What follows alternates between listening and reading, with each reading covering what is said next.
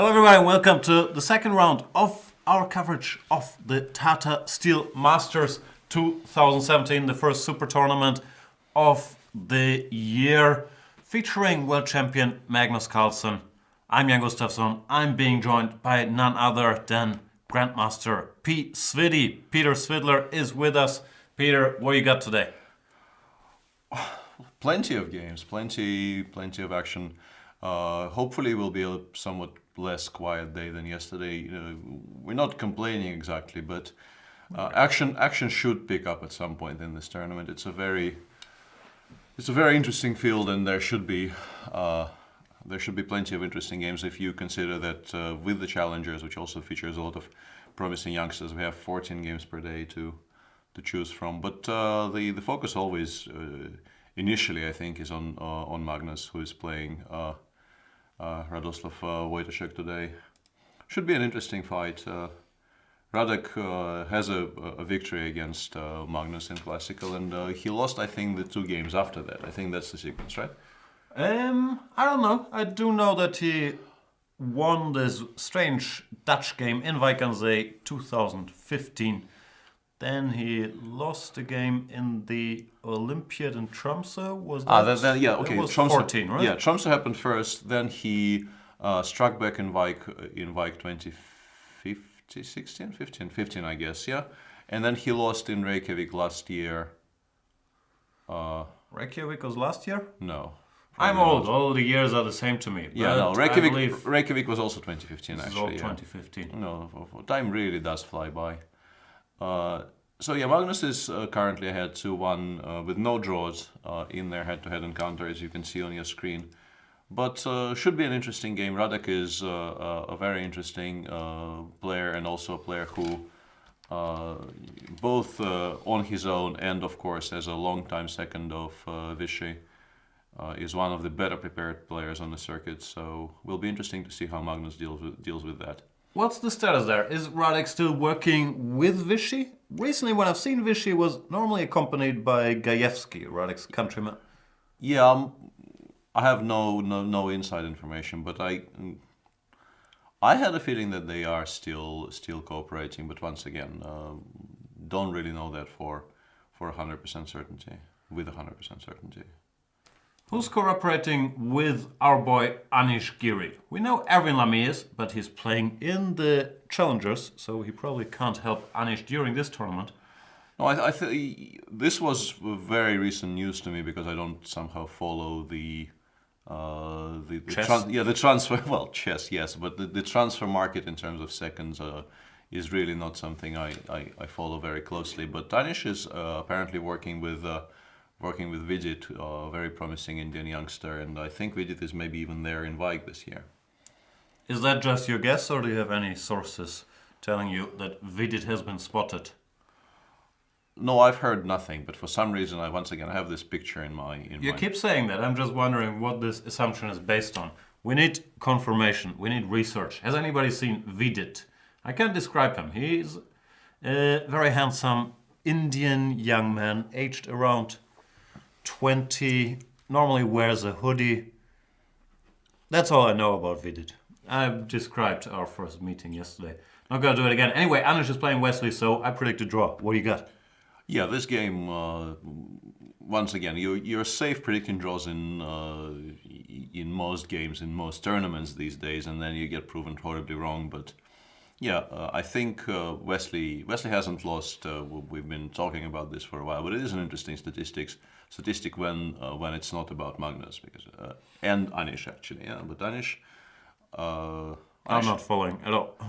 What I mean is, when Magnus has a long streak of games without losses, it's not really a surprise to anybody. But Wesley is so far on 44 games until the last time he lost a game, which was to Magnus last summer. And he has an extremely solid repertoire, and yeah, I think he'll be okay today against Anish. Although Anish will try to prove us wrong here. For sure. We have Mr. Richie Rapport against the challenger Sergei Karjakin.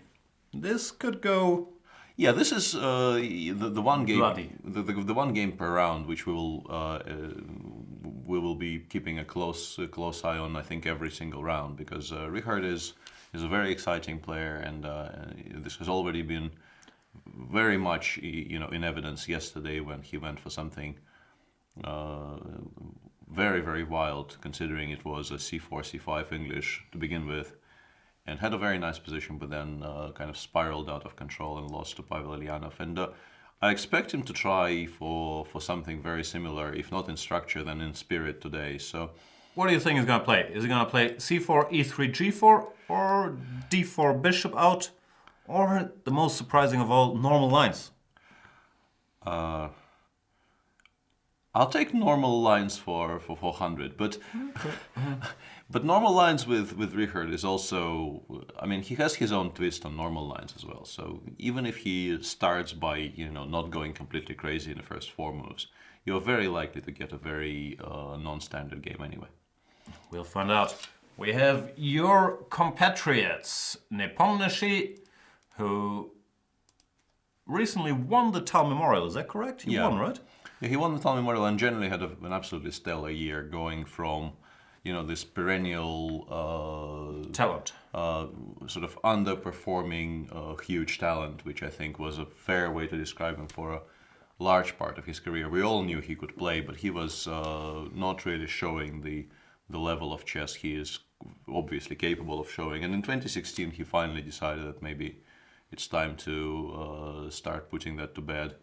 And he started with 7 out of 7 in the Baku Olympiad, and then won the Tal Memorial. And that was quite clearly his sort of best year of his career, I would say. And he is now in the Grand Chess Tour, so he will have a lot of opportunity this year to play against the very best in business, and it will be very interesting to watch him do that. I think he is, when playing at his best, he's a very, very exciting player. I believe very wrongly, first I thought of him as a great tactician, but I've been told, and I've also seen it in some games, that he's a fantastic player in simple positions. Great endgame player, but in general just has a fantastic understanding of what goes where in like normal, simple position. Yeah, no, I worked with him a little bit before the Moscow candidates, and I rate him very highly. As long as he sort of continues paying serious attention to chess, because the feeling always was that he was somewhat distracted by his other interests, because chess is. What interests does he have? What are you doing, Nepo? I mean, he's very good at games in general, and games not involving moving wooden pieces on a chessboard. I don't have that problem. Yeah. Somebody else who does not have that problem is Luke Van Wely, who's facing Pavel Eljanov. Is that shot fire? I mean, we're talking about a semi-professional poker player there. He's playing against Pavel Eljanov, who is the leader of the tournament. 100% for Pavel Eljanov, and the games have just begun. So might as well show you d4 knight f6 before you predict your draw. Yeah, I think Luki is not going to lose today, and we've gone through this spiel yesterday over and over again. But people tend to kind of see him as this, especially in these fields, because they feel that he is there because he's Dutch. He is a very, very strong player and has been a very strong player for decades. It's not going away. Yeah, and people disrespecting Luki will get very short shrift in this show. What? That's 90% of what I do on this show. Not But exactly. it's coming from a place of Not exactly. And, affection. yeah, and there are some first encounters in this round, and both of them were somewhat surprising to me. And actually, the one you've just double-clicked on is the more surprising of the two. Apparently, this is the first ever game between Levon Aronian and Wely. I keep being surprised by that, because I thought Levon must have played and faced Wely in Vike last year, but apparently he did not play Vike last year. And Catalan. yeah, I always want to see Lev do well, and I would like to predict a white victory in this game, but I think draw is still the safest option, and the bishop before check, bishop b7 Catalan is not the. It's very difficult to set the board on fire here, but there are some lines where things could get very interesting, or you could get at some kind of a symmetrical position with micro edges and. Where do you feel Levon's at? He said that he had a horrible 2016, which might be an exaggeration by his rating. He hasn't managed to jump back to the number 2 spot in the world. He's still an established top 10 player, did well in Norway chess. Absolutely. But what's missing for him? I don't really know and wouldn't want to speculate. Lev is a dear friend and all that, but he feels, it does feel that he is not exactly him. He is sort of struggling to figure out what's happening and why is his career not progressing the way we all frankly assume that will progress, because he is a stunningly strong player. And the fact that we are talking about him in these terms of sort of underperformance when he's rated 2780. But that's out of fear. This dude is good. No, but that's exactly my point. I mean, we feel he should have achieved more, and also he was 2.830 on a stable basis like a couple of years ago. Or I'm not sure if that's true, but 2.8 plus for sure. Yeah, and I'm not sure exactly what is going on and exactly what is missing. Those types of questions. I don't even know how to answer them when they are addressed to me, and I should know things about myself. Well, at least certainly I should know more things about myself than I know about No, we're always horrible judging ourselves, but we're much better judging others. Yeah, well, I read this Thinking Fast and Slow book. It said that. I didn't read all of it. It sounded complicated. Anyway, A4. Don't they normally play Queen C2 here and then like Rook D1, Bishop F4, stuff like that? Yeah, A4 I don't believe I have seen before. I sort of understand where it's coming from. I think grabbing space on the queen side makes sense, and also you want to have this A5 resource available to you in many positions, but mainly I think like C6, A5 might be the point. Because they do generally, I think, play C6, B6, Bishop, either B7 or A6. So here's my question. If I do this, why have you benefited? Yeah, this is the first thing that I tried to figure out when I saw Lev play A4 here. I'm not actually at all certain why you would do this with white. Because A5 is a very useful move for black. In general, he wants C6, B6, Bishop A6, so there must be some sort of concrete point behind it. Yeah, there has to be an explanation which somehow allows white to benefit from this. But yeah, it's not immediately obvious to me, I will say. Let us go, since now the games are in full effect. We also have Hare Krishna Adibam, which we'll get to. But let us go to the man who normally deserves the first look by world championish. There you go. A3. He's learning quickly. We actually left this as a kind of a question hanging in the air. Karjakin played A3 yesterday against Giri, and we were wondering live on air if this will now become something that people do. So sad that neither of us is so exhausted. You can't even develop a piece anymore. You can't go Bishop G5, Bishop E3, Bishop E2, Bishop C4. You have to play H3 or A3. Those are the two big lines. You are restricted. Yeah, you're restricted to playing your rook pawns. I'm a bit surprised by what followed though, but they're both blitzing. So this is yesterday's game where knight f3 was played by Karjakin, and Magnus or whoever's helping him, I believe Peter Heine Nielsen is on Vike, so he's an obvious suspect. You probably should really had a look at this. Thing, yeah, this will never work. And he played knight f5. There are similar lines, right? If you play some random move like bishop e2, e5, knight f5, d5 is a line. That's supposed to be fine for black, right? I think so.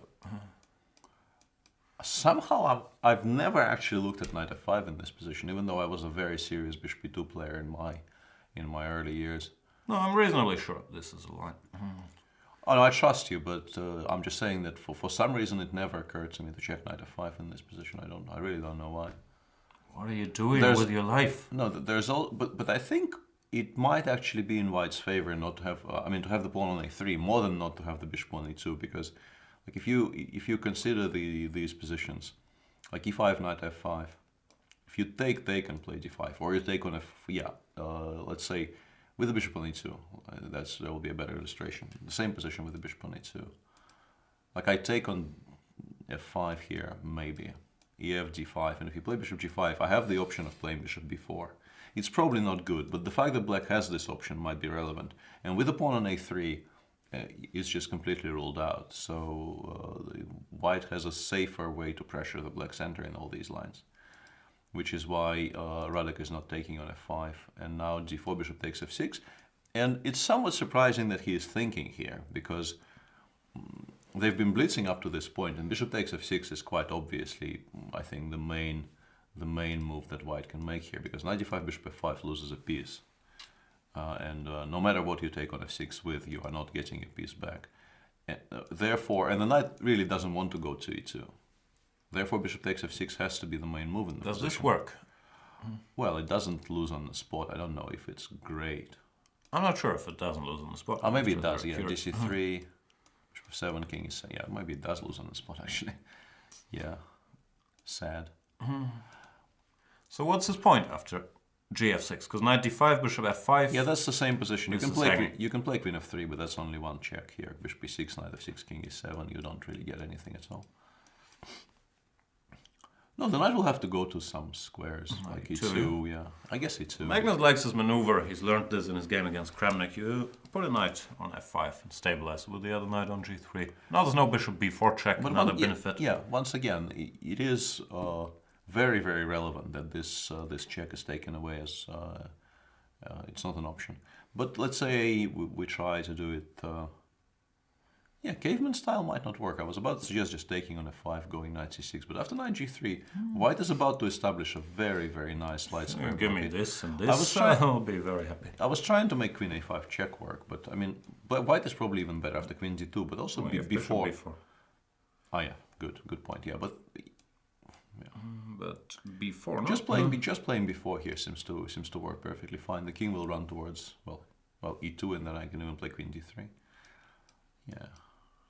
No, and something like this could be just completely lost for black. So it's more or less game over. Yeah, bishop d3, knight e4. The moment white stabilizes, black is just completely crushed. So, yeah, after knight e2, it's not obvious what black is doing. But there's also, of course, the option of taking on f6 with the queen and just going back to d8. Sure, that's why he's thinking. But it looks like maybe Radek's trying to remember things, but for now, it feels like they caught him a bit off guard with. This might be nonsense, I don't know, I've never looked at it, but at least I got Radek, one of the premier theoreticians of our times. Yesterday, I think I chose him when we had this discussion about who do you want for the first 20 moves. And to get him out of book is an achievement for Magnus, for sure. Oh, absolutely, but I still don't understand this tank right now. He hasn't looked at knight f5. No, but how do you then instantly play d5, d4? Fair enough. No, these two things in sequence are what is confusing me. You either start thinking after knight f5, or you blitz out d5, d4, and then bishop takes f6 cannot possibly be a surprise. Because it's, as mentioned, it's really the only properly logical move in the position. This is why I'm expressing surprise. And Polonio in the Chess24 chat is wondering, is 6 knight b3 not a move anymore? we've moved on from the very critical 6 knight b3 towards the final what's the word? The final form of the knight of refutation. It's quite logical. In this position, neither side has anything better to do than advancing their a4 one square. It's very interesting how life progressed, because I remember like in the mid 90s when we was talking about chess a lot, not in the mid 90s, in the early aughts when we were talking about chess a lot with Grishuk, and he was telling me that like whenever somebody played a6 against him and just played the knight off against him, he felt okay, this game I won, let's start preparing for the next one. Because black just wasted a tempo on a6, and can you do this? And I will now just develop pieces and give mate. And he actually proceeded to give mate in a majority of his games, so it wasn't just bragging or, empty threats. And we've progressed from that point to a 6a3 as a reply played by two premier chess players of our age in 2 rounds in a row. Yeah, that's the world champion and his challenger, literally. Yeah. That's what I meant. Yeah. Well, in the first 2 rounds of the first strong tournament of the year, we have 6a3 played by the 2 perhaps biggest figures of 2016. Yeah, very curious. Okay, so bishop f6 is on the board. Computer says gf92, queen b6, and black is fine, because I just read in the chat someone says Magnus already slightly worse. I'm not sure that's the final verdict. Like, thought has gone into this, and here, No, I don't know, but the game just starts. Maybe it will be one. Yeah, maybe he obviously knight isn't g3, isn't bishop doing g3. this without like ideas, and he will not suddenly start thinking after queen b6. I'm still mystified by Radek thinking here, but I'll stop, banging on that subject. We should probably get rid of the first round games. They are unnecessary. Yeah, this is something I should know about, but yeah, people keep on doing this to me. Anish, what are you doing? The thing is, Didn't you win against Anish and stuff like this?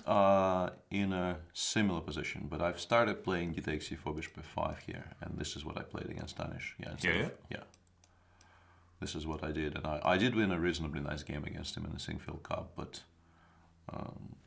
yeah, I think it's fine. But there's been a lot of developments in the queen b3 Grunfeld, because no one knows what to do against this stuff. It's not like it's particularly great for white, but everyone's stuck. no, I just want to mention that apart from dc4 bishop f5, which I think it was brought to my attention because MVL started doing it, and I think MVL's approach to most things in the Grunfeld is at least worth studying, and in many cases will be worth just copying, frankly. And then Kramnik played 2 games against me in which he played queen b6, knight c3, bishop f5.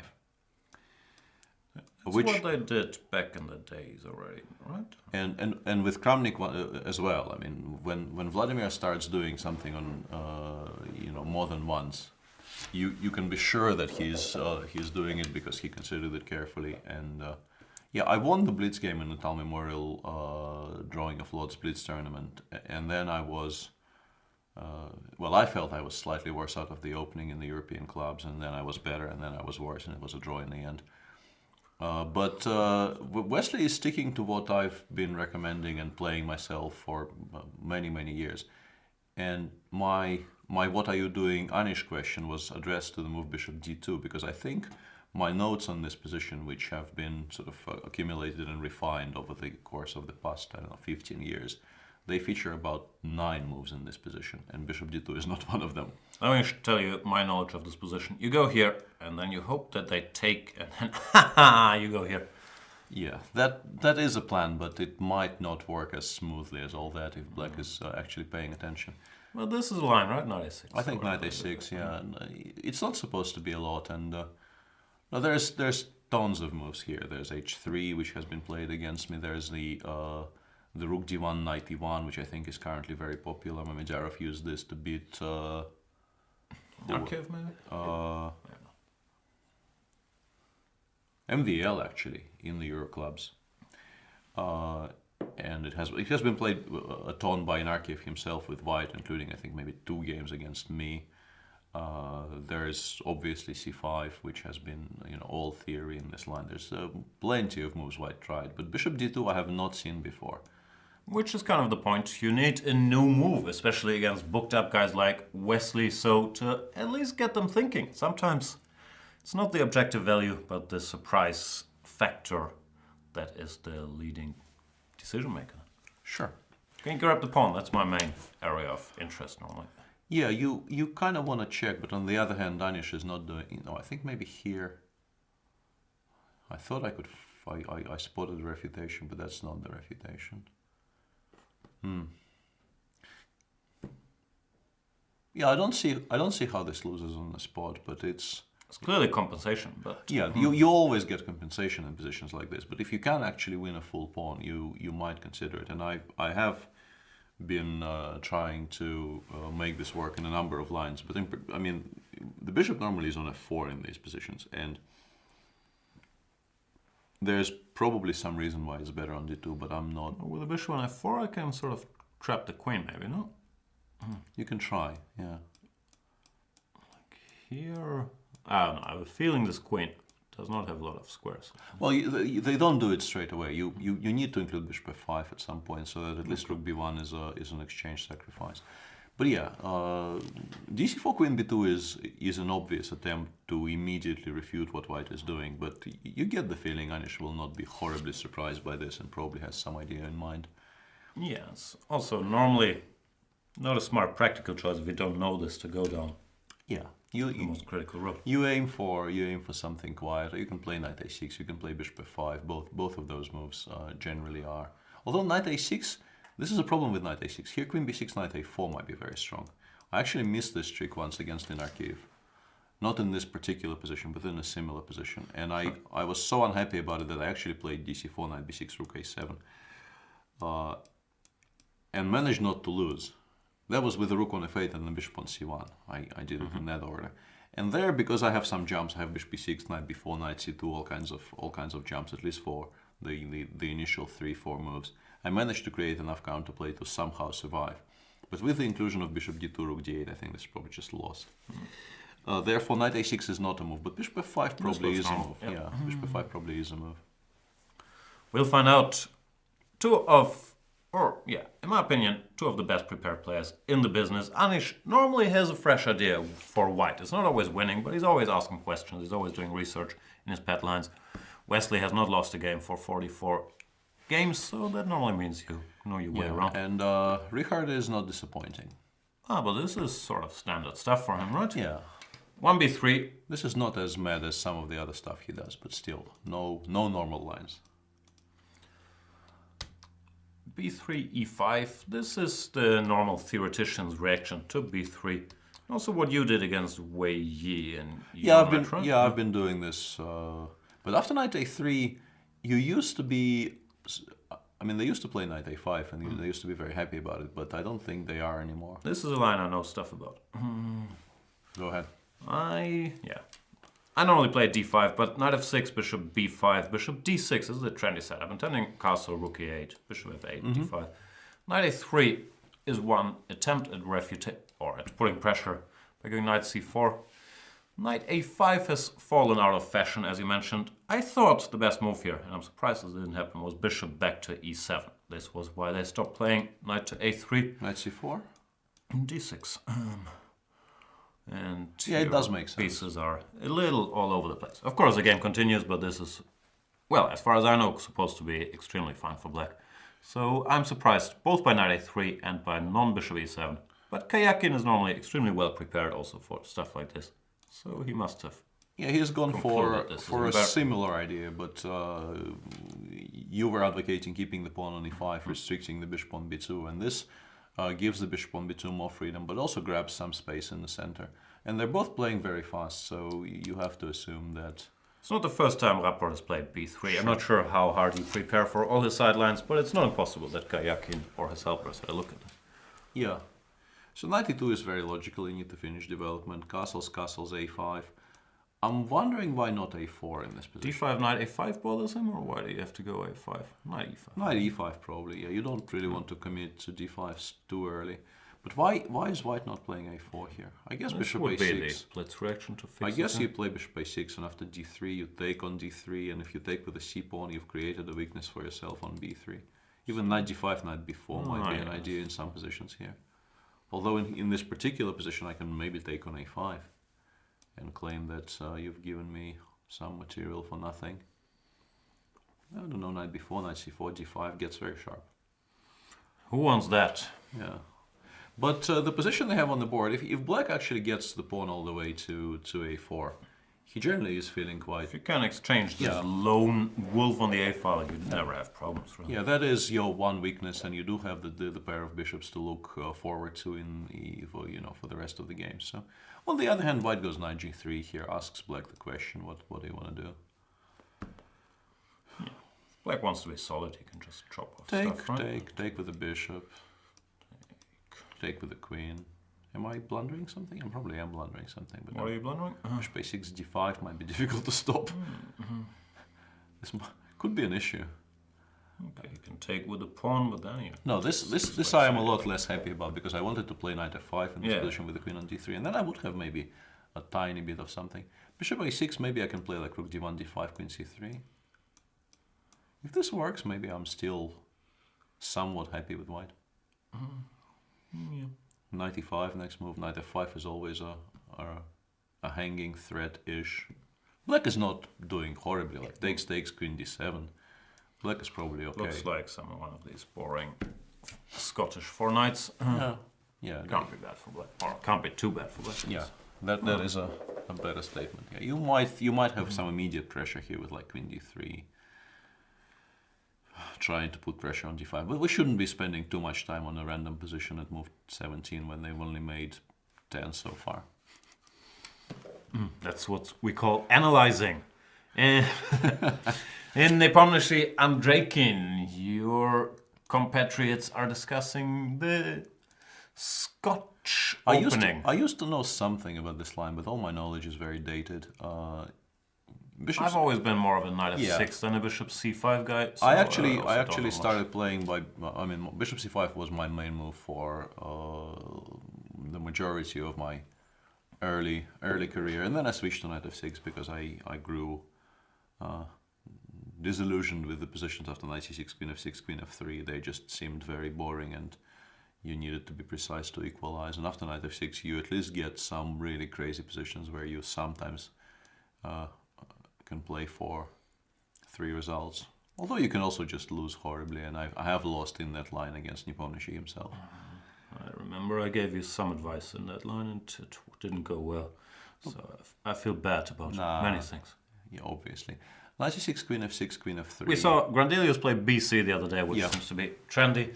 Queen f6. Kasparov played queen d2 like 20 years ago here, but the fashion quickly turned towards this, which I always thought was a very boring line that I want to avoid with black because it's kind of boring.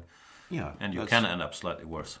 That is my my reasoning. But after dc, knight c3, bishop e6, once again, I've never seen this a3 move in my entire life. But this is spirit of the times. You go a3 whenever it's legal now. Najdorf, Scotch, doesn't matter what opening. Try looking at 8a3 anywhere. Yeah. But I mean, it's also logical because you want to stop bishop b4. But it gives black a full tempo. Like, what if black plays bishop d4 here? I'd be extremely confused here as black because castle's long, f2 is hanging. How do you get your pieces out? Generally, you try to survive the next couple moves, and then if you manage, you hope to be better around move 20. If you don't manage, bishop takes f2 check. Yeah, you have to play king e2, I guess.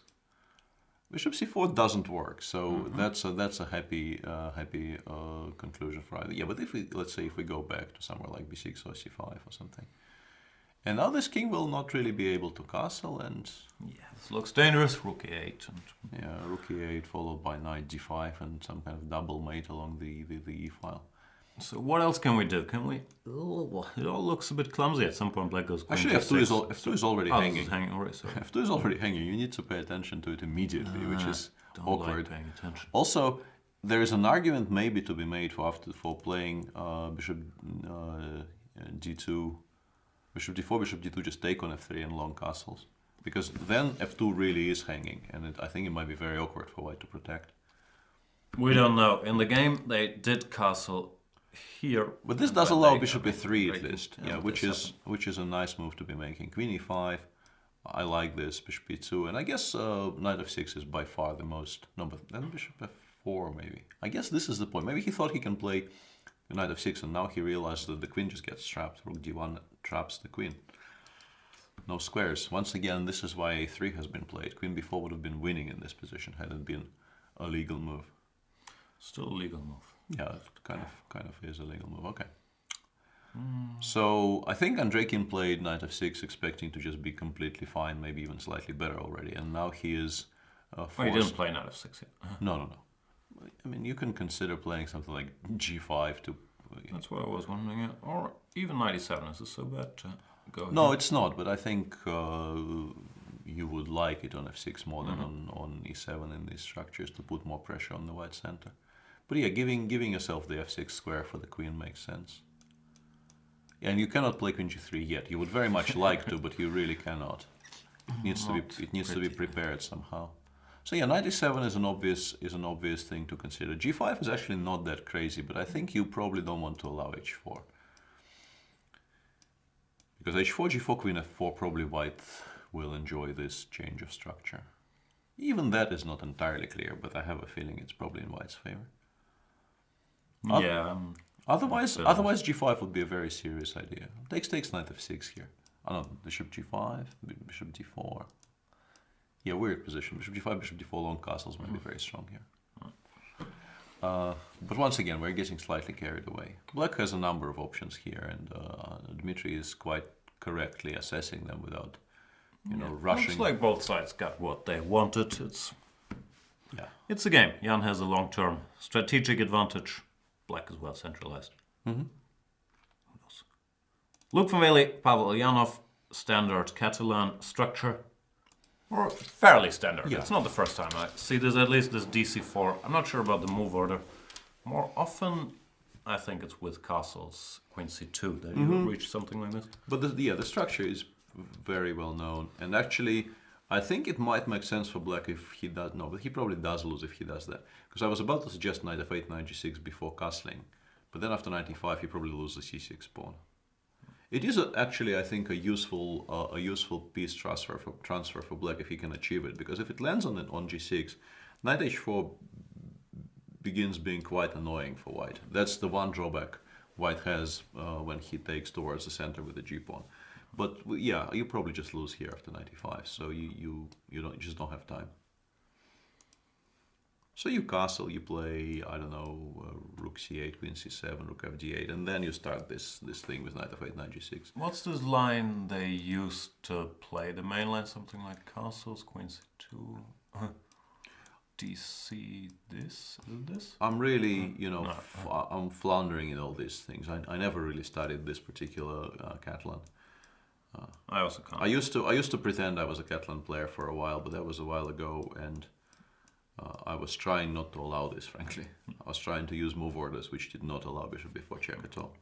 Now, I think it's something like this, but here they more or less established that black equalizes move by move, I believe, with c5, d5 takes. I do think, yeah, this is the line, and therefore white had to use cunning in order to get that structure. And after bishop f4, Pavel decides not to castle even, but to grab immediately. Knight e5, and I thought this was supposed to be a good version for white, where white can establish this e3 thing without being, immediately forced. Yeah, and then white occasionally even switches to some kind of kingside plans by playing king h1, rook g1, bishop goes to somewhere f3, 4, and then you try to put some pressure on the black king side. Although you don't really have the pieces for it, but I've seen this plan being implemented. Yeah, we'll see what happens here. And Pavel does castle as expected. You can't really, afford to be too fanciful here. Something like rook c1 is probably the move. I think I've played this position in a game against Pinter. I played some plan with rook c1, a3, b4, and got nothing as usual. Was a draw. But it was supposed to be, or I thought the structure was supposed to be slightly more pleasant for white. Black is extremely solid, even if he doesn't get c5 in. Levon against Wely, another Catalan discussion. After a4, a5 was played. He did play a5 and then left switch to sort of normal things, but with the inclusion of a4, a5, which, like at first glance, should favor black. I'm very confused here. Is this the game Carlson Eljanov from Norway Chess? Yeah, that's what Eljanov Carlson, I guess. Yeah. No, I mean Carlson Eljanov. And then bishop e1 and some weird things. Yeah. Yeah. It's the last round. Was the last round. Yeah. We were doing commentary there. I can't remember the exact moves, but Magnus got in trouble. So we thought of the opening, then complicated things and won. Yeah. There was some weird thing, something like this, and he went knight bd2. Yeah, and then he couldn't really figure out what he wanted. For a pretty long time there, it really wasn't clear where his pieces are going at all. He was kind of running out of squares, but then things got complicated, and he managed to maneuver his way out of that. And we were criticizing him for not going knight c3, e3, knight e2, knight f4, or something like along those lines. Some standard stonewall maneuvering. Yeah, we'll see what transpires today. And in Hare Krishna Adiban, they're playing a line which I think. Oh! Hang on a second. Wait, I'm supposed to know stuff about this. This is also your video series, so you're also supposed to know stuff. b5, bishop c5 against the Spanish. c3, d6, d4, bishop b6.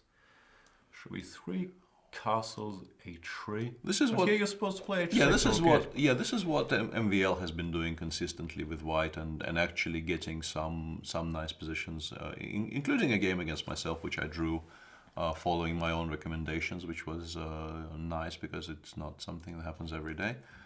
But no, I'm in.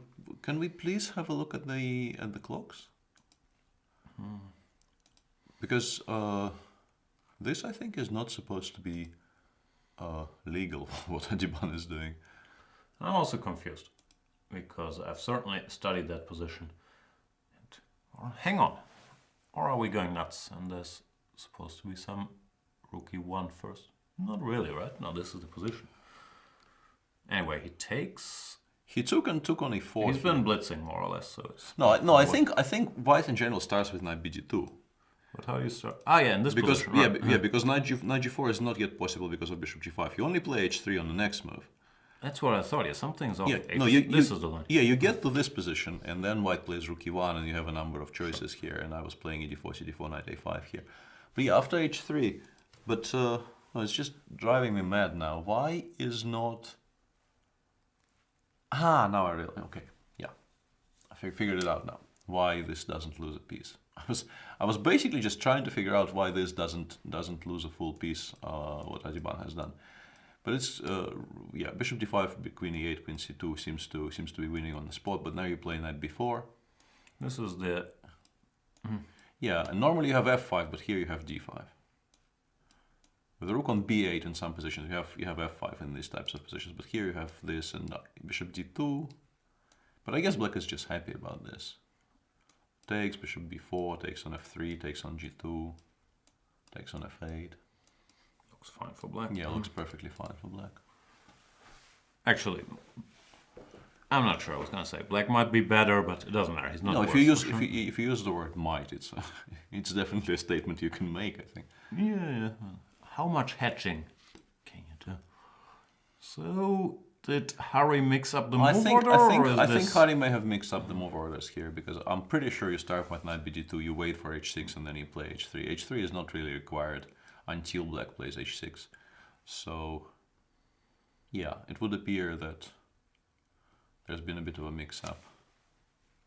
Seems like. All right, let's go back to Mr. Carlson. What is this? Radek, after thought, decided to take with a queen on f6, which I believe the computer endorsed gf. Yeah. So queen takes. Knight g5, queen g8, and in this position, Queen g4. queen g4. I guess g6, queen g3 is the point. But then after knight c6, do you play knight takes d4 or something? I've seen that trick, not in this position, but in something very similar, actually. Where else would you get that trick? But I've seen this exact idea. Yeah. No, but e4. I mean, there's queen a5 check there in the end. I mean, no, you should take on a8 first. Yeah, no. I'm going nuts. King e7. No, but with the king on e7 getting in the way, this is probably not that great for black. Queen a5 check. Even king d1 maybe, but also what if we play? Before knight before it gets weird for white. Very weird. Yeah, C3 you can play. also feels wrong. You can play c3, but let's say something like bishop g7. But then we have queen c7 check. Might not be that horrible. No, this actually is pretty good for white. But c3, maybe d takes c3. Yeah, this we're just winning with white. But bishop g7 is a mistake. Yeah, d takes c3, and I was planning to play long castles here, castle long here, but that probably is a bit over optimistic. Like bishop h6 check, maybe. I do threaten queen d6, knight c7 with mate, but you get the feeling that black should be able to do something about it. King b1, maybe bishop e6. But I mean, knight c7. Game continues, but There's also c2, queen a4. Yeah. So there's all kinds of things. c2 queen a4 probably does win at some point. You have to play b3, and yeah, something should happen here. Something's gonna give. Yeah, even queen takes a3 looks horribly dangerous for white, to be honest. No checks. I mean, no checks that make any. Well, there's queen h4 check, but Yeah, we're getting a bit carried away. Anyway, Radek decided not to check Magnus's preparation because I think Magnus is still sort of blitzing here. And he has taken on f5. But this is a bit of a concession. This is not the type of position you typically want against Magnus, like being, I guess, a bit worse with opposite colored bishops. Looks unpleasant. Bishop d6. He probably isn't going to get mated straight away. But now the knight on d5 is very difficult to challenge, and also the bishop will go to c4. And even if you do trade the knight off, it will be replaced by a very strong bishop. And if white manages to open some files for the rooks as well, you will be in quite serious trouble as black here. I feel bad. I have a feeling we did jinx Radek yesterday by choosing him as the world's choice for the first 20 moves. He's saying today, I can't handle that responsibility. I'll be lost by move 20. Just to show you, I don't want to face the monsters in that game. Choose somebody else. Yeah, Magnus, I don't know, he picked up on this a3 trend and came up with this very interesting knight f5 wrinkle, and so far it seems to be paying off. Yeah, and this position is nice for white. No, this position you take against the knight of any day of the week. Well, against any opening, any day of the week. Yeah, you normally don't get positions so obviously nice and risk-free and pleasant. So yeah, you're very happy here with white. Moving on, we should probably revisit some things. Can I have the mouse for just 1 second? I don't really like that idea. It's Good luck with that. please. I heard you earlier. I know, but I thought you just ignored me as you usually do. I did, but with good reason. Okay.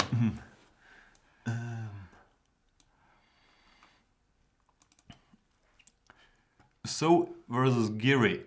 Giri versus So, to be precise, has reached an endgame after bishop d2. So went for bishop e6. Yeah, we should have mentioned this as a very serious option. It obviously is in all these positions. And yeah, the reply they go for these days is not c5, although I'm pretty sure there are some positions in which c5 makes sense. But black needs to, I think, commit more inaccuracies before it becomes very strong. So knight a4, queen b3, ab. Once again, your trick is very much in place. But knight bd7, nobody's going to blunder that in this tournament. Rook fc1, knight e4 is where we're at right now. Why not b7, not knight a6? Not entirely sure, but I think maybe he doesn't want to even think about knight e5 followed by, I don't know, some potential pressure and, knight c6 tactics. Although with the knight on a4, knight c6 tactics are not going to be a large part of what's happening. But it's also fine on d7 and it's a solid square. Rook fc1, knight e4. The other one might be headed towards d6. Because if you actually force white to commit to some kind of a structure change on the queen side too early, I think that solves all of your problems. If you force white to either take on d5, that would be ideal. Then you might be even slightly better. Or play c5 too early. And then you can just plant this knight on b5, go a6, and your queen side is forever sealed. And you might even be the first one to open something in the center. So white needs to, after let's say bishop e1, knight d6, white needs to find a move which doesn't allow any of that. Probably knight d2, you lose the d4 pawn. Maybe you have to play bishop b3. Then knight d6, knight f5. There are actually some issues here for white to decide on. Yeah, bishop a5 is a move. Rook d c8, I suppose. At least it's buying me some time. Yep. Yeah, I don't know. I never understood the appeal of this stuff for white, but I lack experience to really see the dangers. Always seem to me if black is careful. Yeah, I'm kind of wondering if I can actually play. It's not what people normally do in these positions, but I'm wondering if c5 is a move here at all. For black? Yeah, but it kind of lengthens the diagonal for the g2 bishop. You probably don't want to do that at all. At least, yeah, have to be very sure. Yeah. Because otherwise, like if white gets knight e1, knight d3, this just even knight d2 is kind of bugging me. Or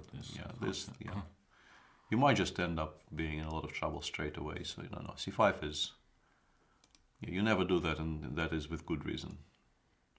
But white probably wants something like knight e1, knight d3, then knight f4 will become a thing black will need to consider at every turn. We'll find out. For now, yeah, it's a reasonably quiet maneuvering battle. It's not like anybody's playing for a draw here. Anish just thinks this is his best bet at an opening advantage against that No, line. it's been consistently his repertoire option against the Grunfeld for a while now. Yeah, and he's had some successes with it. He does And play he found bishop bishop a5. He does play bishop quality a5. player. Yeah. I mean, I wanted to say you can play b6 if you really want to, but you probably don't want to. No, connected with the same idea. If I can play knight d6 and force you, no, not c5. I've given up on c5. No, I mean after bishop b4. Yeah, after bishop b4 I might have to, but then at least I do it with a full tempo, and it might make a bit more sense if I force you to do something straight away. And if the bishop goes all the way back to e1, then once again I was hoping that knight d6 will be justification enough for the somewhat horrible move b6 I had to make there. But c5 becomes a lot better here. Knight g5 becomes a lot better. Yeah, b6 is just not an attractive option in most cases here. We'll see how it goes. I would expect Wesley to maintain the status quo. Yeah, rook dc8, do e3, nothing. and then you start thinking, yeah. Yeah, you do whatever. Knight f6, nothing more. Yeah. f6 bishop, no man.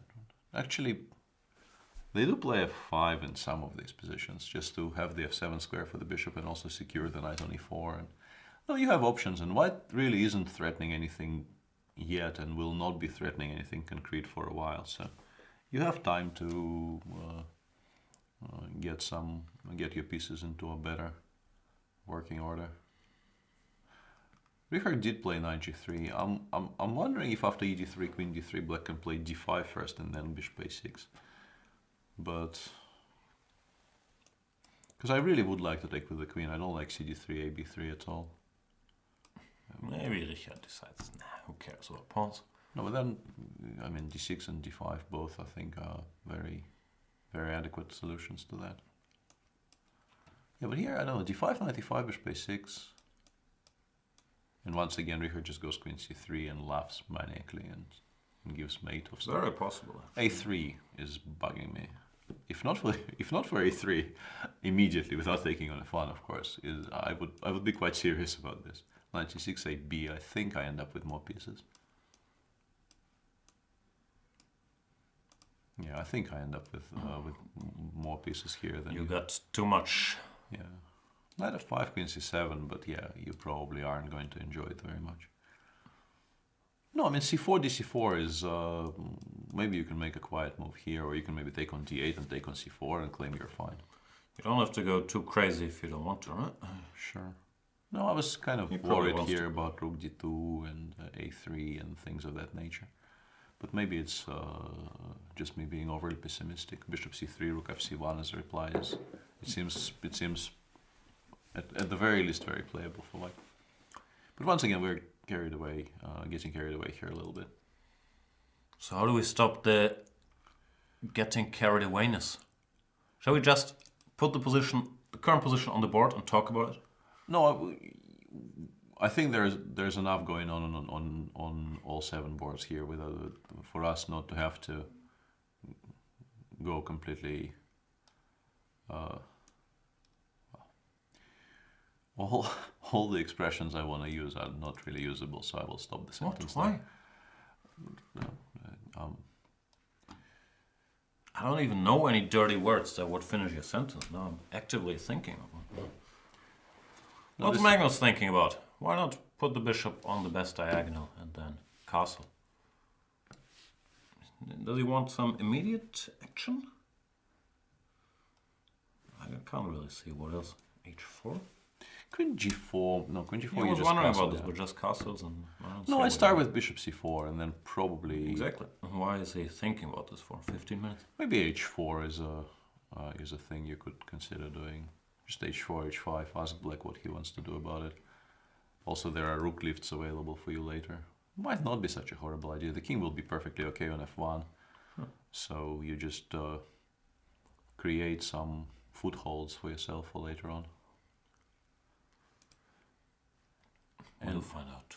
And yeah, for all of you out there, all three of you out there paying attention to these things. I am missing one of the rare cricket matches I would have enjoyed today. That's all I'm gonna say. You don't have to. You don't have to look so sad. That's the full extent of what I was planning to say on the subject. I was planning to go very briefly to. This is annoying, actually. It is really quite. Yeah, we will probably have to try and do something about this in the first break. Yeah, Karjakin went with h5, a move we did not really mention. But it also makes sense. I mean, bishop g4 might be a playable move sometime later, and it might simply be a very useful pass. Grabbing some space on the king's side, maybe thinking about knight h6 in some positions. In particular, if white goes h4, but white will never go h4. Castles, maybe this is even a move, right? Yeah, that is feels a bit very, dicey. very possible. But also just bishop g4, I think, is quite strong in this position. You have to play queen f4, and I was planning just to take, go knight f6. And this is a very typical situation where the pawn on e4 is actually not that easy to protect. You have the bishop g5 option, but even rook h e8. It is so awkward for white that even this, I mean, the structure on the king side looks completely horrible. But if you win the e4 pawn, the structure on the king side will not matter. Yeah, you have knight g3 without taking. Yeah, I missed that. No, but I'm with you. Something bad should happen here. Maybe rook d8 is quite decent. But then knight c3 becomes a bit better, because I wanted to have rook d2 as an option.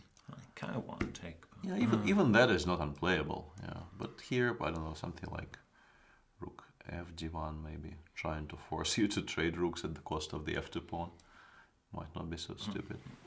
We are blundering these good people's pieces.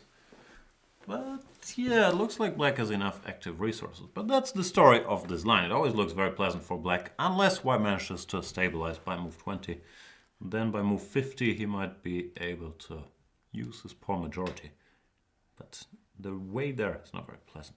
Yeah, you still need to make very accurate moves here with white, because your king is still on e1. You don't really have the option of castling queenside, which is something you would very much like to do because of the rook on d8. And yeah, if black finishes his development in a harmonious fashion here by like knight f6 and rook h e8, you sometimes have serious trouble playing against this pressure against your e4 pawn. Looky boy, yes, standard position, not that much to say about this. In my book, white is teeny tiny bit better, but black is very solid.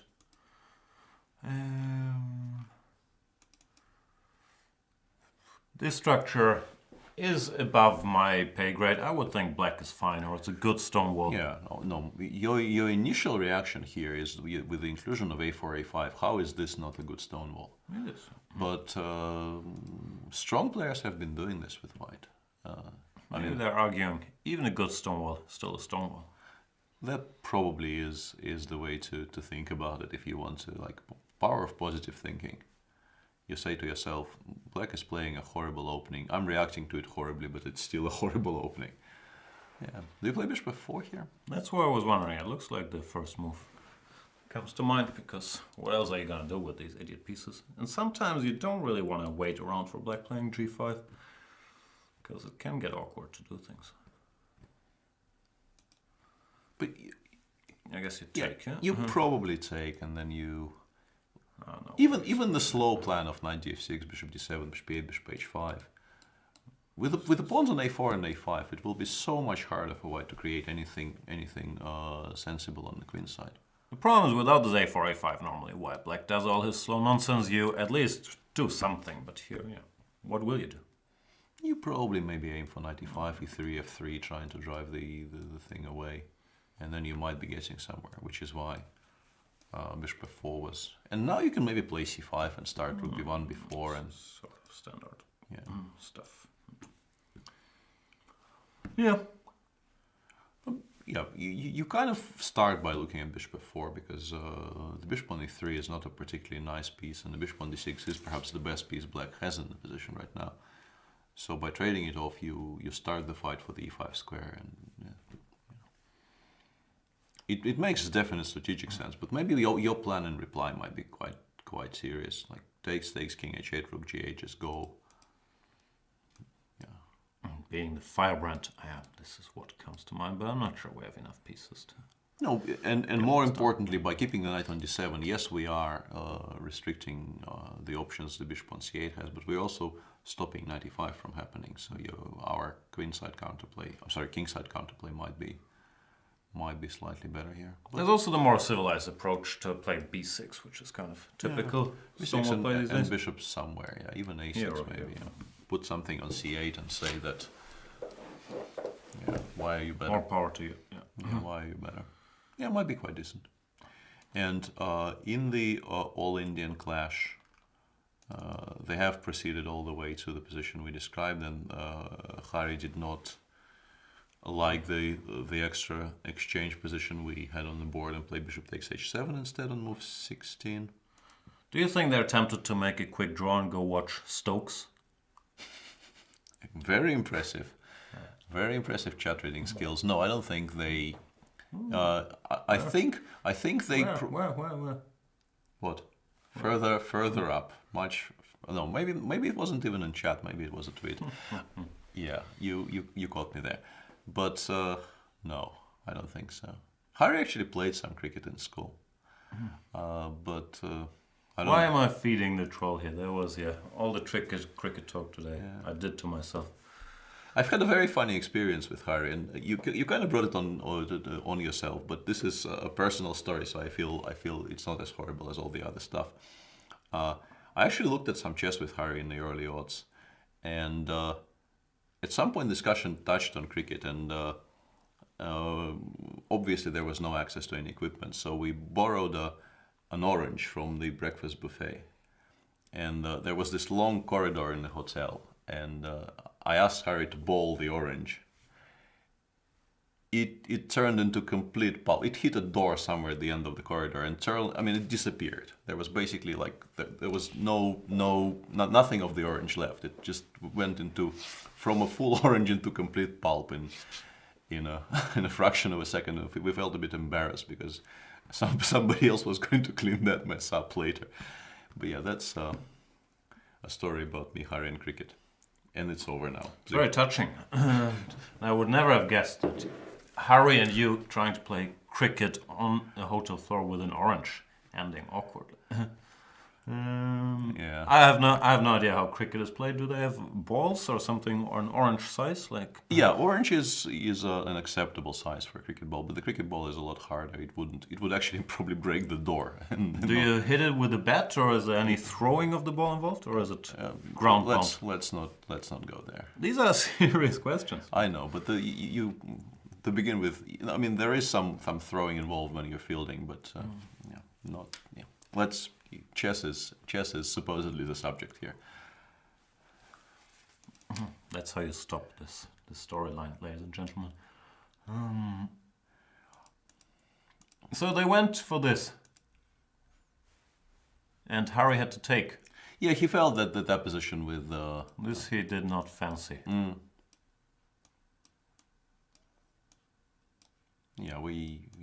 I think we're very comfortable saying black is at the very least completely fine here. But we're also quite comfortable saying that here, right? I've been wondering, because if I had time enough to play both bishop e6 and f6, I'd feel reasonably happy with black here. Knock yourself out. Start with this. Yeah, a3. This is what was worrying me, because nice rook c1, sorry, and d5 is hanging and it's a bit awkward, but maybe not. Yeah, maybe not. Knight e2, knight f4, or knight a2, knight b4. I think not. Yeah, because the bishop on b6 is just very stupid.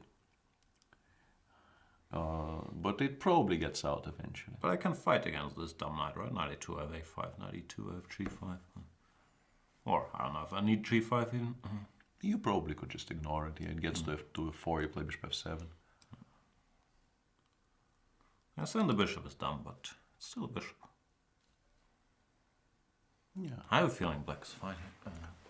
Yeah, probably. And also, even sort of the caveman style idea of just playing rook c8 and c5 in that endgame might not be that stupid. And if you force white to play b4, at least you could go for opening some files on the queen side by playing a5. Are there any other options right now?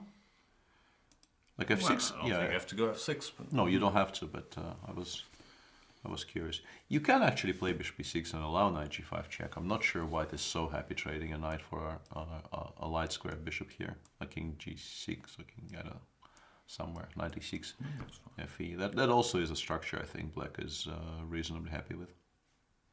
No, I'm fairly certain black is fine, but I was kind of struggling to formulate the plan in the position they have on the board right now. If black, what should black aim for? Is black happy giving this option of trading one of the bishops or not? Is the bishop maybe better off being on b7 where it cannot be traded? But that probably is wrong.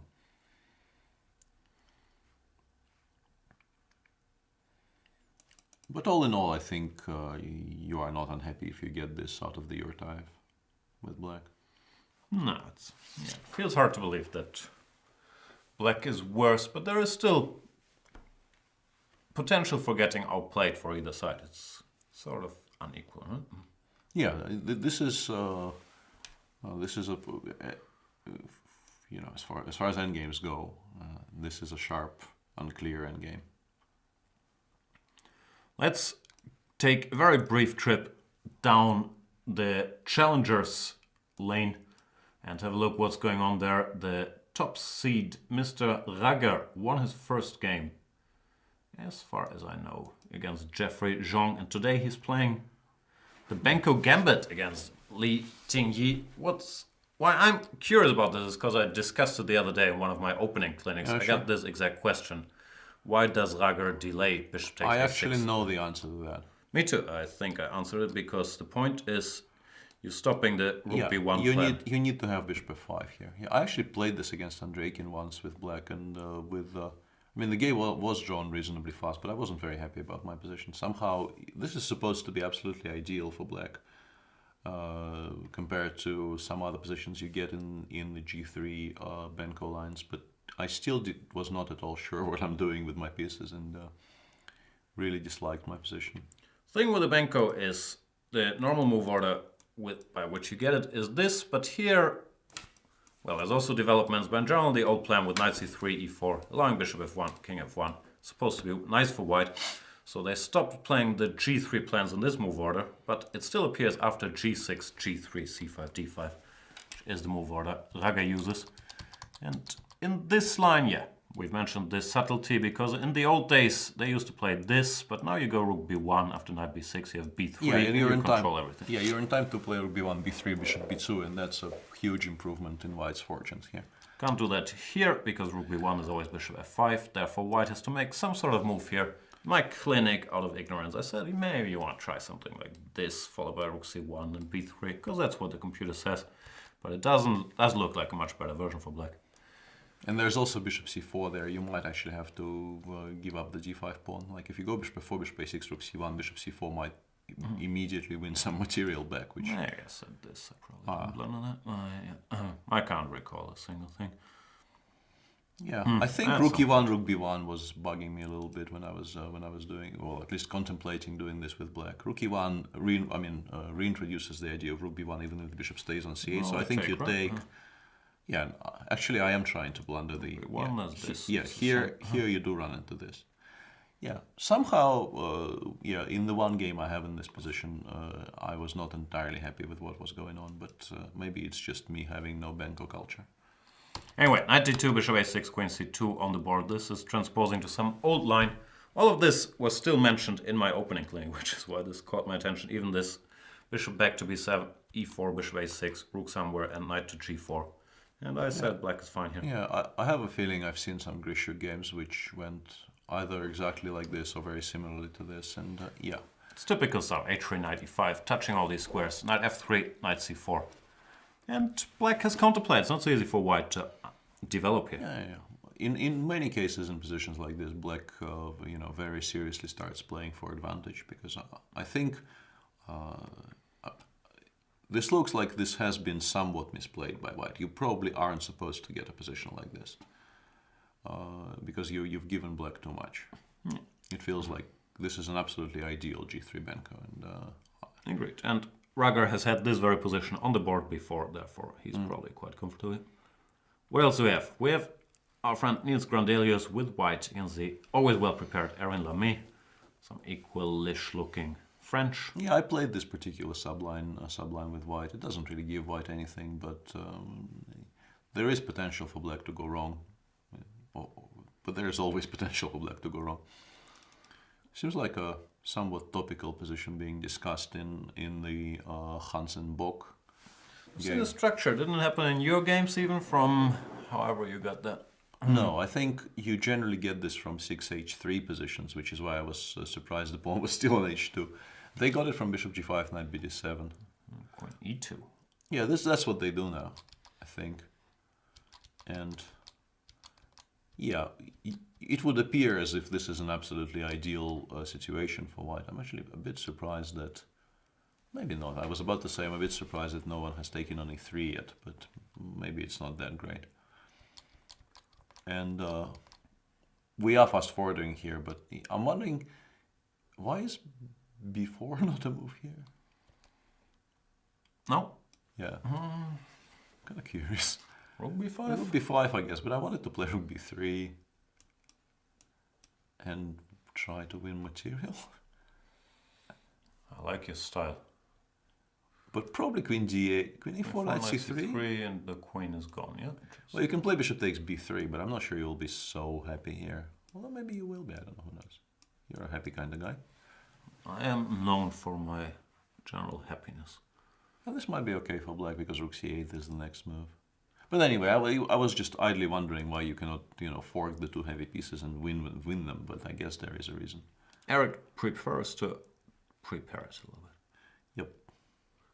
I don't know. I guess white is supposed to be slightly better. Slightly better, but not I think, by a large margin. In the Battle of the Youngsters, I probably would take white. You generally take white in these structures, although black generally doesn't do that badly, despite this knight on a5, which has no moves. Fair enough. Dobrov Tari, what is this? Some sharp Grunfeld theory. Yeah, that's an interesting subline, which is not very popular, but I know it does you exist. go bishop e6. Yeah, that's knight kind of the thing. It's very well known when white plays queen b3 on move 4. Lots of very strong players played it. Yeah, exactly in this position. Bishop b6 and Well, queen b5, a queen a4. This is supposed to be fine. Yeah, but with the inclusion of knight f3, bishop g7 as in the game, this is a much rarer move. It has been played by Artemiev against Lisi in the 2015 Russian Super Final, which is how I know about it. And that game, I think, actually progressed very... No, I think maybe Lisi played queen b3. Point is some sharp. Yeah, you still play c5, of course. And white also can win the b7 pawn straight away by playing queen b5, bishop b7, queen b7, then black plays knight c6, and play becomes very, very sharp. There have been some games since. People have noticed, I think, the Artemiev game, unsurprisingly, because it was an interesting, fresh idea in an opening that is quite hotly discussed. And yeah, the current position, for me as a Grunfeld player, I would feel very, very interested here. d5, e6, de6.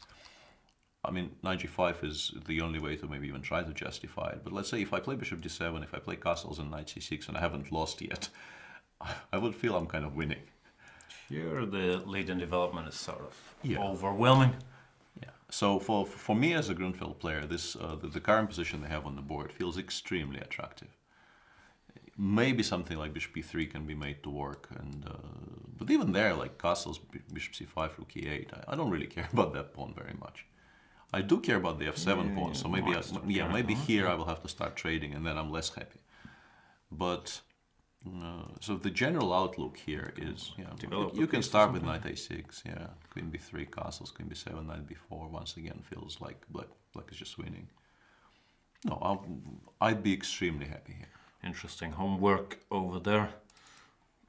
Lu Shanglei against the veteran, and I believe the ACP qualifier Ilya Smirin, who's still very high rated, right? He's like 2680 or... Yeah, he is He's up still a there. very decent player, of course. Yeah, my first game against him dates to like 1995 or something. In my first chess book, there was a game, Smirin Kasparov. So he must be incredibly old. Because my first chess book I must have gotten in the year 88 maybe. There was a game where he played against Kasparov. Well, he lost to King's Indian. I think he's closer to 50 than he is to 40. We could look it up, but it's not probably immediately critical. I think I'm right about this. I think it was a game, Smirin Kasparov. Sure. King's Indian. Sure. No, I mean... no, I'm just surprised because I didn't think... They come from... I think they played in the same junior tournament. Kasparov was born in 63. So Kasparov is now 55-ish, yeah, 54 this year. And yeah, maybe Ilya is also 50 plus. We could. I mean, it takes 5 seconds to. Yeah, it takes 5 seconds to find out. So. Born in 68. Yeah, so there is a 5-year difference between him and Gary. So he will be 50 next year. Yeah. No, all right. I think he's doing very well. To be honest, I quite like this. Unless something like G5 just gives mate, but it generally doesn't in these types of positions. It's very fast, yeah. Yeah. And Miss Tactics is once again playing something very, very sharp. That's how she does it. Yep. And Anish spoke yesterday about his family's progress in the Sicilian, saying his 3-month-old son Daniel still doesn't have a good grasp on the Sicilian at all. I'm not quite sure why. Yeah, you're supposed to go Rookie 1 here. I'm kind of wondering why Gawain played C3 and not Rookie 1. I think Rookie 1 is supposed to be the main line, with the idea of playing B5, C4, of course. Well, he wants Queen E2, Rook D1, probably. Yeah. Even this. And D5? Do you go D5 here? No, you generally don't. That looks very committal. Yeah, and Sopiko, her next decisions are also non-standard. I think very few people would play G5 here. Sometimes we're in the French, but only if there's some very immediate pressure. Yeah, not with a knight on D7. With a knight on C6. Here and Queen on B6. Yeah, with a knight on C6 they sometimes do because it actually creates threats. But here, yeah, DC5 I still understand this decision because you want the D4 square for the knight so that the G5. I think this is also moved, but yeah, takes. Bishop B3, knight D7 went back. But even I think knight D4. Knight D4 is so aggressive. Knight D4, Queen H5 here. No, here knight E6 probably just wins. Knight E6, Bishop D4. Bishop G5. No, not. Come on. Problems, Take on E6. So aggressive. Yeah, Bishop D4. Yeah, kind of resigns. Yeah, this is bad news. Just resigns. No, you probably play H5 here. But then knight E6, Bishop G6, Queen F3. Yeah. No, I mean, Sopiko might be in a ton of trouble here after knight D4. I just don't really see how you react to this because if the queen lands on H5, the position probably just collapses. No, we've talked about this yesterday. Sopiko is outrated by roughly 250 points in all these games, so it's of course an incredibly tough tournament for her. Today it looks like she committed some crimes, D5 and G5. It's very hard to justify against Gawain, who's a very strong player, of course. Sure. I think you kind of cut your losses here and maybe go C4 and try to castle queenside, but yeah, it's not a nice position already. But you don't really need to just go all out trying to. Is there any way to keep the game going here? Queen C7, the Queen H5. There's nothing to do. I mean, it will be incredibly hard to even keep material because knight A6. I mean, if you play knight F8, which does look like the only move here, I can just take on G5, and yeah, I'm strategically winning and also pawn up. No, I think knight D4 is very close to lights out. He starts with A4. I wouldn't criticize this move either. It's very sensible on a strategic level, but I mean, I don't really see why knight D4 is not winning so far. So I would start with that and not give black a tempo to do something, but yeah. That concludes our tour of the challenges. We'll revisit it later on, or not. But for now, let's go back to the masters. Yeah, we biggest master of them all. We did guess H4. Radek played knight C6. Not surprisingly, he needs to get that knight developed. He needs to start challenging the knight on D5, sorry. And finally, Bishop C4. Magnus wanted to wait with Bishop C4 until he knew this knight was not coming. That is one possible explanation. B5 blitzed out by Radek. Then the bishop probably goes all the way to A2. There's no reason to allow knight A5, knight C4 with tempi. Oh, I this like is White's a, yeah, this position. is a It's very just enjoyable nice. position to have with white. Yeah, you might not be like objectively all that much better against a strong computer, if you like put it like that. But in a practical game, white is having all the fun here. Rook h3, g3. Yeah, Pretty bad. like knight e7, queen g4 is, I think, very awkward because protecting g7 might be an issue here. Well, it's just a very awkward position to play. I think Radek will be unhappy about what he ended up with. Yeah, this looks bad. And it's also, well, many positions are, but this is right up Magnus Elly, which is probably a street they have in Oslo, like Carlson's Gata. I don't know. Because, yeah, it's strategic, no risk, active pieces. And often in Magnus's best games, he has sort of this kingside attack where he hasn't even sacrificed a single pawn just by placing his pieces better. This could very well happen here again. Yeah. So we'll leave this be for a while. I think the evaluation of this position is reasonably clear, and Magnus is now favored to. I think it's fair to say he's favored to win this game. For sure. Yeah, b6. So Wesley decided to go for the most direct approach here. And with the rook on c8, the idea to play c6, c5 on the next move might not be as outlandish as it was with the rook on a8. Like if you go e3, which I still think is the main move here for white, because you need support for your central pawns. Here maybe you can make an argument for it. c5.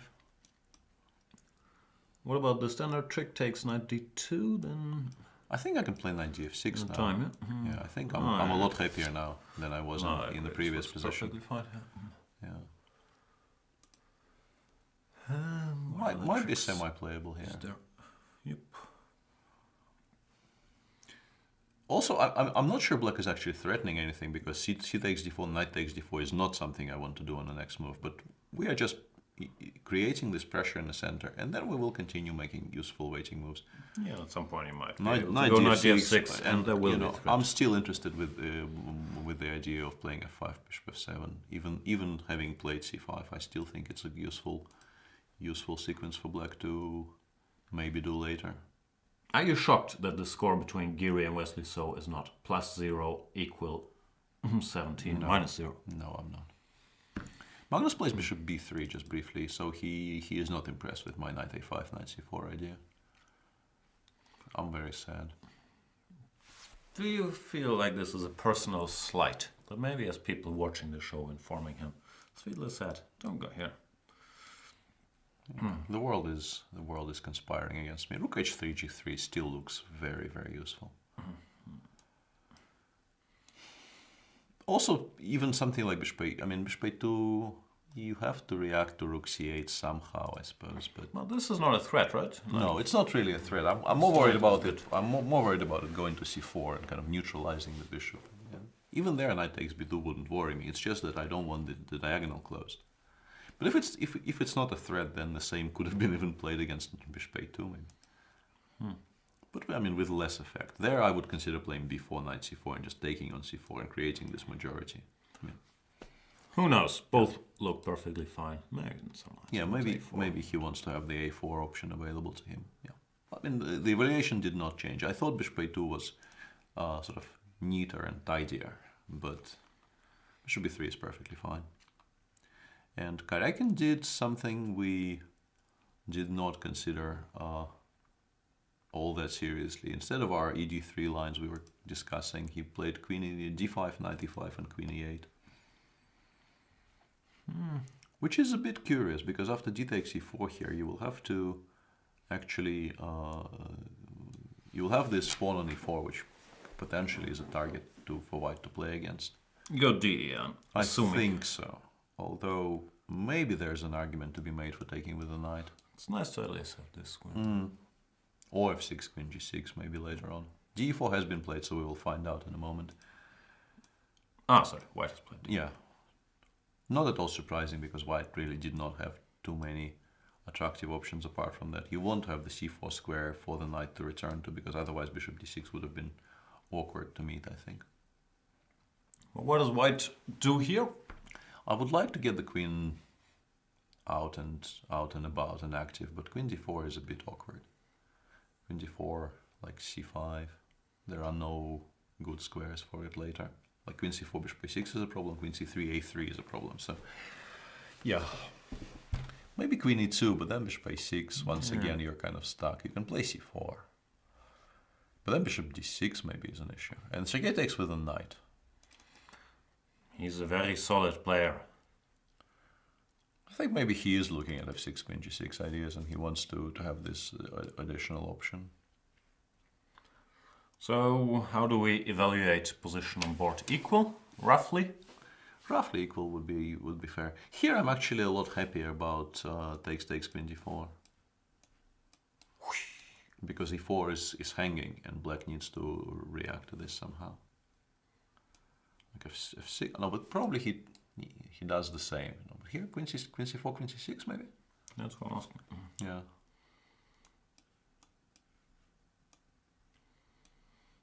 Even knight c6. Even knight c6, yeah. Queen g6 is not, no, knight c6, bishop a6. Yeah, solid. Queen e. Well, you can do that, but Not sure. no, but why not queen takes? Because it feels like the only logical reply to this is fe5, queen a8, queen g6, claiming this is mate. Why is this mate? But exactly. What universe? No, in some universes it might be made, because bishop h3 will have to be met by g3. We're actually getting this in. And then, like queen g4, it could... This is the mate universe. You have a 3 You have here. f3, Yeah, you have a 3 here, so... Yeah, queen h5. Queen h5, queen takes e4. Oh, sorry. It's not that easy. But, I mean, it does look scary. Queen f4, but we still have f4. Ef, rook f2. Let's see if the Yeah, let's see if they fix the bug. Oh, they did fix the bug. That's pity, because this would else be very desirable. Yeah, so sad. That's the highlight, I think. When all else goes, you know, this is what we'll be remembered for. The explanation of how en passant works. Yeah. En passant is this weird rule. If this pawn advances 2 squares, you can pretend it only advanced 1 and take it.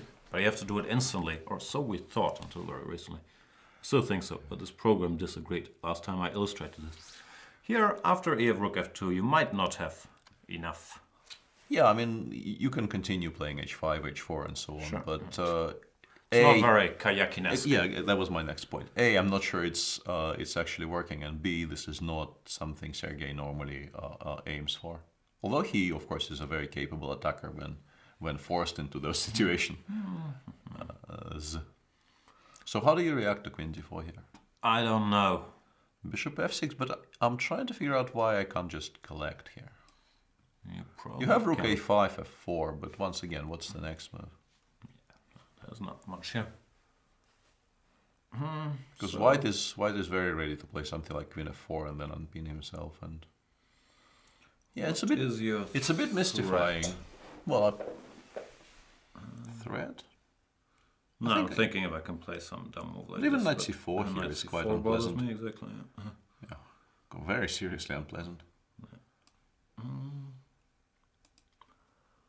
I don't know. Where- What can I do? a3, bishop c3. I couldn't see how this improves black's fortunes. We will never know. No, we might actually find out, because I think this is by far the most logical reaction to knight takes e4. So I think Richard is very likely to do that. Yeah, you have this move, but 97 maybe? oh, yeah, that is very, very strong. I completely ignored that square up to now. Yeah, that's very strong. Can't do it either. No, maybe it's actually bishop f6, queen e4, and then something, but like in that line that we discussed, maybe black can force white to take on e5 with the pawn, but even that is not entirely obvious. I thought bishop takes e5 forces the recapture with the pawn, but I think I can Does take it? with the bishop and queen b4, right? Yeah. No, rook b5. Oh yeah, that's a lot smarter. This looks horrible for me. Yeah, this might be just completely lost. The bishop escapes, and then yeah, you'll have some compensation because of the bishop on d5, but Not enough. Yeah. No, very, very mystifying, since I think g4 was perfectly serviceable instead of taking with the knight. Keep looking for moves here, but nothing makes me happy. f5 looks terrible as well. No, f5 is not a move you want to make. No, no, Sergei must be, he must have some kind of a tactical solution to this, but so far we've not been able to spot it. Let's ask for help. Help is fine with f6. What are we missing there? a3. What's the point? And bishop a6. Yeah, that's very smart. deep. That's smart. We completely missed that. And sort of equally. Well, you take black here because of rook a4. That is nice. Thank you, Mr. Computer. You have done your job. Sometimes, yeah, we like, or I mainly like, asking for help. In general, we have Peter for all the for all the heavy lifting on the show. Yeah, did not spot that. There are some developments in our Catalans. In both of them, things have progressed quite far. Well, not in this one, maybe not that far. In f6, it looks like a weakening move, but I think black in many cases actually is quite a typical move. Yeah. It's very typical in the structure because you can only tolerate the knight on e5 for so long. So yeah, this one is still progressing along very reasonable, normal lines for the structure they have on the board. The other one is about whoa, what happened here? About to get very, very sharp, I think. So we've seen this. We've seen this, and okay, didn't go bishop f4. He played rook ac1, and black decided that it's time to start developing the queen side and went knight df6. Once again, b6 looks... b6, if you can do b6, that's your go-to move. I remember in this Carlson Eljanov game that happened, and there were some direct problems after cd, I think cd, knight b5, something like this, and got yeah, maybe it's the same here. Maybe this is what Lev has been, because here knight e4, probably followed by queen c6 in most cases, and yeah, it does seem to work. Takes. I can take on a8 and on c8. Actually, it works in a very materialistic, yeah, in a very materialistic fashion. Yeah, this just wins. Which is probably why Wely played knight df6. But this is also very concrete, because knight e5 looks very logical. Sure. But now black takes and goes knight g4. And this is what we were talking about with this bishop on e3, which has no good squares. It does have... I was wondering if bishop b6 is a move, but then rook a6 and you were left with the same question. So Lev played bishop d4, c5, knight takes e4, which is a very interesting idea. What's going on? Because I assume after f3 he's planning to go cd5, cd4, d6. That is the only explanation I can come up with. Or maybe queen takes c4 in this position. No, with knight f2. You're losing a further exchange there. Too many enemy. No, you can include d6 at any point. It might still be somewhat playable. Like you play d6 right now. Queen goes wherever it is that it goes. Queen takes d4, knight d1, rook d1, but it feels like you should be losing after bishop d7, yeah. It's a rook. It's a rook and you only got 2 pawns for it. Yeah, so I was thinking cd, cd, d6, and then maybe take with a rook on d4. Because at least it's a piece, not a rook. But there's also some counter play. Am I blundering something? No, I don't think you are. I was kind of hoping to play rook takes e4 and claim I'm okay. As in the famous Black Knight sketch. 'Tis but a scratch. Reference to British television? Yeah, Monty Python. Okay, I had the feeling. But rook g2, knight e3 is bothering me. Or even bishop d7, because bishop d7, yeah, rook g4, rook g2. Yeah, that also is quite good. Yeah, if you can include bishop d7, you probably should include bishop d7. Although bishop f3 might be a move here. Whoa. You survive this? I will try.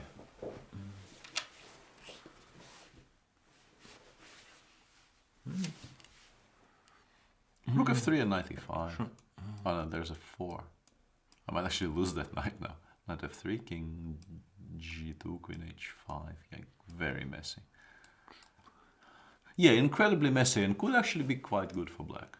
It feels like it's... Maybe Lev is a bit saner than we are and wants to just play bishop e3.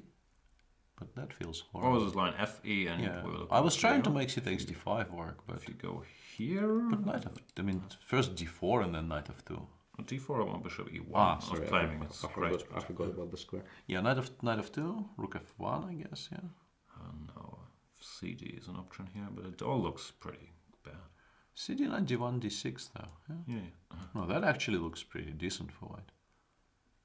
That probably works because you get plenty of compensation.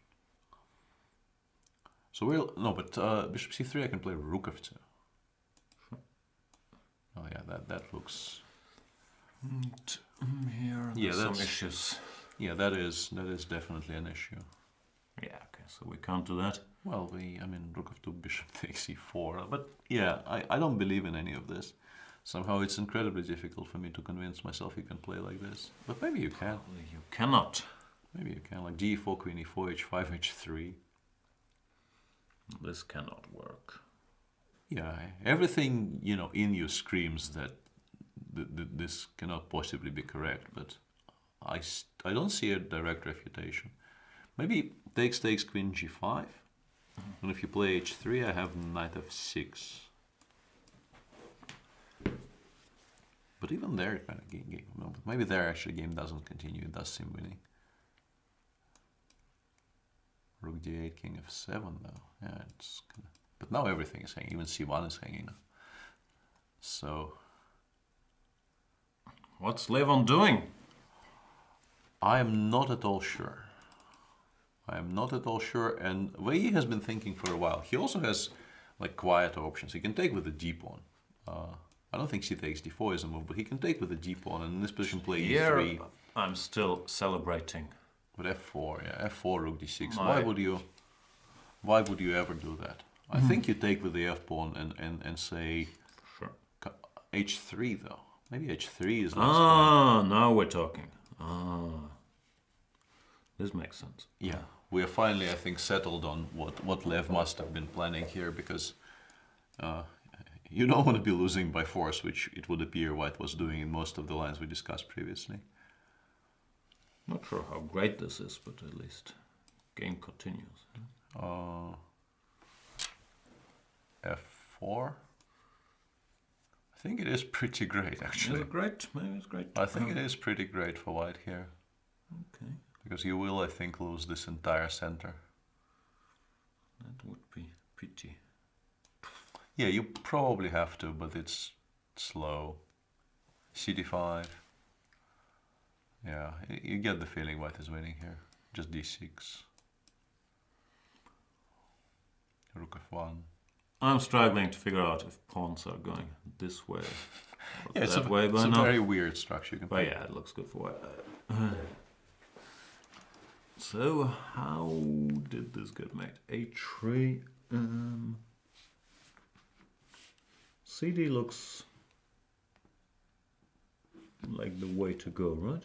Well, knight h6, bishop b3 is sad. Yeah, this is not ideal. This is very sad. Like knight f5, cd5, you get the feeling it will just collapse. Knight f3, even d6 probably is winning. Yeah, f3, yeah. Who knows? But yeah, it's not a not very very natural sharp, hunting yeah. ground. So this feels correct, but after HG, what is here? Problem for black is these dudes. If we had bishop Do we d7 or actually c8, do we actually need to start discussing c takes d4 in the current position? I kind of wanted to avoid it, but let's discuss it.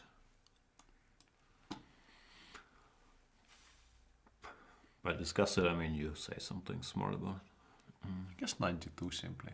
96, Yeah, 95 you are forced to take on c8 maybe, and then black got, you know, this is Free ideal. development.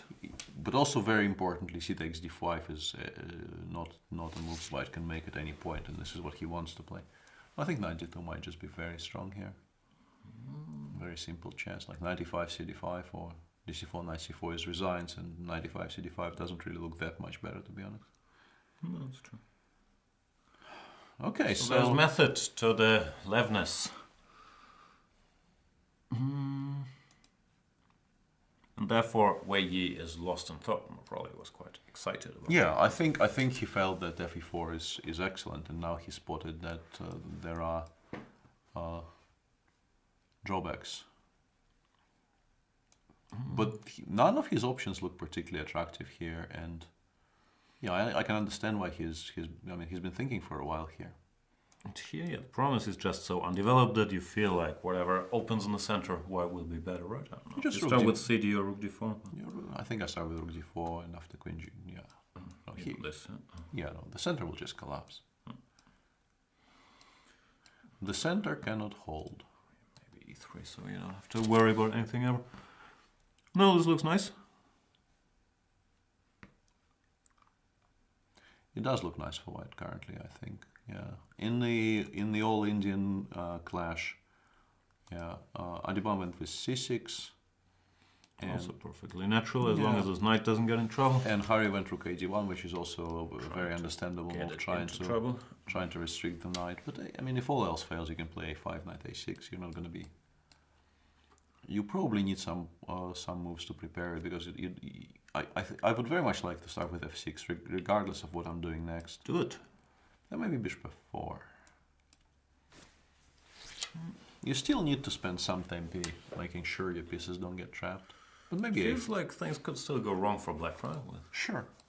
But I mean a5 here. Rook fe1 and I don't know, rook a7.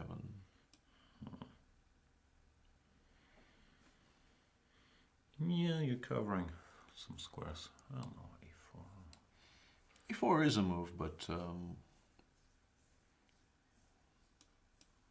I was planning to go bishop e6, but it's a bit awkward. Allows rook e6. And once again, I will have to solve some immediate questions. Let's look at the chat, or I'll look at the chat for a second. What's going on? J. M. Pareja says, guys, what do you think has been the most interesting game so far in the 2 rounds? Yesterday was Rapport versus Eljanov. Today, to be determined, I would say. There's many games that have potential. Carlson versus Wojtaszek, obvious early candidate. This Levon Wely game looks very interesting. What else? No, those are the 2 obvious ones, and yeah, Rapport's games are always interesting. But today, and also he did. Let's just briefly discuss. I guess he spotted the f6 bishop a6 line, but what he's doing right now, I don't like at all, to be honest. 93 deliberately? 93 I can still understand, but playing b4 on the next move, that one I'm not quite sure why you would give black all those light squares for free. a3, bishop d4, bishop a6, for instance, and the bishop lands on c4, and you have this pawn on a2 for the rest of the game. I don't know. It feels like so far he has not really been playing his best chess in this. I mean, we're only a round and a half in, so making any kind of conclusions is maybe a bit early. But I'm sure I've seen him play better. Yeah, with his style, that's of course sort of built into the style. He really has to be super sharp all the time because it's non-standard positions. He's sometimes giving some odds, you could argue, about his creative opening choices. So if things go wrong, they can go very wrong. No, obviously, indicated by his wild waiting swings. There's a lot of variance built into what he's doing, and yeah, currently it would appear that it's that swing of the variance. He also broke one of my rules by playing this move, because I think I've told you before that you should never play before is any good, and this is the case here. Although in the line that I gave, there is queen g4 in the end of it, so maybe he feels he's fine there. Like if you go a3 and then play bishop a6 unprepared, queen g4 is a useful resource. But even here, black plays f6, and it's not that horrible. You can play maybe, I don't know, f3, but knight g3, and once again bishop c4, or even bishop takes d3 and bishop takes b4 there. Yeah, lots and lots of options. Yeah, bishop a6 also not necessary yet, right? You can start with f6, yeah, sure.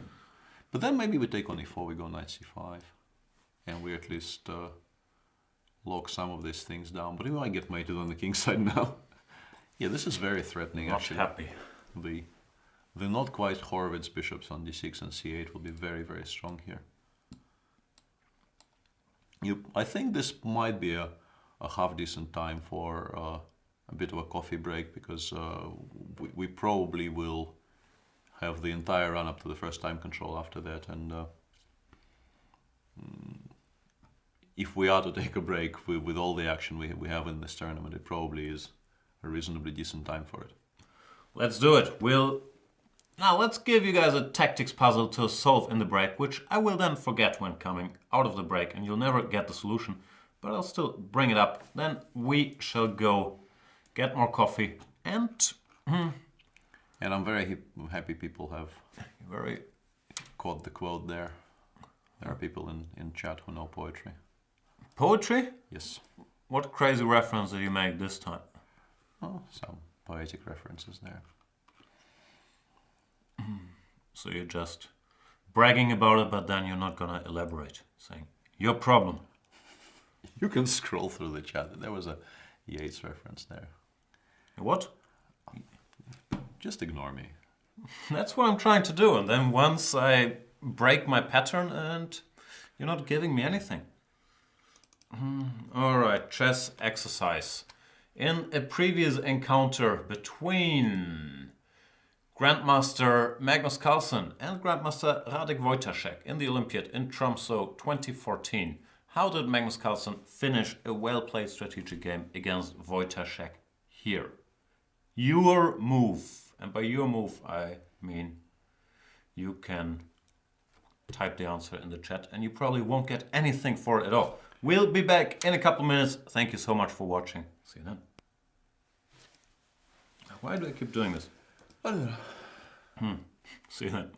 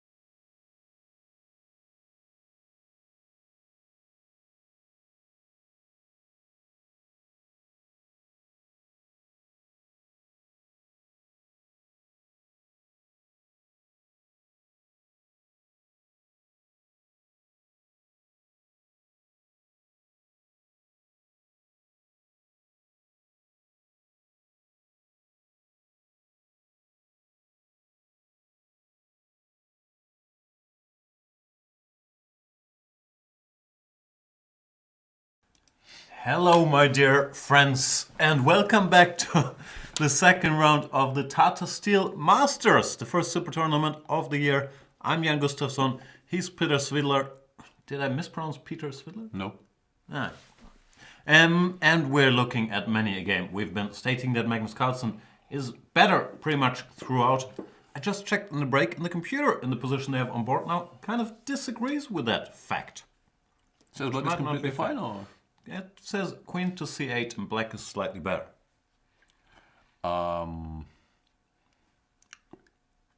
Okay.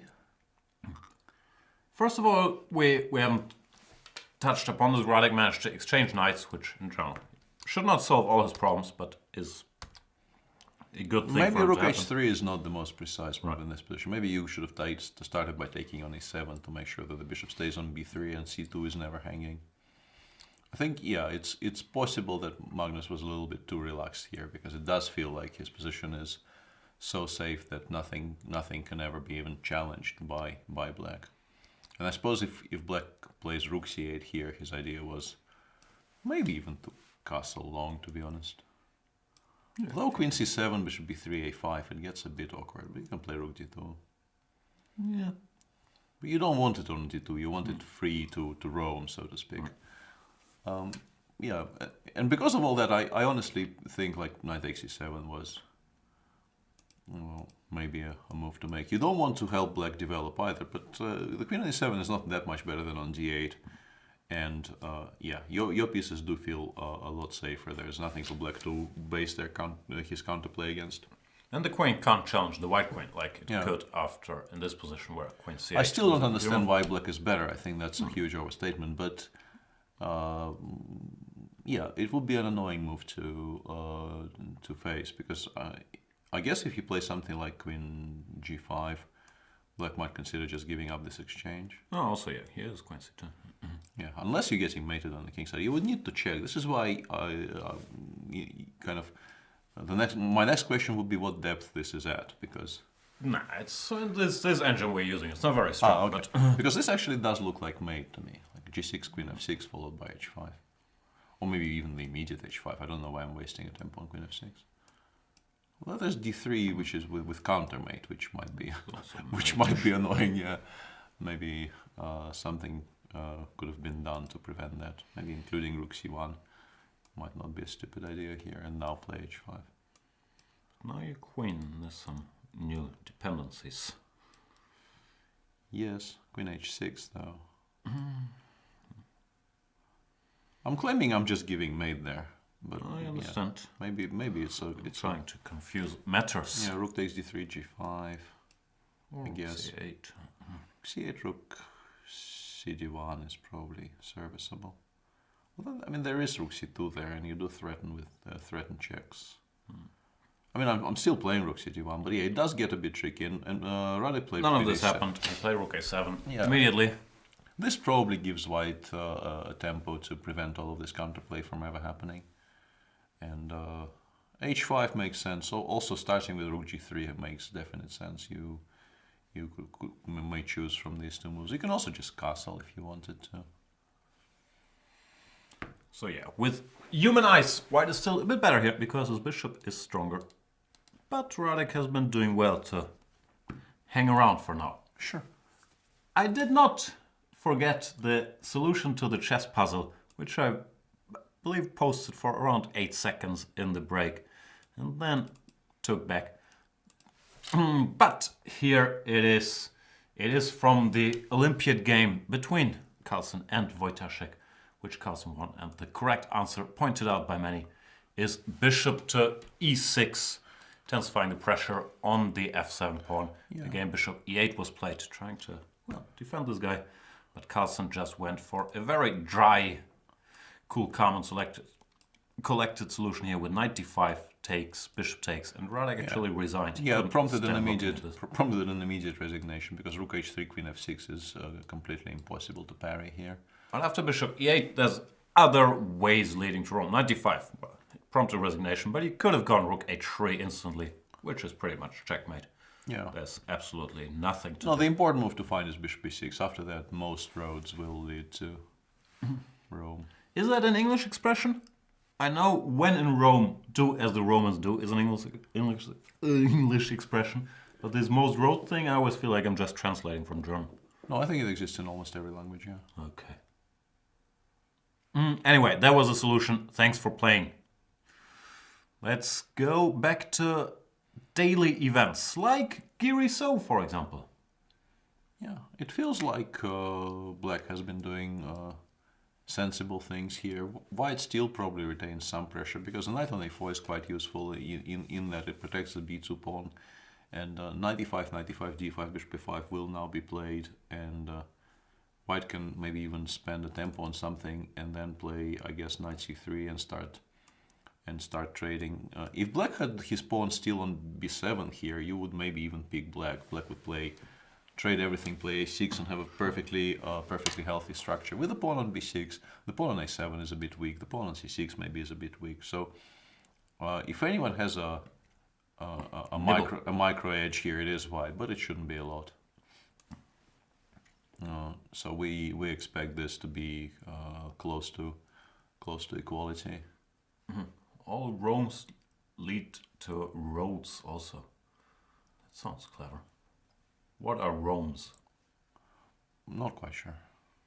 It's not roaming costs, right? No, not when it's spelled like this. Very confusing stuff. Yeah, chat is playing with us. This is what the scotch in the game between the two Russian players has led to, and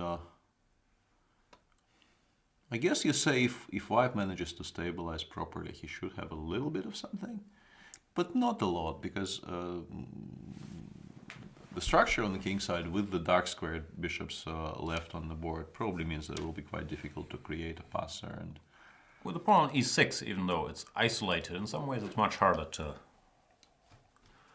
get anything constructive out of this 4 against 3 majority. And also, I mean, White still is somewhat struggling to even connect his rooks. You probably need to play f3. I mean, your starting point is probably playing f3 here. You can do some deep maneuvers like this. You can, but you need to have an answer to knight f4. But you probably take and go f3 then. Yeah, you're actually reasonably happy about this. I thought if I get this, yeah, no, this you are very happy about. So let's go back a bit. Yeah, this is a very serious option. Although if I go bishop d6, you might have to improve my structure. Takes cd, and I'm not sure I have anything really. Probably not. d5 is coming. d5 or e5, knight f4, any of those moves now. Bishop d6, it looks like a very strong option there. And if we go here, who is the... no, but e4 is too weak. No. Yeah, if you could play king e2, king e3 here, maybe your knight is a bit better than the black knight and you can claim something. But in the actual position, Black starts by winning the e4 pawn. Not gonna be able to do it. So, no knight c1. So but if you play f3, even bishop e3 is maybe mildly worrying. Yeah. Maybe more than mildly. Takes, and then the rook. Can I land the rook on d2? You have bishop f2, but I have bishop h6. And then I will start taking your entire queen side. I will not like that. You knight d5, g5, knight f3, king f1. I'm just blitzing how weird yeah, moves, but weirdness. It looks fun. Yeah. But I have a feeling Jan has been thinking here for a while, so I'm pretty sure he's trying to calculate if he can play f3. If you mean Jan Nepomniachtchi, I agree. I can guarantee I have not thought at all. Yeah, there will be some confusion now that the tournament features a player named Jan. He's spelled differently, though. Yeah, and I will stick to this pronunciation because this is his name. It is spelled Ian, but he is not named Ian. I'm aware of that. Yeah, but just for people in chat who might be confused, because for some reason this became an accepted spelling of his first name, and this is a... Is that how you spell Jan, if it's a Russian Jan in general? Because all us Jans were spelled with a J. Well, there's Ians, but they pronounce Ian normally. Yeah, and no, what I mean is there's like 3 different ways to spell that sound, which in Russian is 1 letter. And Jan is also 1 letter? I know the Nyashchi part of his name is more or less 1 letter.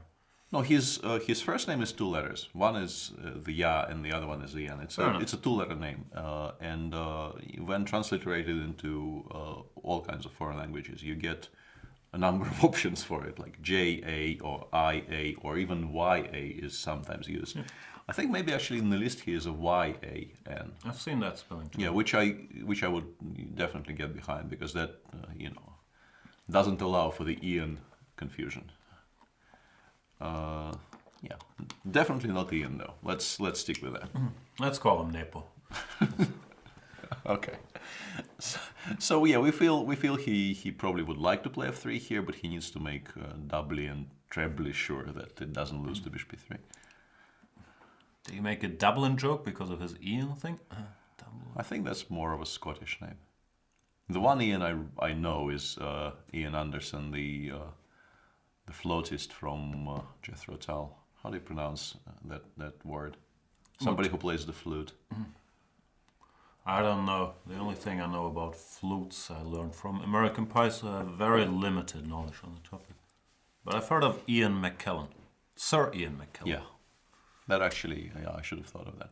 But for me, somehow, Ian Anderson comes first.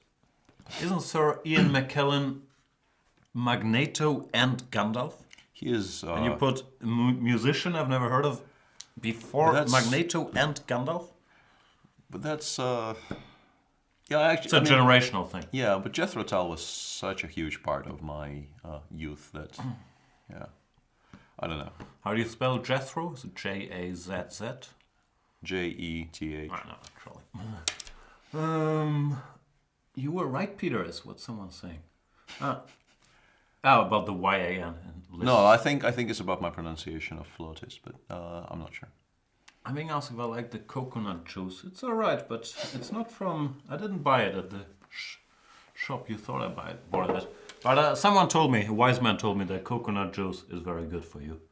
Which I doubt, because if you look at the ingredients, it's just water with a bunch of sugar in it. But I like it, yeah. Okay. You're very addicted to coconut juice in Thailand, but there they just give you a coconut on the street. Yeah, that's a bit different. Which is nice. Let's look at our two Catalans for a bit. All right.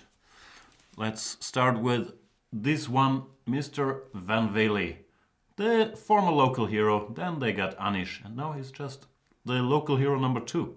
I'm not sure he sees it that way. Against Pavel Eljanov. Yeah, we're still following sort of the prescribed way of playing this structure. I think the pawn never really stays on f6 for very long. But now white has a very nice e5 square to look forward to, and black maybe wants to go rook g8, g5, and like rook c7, g7, and pretend he's the one giving mate on the queen, on the king side. It looks like black has to play dynamically, because if white is allowed to put his knight on e5 to whatever, double rooks on the c file, or maybe even bishop f3, rook g1, it looks like white gets to have more fun, right? Yeah, no, if white gets to make all of his moves, he probably should be better here. That would be my understanding. And in the other one, Wely actually he took a sobering decision to take with the d pawn, and he seems to be doing sort of acceptably. It's not a fun position to play, but because it's so close down, it might be possible to hold this. How did this happen? He took with the d pawn, and then he made a number of accurate moves to avoid. A6. Yeah, rook a6 to covering this. Yeah. Okay.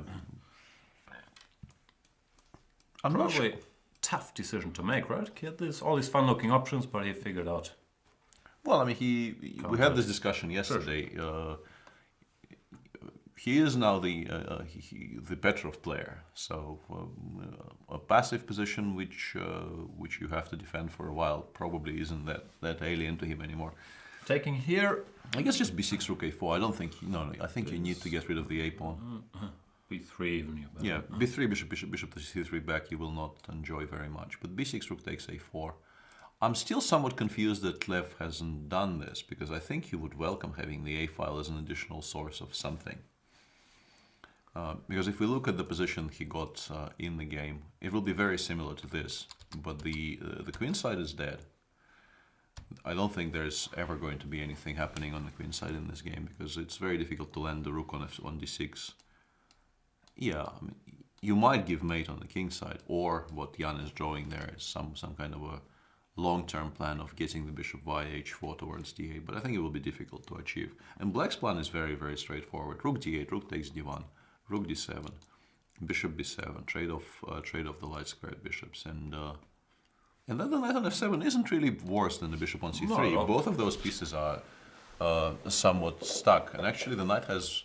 If you take all the rooks off and you take the light squared bishops off, the knight from f7 might go to c6 and might actually threaten to go to some good squares. Therefore, white I think needs to be in a hurry here. Needs to start doing something proactive immediately, like g4 straight away, maybe. Hoping to maybe play gf5, e5, and then you have the d5 square for the g2 bishop, which would be an improvement. Although even that position, like gf, ef, I put the bishop on e6, I once again go rook d8, rook d7, and I claim to be completely fine. We'll see how it goes. And Lev disagrees with me about the necessity for fast playing here. He goes b3. And Black's moves remain the same in every single case, I think. Rook d8, rook d1, rook d7.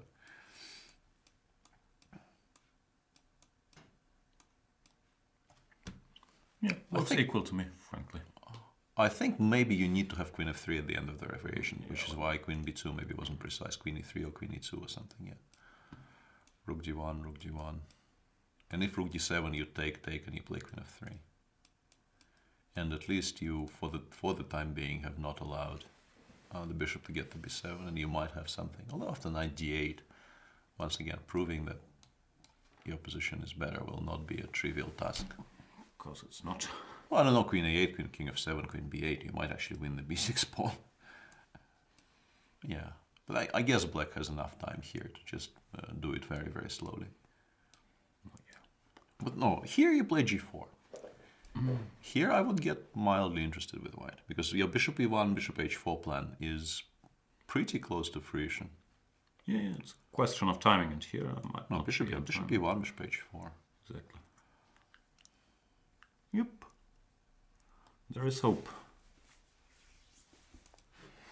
Yeah. Still, do I need queen c7? I have a feeling I can No, spare one tempo. You didn't really need it, but yeah, here after queen b8, you probably play bishop b7, you take with the knight, and yeah, once the light square bishop goes, I mean, queen d1 check It's is always gonna be. Yeah, it's at the very least it's a draw for black, I think. Yeah, it's just you never lose these positions. You can give up your entire queen side and then play queen d3, and white still wants a draw immediately because, because reasons. We'll find out. Looks equal for now. In hurry against Adiban. I'm comfortable calling him Harry because he told me to call him Harry when I was wondering how to pronounce his name and if you ever use Pantala, but I don't think you know because Pantala is his parents' name. Well, I keep getting slightly confused with that. Yeah. But in general, he's very happy. Us calling him Harry, but we don't have a nickname for Adiban yet. Not yet, no. We'll get there. Knight to c2 has been played. Yeah, I think maybe you have to play rook c1 here, because if you go bishop f4 and black goes b4, there are very serious tactical issues there with bishop a6 even. There's knight a4 here. Maybe I was overstating the case a little bit. Bishop a7. Can you start with bishop a6? Yeah, that's a good point. Rook d2 b4. Yeah, you lose the exchange actually here, because you don't want to go knight e2 here. Even b3 looks very strong there. Followed by a4, bishop a5, and so on and so forth. Yeah, I think rook c1 is probably the move here. Knight e3, fe, and you want to play knight e5, and the issue is f6, knight e5 anyway. Ah, cute. There was because if black is in time to play f6, bishop d7, I probably prefer black. But the way things are, I think the pawn on c6 is actually getting dropped, because bishop this is not a great moment to do this. Knight I kind of want to do this. this. Knight takes d5, I think, kind of wins. Okay. Knight d5 just wins on the spot here, because let's demonstrate the cd5 we take on c8. Probably not with this rook, because d3 might be a bit confusing. Yeah, takes g3, king f1, g4, and black is one move away from happiness, but it's never going to happen. Resigns. Yeah, and resigns. Yeah. We shall see. Oh, Anish did something we did not expect. Whoa. Stop surprising us, Anish. Yeah, this is a very interesting choice. Instead of playing either the immediate knight c3 or maybe waiting for a tempo and playing knight c3 on the next move after something like e3, Anish gave up his pride and joy, the bishop on g2. And He here, wants the black pride and joy, but do you have to give it to him? No, I mean for me, as once again my Grunfi senses are saying I am not taking on c3 here. I don't care about the a7 pawn. I play bishop f5, rook a7, and I play a move of some description. b5 maybe. No, very hard to believe white is better. Yeah. Although, once again, obviously it's a question of whether white is in time to stabilize somehow. He currently cannot play f3, which I think is something he would very much like to play because it loses the exchange. And black wants to play c5 in some positions. He also probably wants to spend the tempo on h5 to make sure there are never any back rank issues, but yeah, should be enough compensation. Also, we have to mention that bishop takes c3 probably doesn't lose, but yeah, these positions are quite unpleasant. Like f3, e4, bishop f6, you kind of don't want to allow this. Yeah, because it matters that your king is sort of always mate. There's also maybe the immediate rook d4 in the position they have right now on the board. Maybe you can play rook d4 straight away, but clumsy. this, yeah, very clumsy. Might be completely unplayable. I mean, rook a7, rook b4, knight g5 probably just wins material. Yeah, very hard to convince yourself to play something like this because you're really running into all these tactics. In the Carlson game, a4 is on the board. Magnus trying to open a second front. Yeah, the issue for black here is that if you play something like rook c7, you have to very seriously contend with abc, ab5, rook a6. Which may or may not be very strong because rook c2 actually threatens mate in.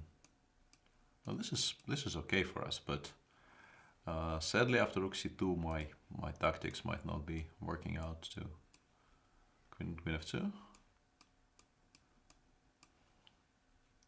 Yeah, I thought I can play rook f3, but then actually bishop b4 and queen a6 is quite strong.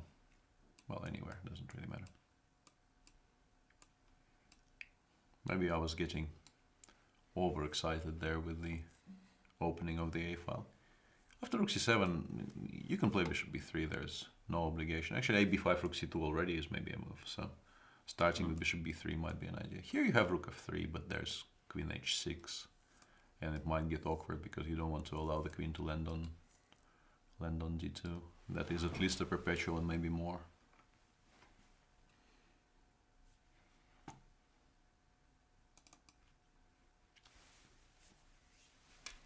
Yeah, we expect bishop f5 to happen. Maybe bishop d5 is a move for some reason, but once again, I think maybe it's too clever. Bishop d5 with the idea of playing bishop c4 and putting some pressure on the white pawns this way. Might be a half decent square actually. Yeah, bishop c4. Just asking you to play e4 very early. And then I don't know. No, there's always some compensation. The question is how best to go about it. Yeah.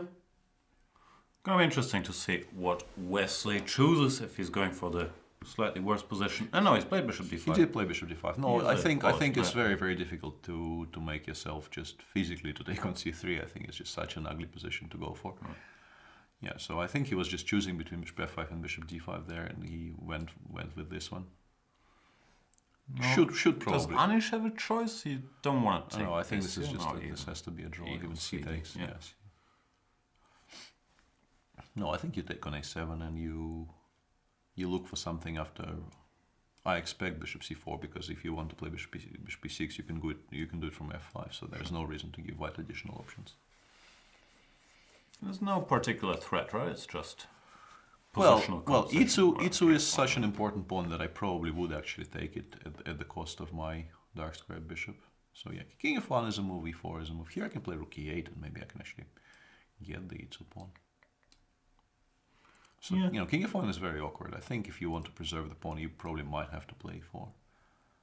And because the pawn is still on b6, after bishop d3, you can actually play f3, which is something White would very much like to do because it connects his pawns. It creates the f2 square for the bishop on e1, which is currently very, very passive.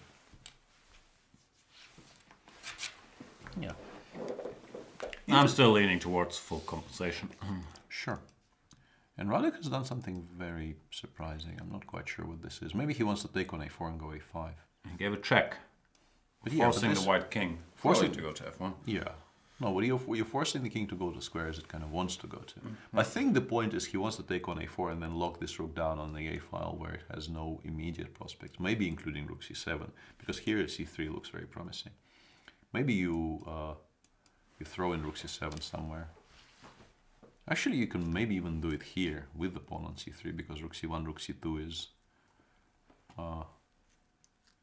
it might work out for black.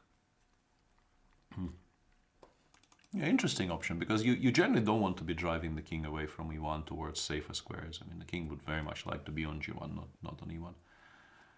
But you also want to keep the a rook from joining the fray.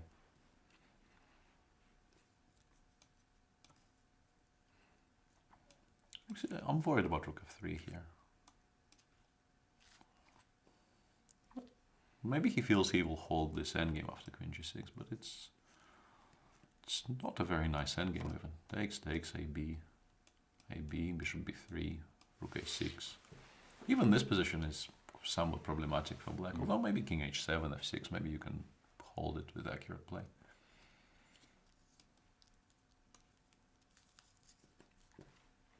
Who knows? Many choices, but nothing clear cut.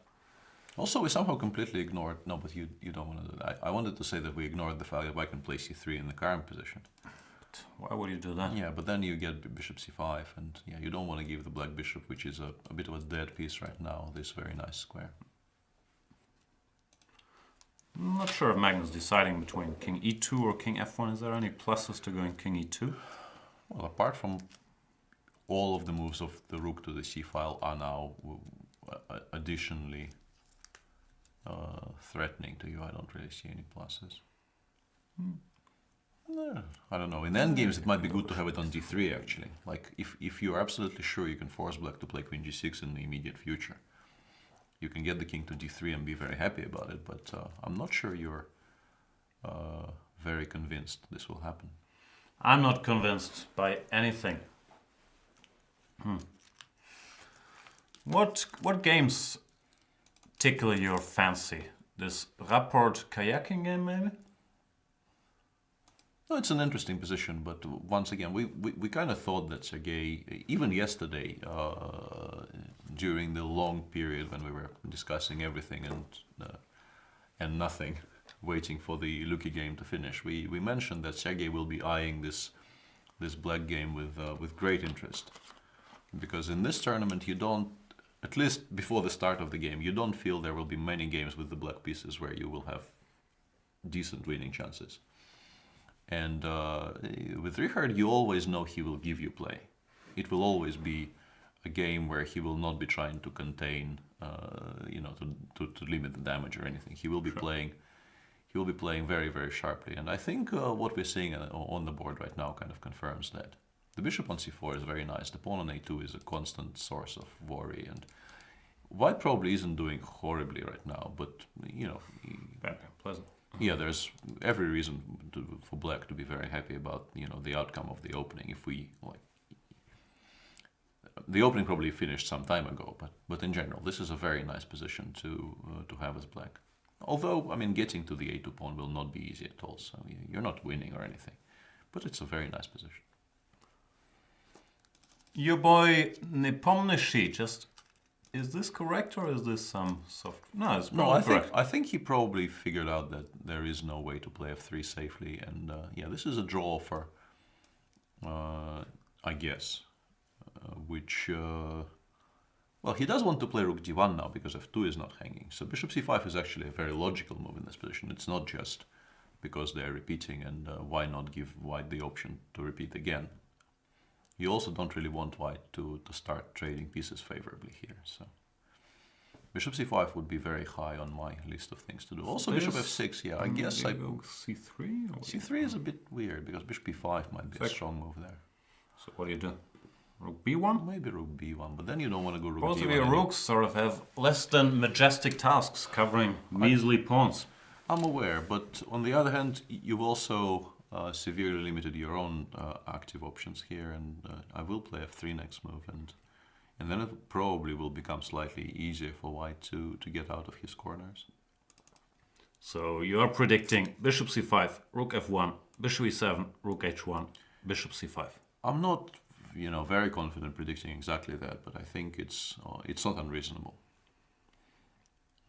Karjakin, in a somewhat similar situation yesterday, continued pressing at least until the first time control. So he might Yesterday he was better for free, while today he can be worse if white manages to consolidate, right? Or not seriously worse, but there are scenarios where it could be worse. Yeah. Yesterday there was no way at all for Wely to become better, and today, taking the immediate draw probably feels a bit more attractive than it did yesterday. So if he plays bishop c5, nobody's going to blame him, but he will consider his other options because bishop f6 does look interesting and does deserve attention. I'm learning from the chat, from Alistair Condy, to be more exact that a flutologist is someone who studies the flute, but not necessarily someone who plays it. So technically Ron Burgundy is not a flutologist, but since he's more of a practitioner, what's the word for that? Why are we suddenly discussing Ron Burgundy? Because we're talking about flutes. I think you started this flute Yeah, but talk. my flute talk was not at all centered around Ron Burgundy. I'm just using whatever flute references I have, which is American Pie stuff and Ron Burgundy playing the Yes flute. Okay. I'm not. But you haven't answered my question. What do you call somebody who's playing the flute? No, I know what you call somebody who's playing the flute, but I can't pronounce the word, and I. No, I'm not trying to embarrass you. It seems to be a discussion. It's flutist or whatever. No, it's spelled flautist. And Flautist. I think it's flautist, but the chat was trying to confuse me with the various spelling of the sound "o" in that word. It's like it's supposed to be a long O, I think. And Flute player, I'm being told. yeah, flute player works. Yeah. Arjan234 says, Jan, can you please show Wesley's game? I can do that for you, Arjan. This is Wesley's game. Bishop c4, as we predicted, is on the board, and Anish has to decide, does he want to keep his e-pawn, play e4, which is slightly clumsy, or king f1, even clumsier, or does he want to give black the option to play bishop takes c3, followed by bishop takes e2, which would lead to a draw? That's Wesley's game. And we're being told it's flautist, not flutist. Flautist, Flautist that makes sense. Yeah. So, Ron Burgundy is a Yaz, because that's how you pronounce that word, flautist, but not a flutologist. Not a flutologist. Even though he does study it, I'm not sure he's doing research, which I'm guessing a flutologist. And it seems like the all-Russian game is about to finish in a draw because bishop c5, rook f1 has been played, and seems reasonable to suspect they will repeat from here. Yeah. Jan, yeah. Well, everybody's struggling. Putting pressure on e4, e5. Jan is one of the last guys who consistently, more or less, plays the Scotch. Yeah, But and it's he tough to put occasionally pressure. wins games by blowout, but it's That was a very weird game, the game against, who was it? Someone strong, Tomaszewski, where after f4, Tomaszewski did something very odd. Yeah, Tomaszewski just played very, very badly that day, but yeah, the opening, you can't really blame the opening when you have a horrible off day. He was lost out immediately out of the opening, but it was just to do with him not having a good day at all.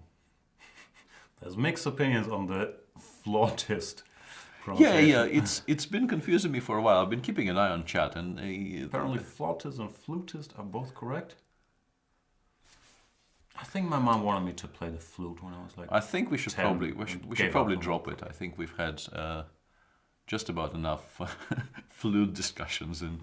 You know, I find it very hard to let topics like that go But that's mainly because I'm not interested at all in the chess. So let's talk about Van Wely Eljanov. C5 has been played by Pavel, and Yeah, that's Van Wely took and he took back. That's an interesting decision. I'm not quite sure if he was obliged to do that.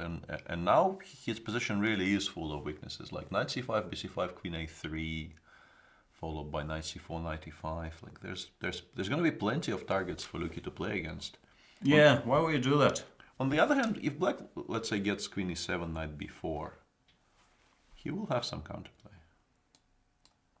Mm-hmm. We assume you take on c5, right? You don't let this bishop leave. Queen a3, queen e7. You don't actually win anything because you cannot take on a7. The queen gets trapped. And my next move would be knight b4. I think. Let's say you go queen e7, knight f3, or knight c4. I don't know. And I want to put a knight on b4 because I want to trade the light square bishops off. And then the king on g2 is also not very safe. You probably pick white here, but it's not that horrible for black, is it? You're the specialist here. Yeah. I'm the specialist on flutist discussions. No, but of course you pick white. No, his knight is nicer than the king just returns to h1 and it's never really challenged. Yeah. Yeah, the more I look at this, the more I think that white should be better. Maybe not by a ton, but you pick white here. It's a nice horsey. So Luki boy, he does that. He's a good positional player, putting some pressure on Mr. Eljanov. Meanwhile, in Levon Aronian against Wely, the scenario which you've been predicting is starting to unfold in front of our very eyes. Yeah. Black chose a slightly different move order where he played bishop b7 without trading even a single pair of rooks, but it's still fine. Yeah, and I expect this game to get wrapped up reasonably quickly because white can't really be worse, right, if he puts his queen on d3 or whatever. Yeah, it's difficult to imagine. I mean, queen d3, knight f7, you are maybe slightly worried about queen h1, but I don't think you are very worried because you also have queen d7 and you will collect everything on the other side of the board. Would you play queen h5 because it threatens mate on one? Probably not. Lev plays g4, so I think he decided to be proactive about do something. Queen d3 first, knight f7, and then g4. And your idea of getting the bishop all the way over to h4 is still alive, but even if he does get there, you're still not winning this game. I mean, the easiest way is just to play king f8, king e8, and with a knight on f7, those two pieces actually do a perfectly serviceable job of covering everything. Like g4, g6, white plays something. I'm not even sure what, to be honest. Yeah, no, black is just safe here. Gift here saying Flottis is pronounced. Why are we talking about this? 3 question marks. Oh, you should not feed the troll gift here. The troll being me. We might revisit it because I still don't know how it's pronounced. As for this game, draw. As for this game, Van Wely slightly better. As for this game, draw. As for this game, Karjakin is gonna win. As for this game, draw. And this one, Magnus is gonna win in another 50 moves. Any objections? I think this is not such a horrible position for Radek now because it's... I didn't say it was. Fair point. Fair point. But after rook fc8, I feel like rook takes c2 even is a very serious idea now. With the bishop on b4 and the pawn on a5, your queen side is so secure that like white will probably have to pay attention to this exchange sacrifice.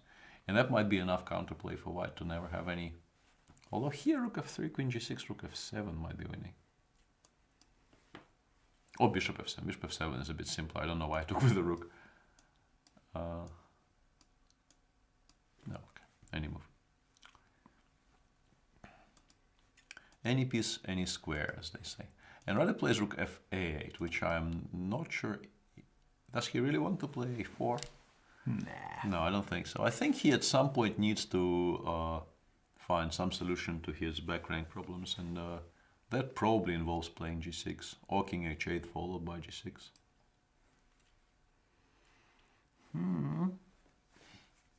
Yeah, I see no reasons to change my opinion that Magnus is gonna win in another 50 moves. Maybe it's gonna be less.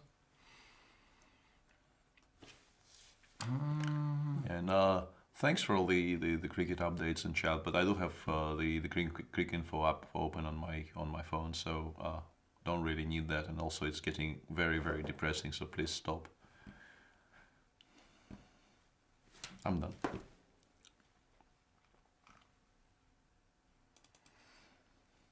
Yeah, this is not a very nice position for White to be playing. I don't know why you are saying so confidently that Black will win, because I think Richard is kind of switching to theme of the previous month, which is fortresses. I thought he was just trying to build checker's position, but it's hard with the black pawn on a3 already. No, yeah, this is really not a very nice position for White. But how do you break through? That is not my problem, it's Mr. Karjakin's, but I have a feeling he will eventually. Maybe one day h5 or something. h5 you have to actually watch out for rook h1. So, and I'm somewhat surprised that the pawn is still not on g4. I would actually play g4 at some point with White here, but maybe that's wrong for some reason. Maybe that gives Black more options to open up the king side, which is something you don't want because you're already having enough trouble holding the queen side together. So you think it's just a draw? No, I don't think it's a draw, but I've so far failed to formulate a plan on how to break this through. Or apart is maybe the better word. Break it apart. One plan would be to go rook b5, take on c5 twice, and go rook b8, rook b2, but that's maybe a bit too caveman-y. What do you think about that? Do you think this could be made to work? Did cross my mind. Of course, it depends on circumstances. But of course, if we can give an exchange for the rook here, we'll happily do. Yeah, but first of all, after rook b5, the knight might actually go somewhere from c5. Like knight b3 is a move. Knight, yeah, mainly knight b3 because I don't really want to go knight d7 or knight d6. Those moves don't make any sense. Yeah, might not be that easy, although. Yeah, it's still not a fun position to look at if you're looking at it from the White side. Yeah, he must suffer. This is just such a constant thorn in the flesh. Yeah. And Karjakin is normally very patient, right? He's not worried about breaking through instantly. Sure, he will be slowly trying to improve his position and look for chances. And if some tactical opportunity suddenly presents itself, he will not miss it. Let's go to the all-Russian clash and maybe witness the last moments of this game, if this game is still going. After rook f8, rook f1, bishop e7, rook h1, bishop c5. Jan sees no reason to deviate, which means he's serious about his draw. Yeah. Black actually can still play bishop e7 and then play something else. Yep. You can. Yeah, you cannot play bishop c5 here and continue, but you can play bishop e7 and think here. This is still not a threefold. I really struggle with this counting to 3. So let's break it down. We have this position.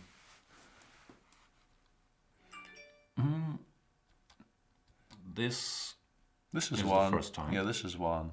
This is the second time for this one. And this is 2. And now bishop c5. No, bishop c5, yeah, is seals the deal. Yeah, bishop c5 is game over. But if he wants to, and he hasn't played bishop e7 yet. But bishop e7 is still not the end of the game.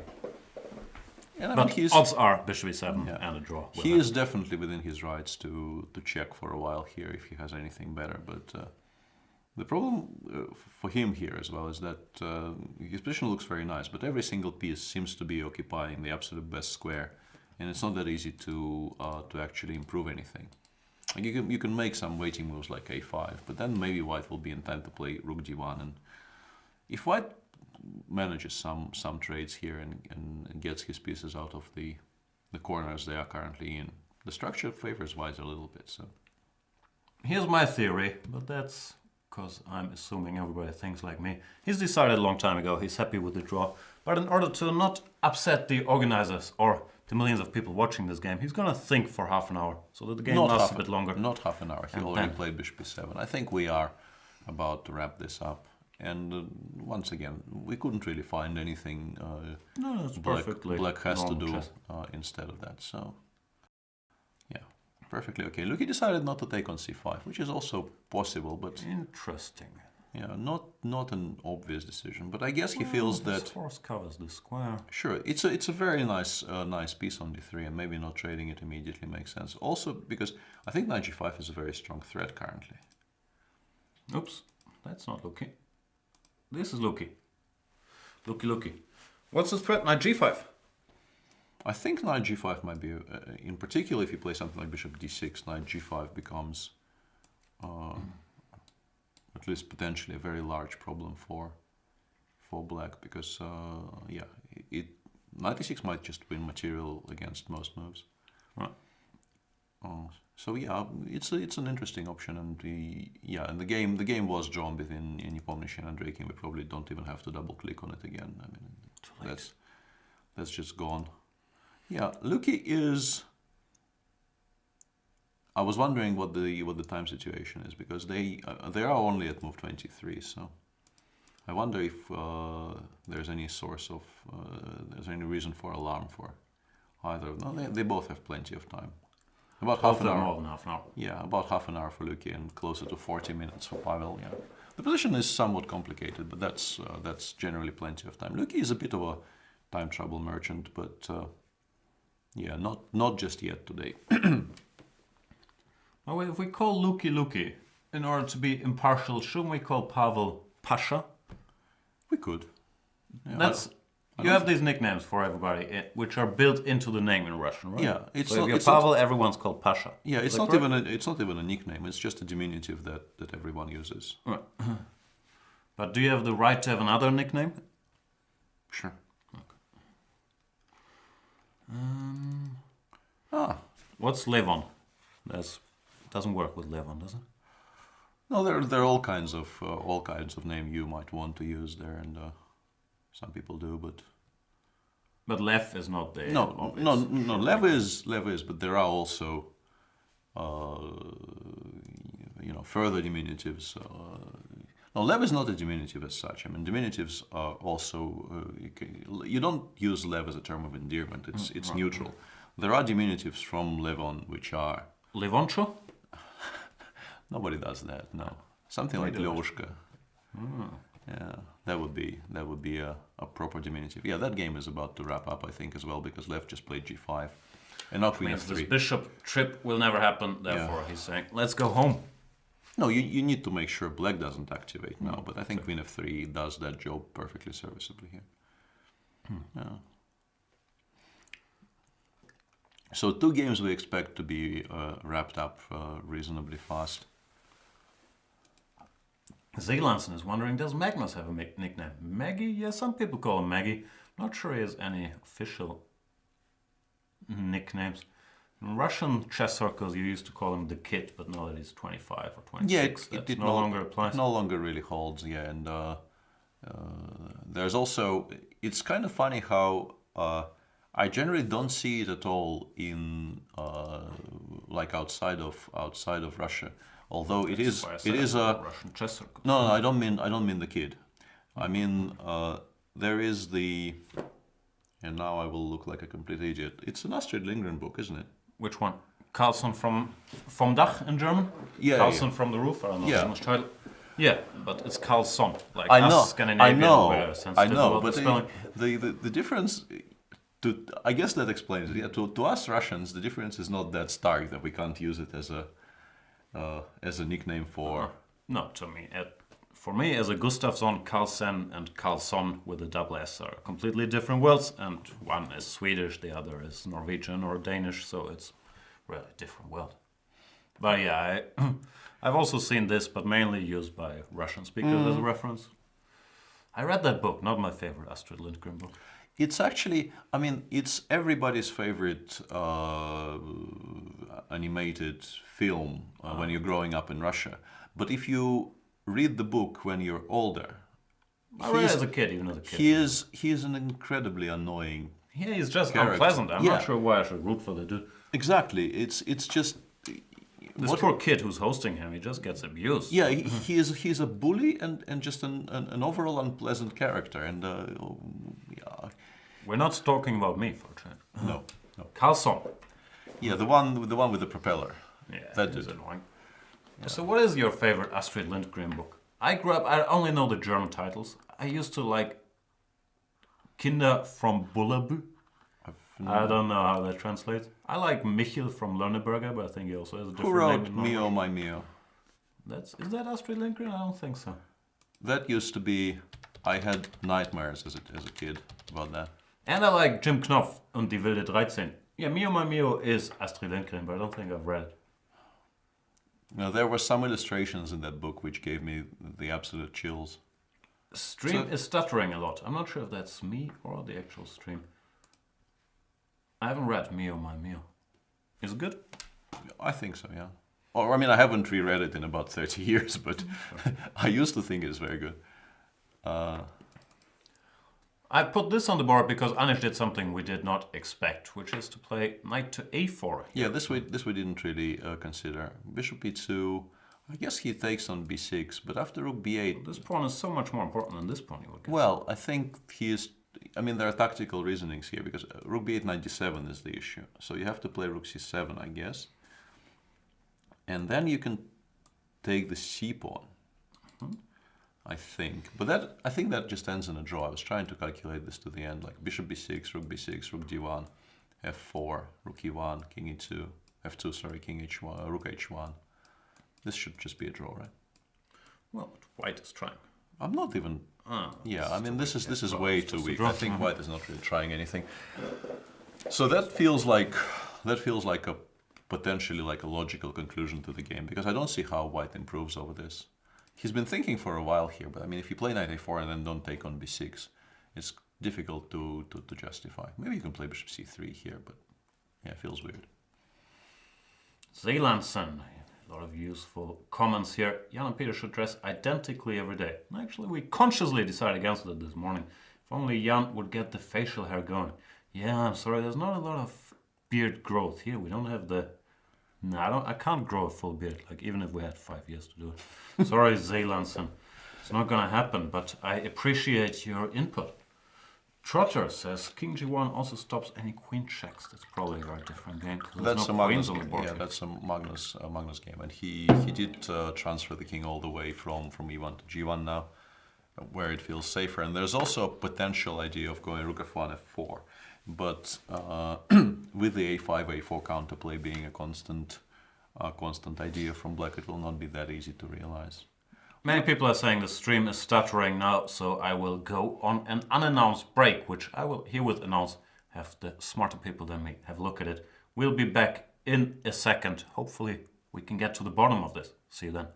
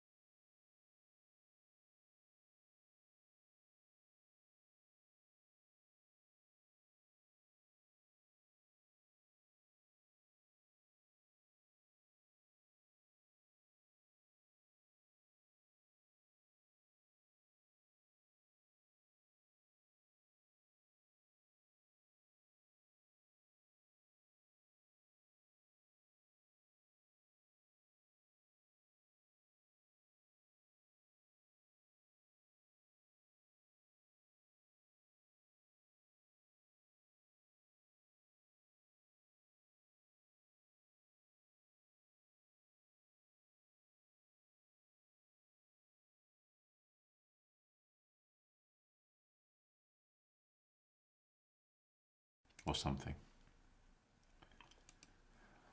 Welcome back, everybody. Some unknown technical issues, but that's part of the fun over here, especially on weekends. So we hope you can hear us and see us. I'm Jan Gustafsson. He's Peter Svidler. We still have how many games still running? 6 out of 7 in the Tata Steel Masters.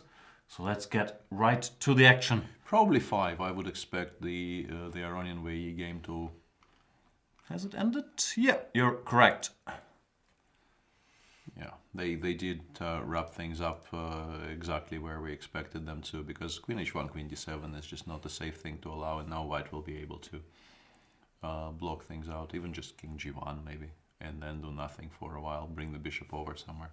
But anyway, not a lot to discuss here. Quite obviously a completely blocked position, and game ended in a draw. So we've only got 5 left. We haven't looked at the Hari Adiban game for a while. And here Black stabilized. And should never be worse, but I don't know if Black is better. Because I think it will be very difficult to create any play. Yeah, the pawn structure doesn't really lend Black any useful breaks. You can never go F5. Yeah. G4 doesn't do much for you.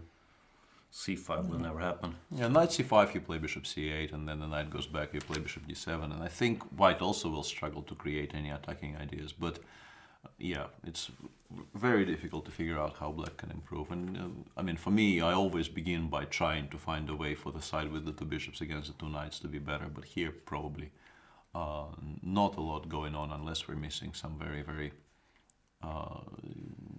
difficult to spot plans for one of the sides. Égalité. Looks like both derbies will end peacefully. Quite likely, yeah. However, there might still be bloodshed. And I think Sergei is actually going for the plan we were describing, which is very interesting because I thought it doesn't work because of rook b1. He played rook b5 and Richard decided not to stop this, and bishop c5 is on the board. And I think you only take on c5 with the bishop in order to do this. Right, else you would wait to prepare. You could otherwise spend a tempo on something. But here I couldn't really find how to refuse rook b1, and I wasn't all that happy about the whole idea because of it. Check, you're taking I taken queen b1, yeah, that I felt was close to lost for Black. Because you've traded away all of your material and you're now in exchange down, and White even has a passed pawn on the a file. Yeah, doesn't seem to work. So this He is can not start. He can start with rook b8 in the current position in the game. Maybe that's his intention. So then his point would be that if he does this, whatever, he gets Yeah. some jump. Also, there's bishop d3, e4 to potentially consider. Once again, you don't do this with the no, bishop b3, f5. Sorry, what am I talking about? Going slightly mad. Yeah, rook b8 might be a move though. Because if White goes bishop d4, you definitely don't value the c pawn so highly. You just do the same thing with the c6 pawn off the board, king g1. There's still no mate even here, but here maybe bishop d3 is quite strong, or h5. Yeah, h5 looks interesting. Matey. h5 looks interesting, yeah. Because rook b1, we can even go bishop takes a2 maybe, and continue, yeah, attacking. So rook b8 probably is an interesting option for Black. Yeah, I like it. Because can you do this actually? You can try, but I think after bishop a2, rook a1, I can go rook c5 here, maybe, hopefully. Rook b2 check. There is rook e2, but then bishop c4. No, bishop c4, I take, I go rook b1. This is the same problem as earlier. Yeah, this is a very similar position to the one we discussed. So yeah, maybe rook b8, rook b1, but then you can also make some kind of a useful pass. You can play something like h6 and say that you don't really have... It's not a fun move to play, it's Yeah, purely defensive. you don't have any moves. You cannot even now play something like queen somewhere because rook c5 will win the rook on b1. So you're completely tied up, and yeah, please demonstrate what you're planning to do here. Interesting stuff by Sergei Karjakin. I predicted he would win, so I have to... Yeah, and Anish goodness. Anish decided not to take on c7 and not to enter that line, which seemed to end in a forced draw after rook c7, rook c7. He played rook a2. It really is quite materialistic to even think you could be better here with white against the two bishops, just because you have these double b-pawns. Madness. How's India doing? There are some welcome developments for us England supporters, but I think we're still going to lose. Yeah, it feels like even if we switch to just some non-forced positional play, like h5 or bishop f3, I kind of like bishop f3. I think it belongs on f3. Bishop f3, bishop c3, I guess, is the plan. Just go rook e7, for instance. I like keeping that bishop alive. I can't keep all my bishops. I don't think you... I mean, bishop c3 is a very serious... Yeah, bishop d4 is a move. Does he want to go b3, rook d2 here or something? Is that the reason why he played rook a2? Subtle. But even like rook e7, I mean... rook d8 next move. We might be lost with here with white simply. Yeah, Anish is pushing the envelope a little bit here. Is that the correct term to use? That is a term. I'm not sure. I've only heard it in like fashion contexts, but sure it works here as well. And he's normally very sharply dressed. He is very nattily dressed, yeah. Constantly gets voted best dressed in whatever chess tournament. Fashion contest. Yeah, whatever tournament he's playing in. Bishop d4 on the board. No surprise there. Well, you can go knight a4. And once again, bishop c3 will not be that easy to stop. If your aim here is to keep both bishops alive, it will not be that easy. But you can play something like rook a7 maybe. If you... b3, I guess. Yeah, bishop f3. Yeah, but here, first of all, rook a4 wins material. Oops, blundered that.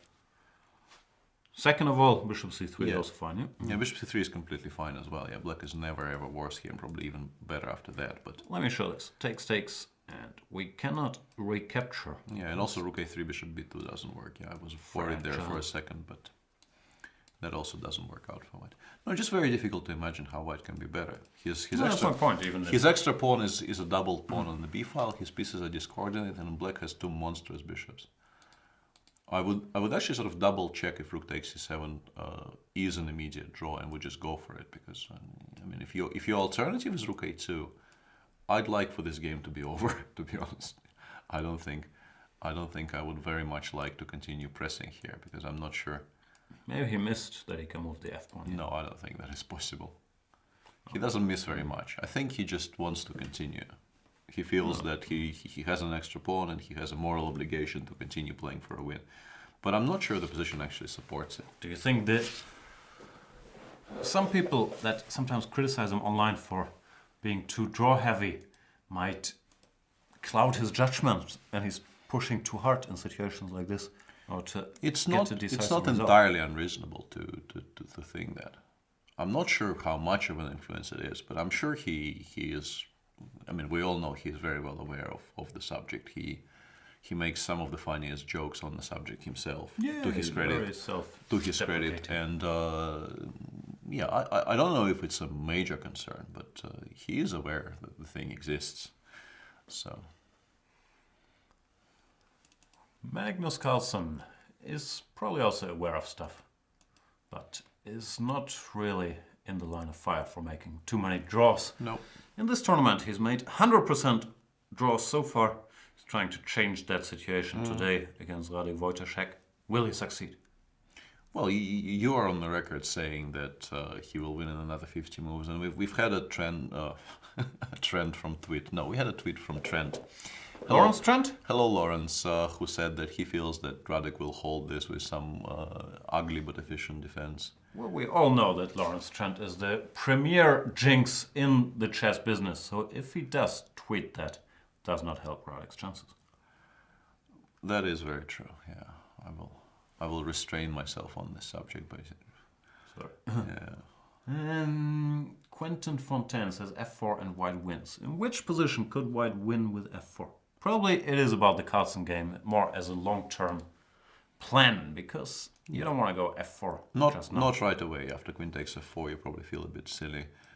But yeah, if white could somehow, if you let's say add to the position the pawns for white on a4 and for black on b4, so that the queen side is locked down, and then rook f1, f4 becomes a huge threat, which black would need to play very diligently against. But here, rook f1, a4, you create problems for yourself. So Radek probably quite wisely kept the queen side semi-open, and yeah, doesn't make it easy for white to focus on the king side alone.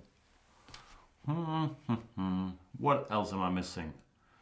Giri wears smart suits. His slender form helps. It is tough to find fitting suit. Yeah, he went knight a4 after bishop d4, which is yeah, the knight expected that, right? Yeah, the knight is sort of aiming for decent squares, but I think it's you can start with either rook e7 or bishop f3. Both are fine. But I would like to make sure the bishop lands on f3, to be honest, because king g2 might be a move otherwise. Bishop f3, can I go b5? Yeah, that was the one thing that was troubling me slightly, is that I wasn't sure I should be allowing that. Rook e7, bc, I guess. Rook c8. I think I'm still perfectly fine, to be honest. Yeah. And I'm really overusing, to be honest. I need to cut down on the honesty here. Normally people who keep talking, who keep using terms like honestly, aren't very honest. Exactly. And I'm giving myself away. Constantly reminding people just how dishonest I am. I can see right through it. But I honestly don't think you're overusing it.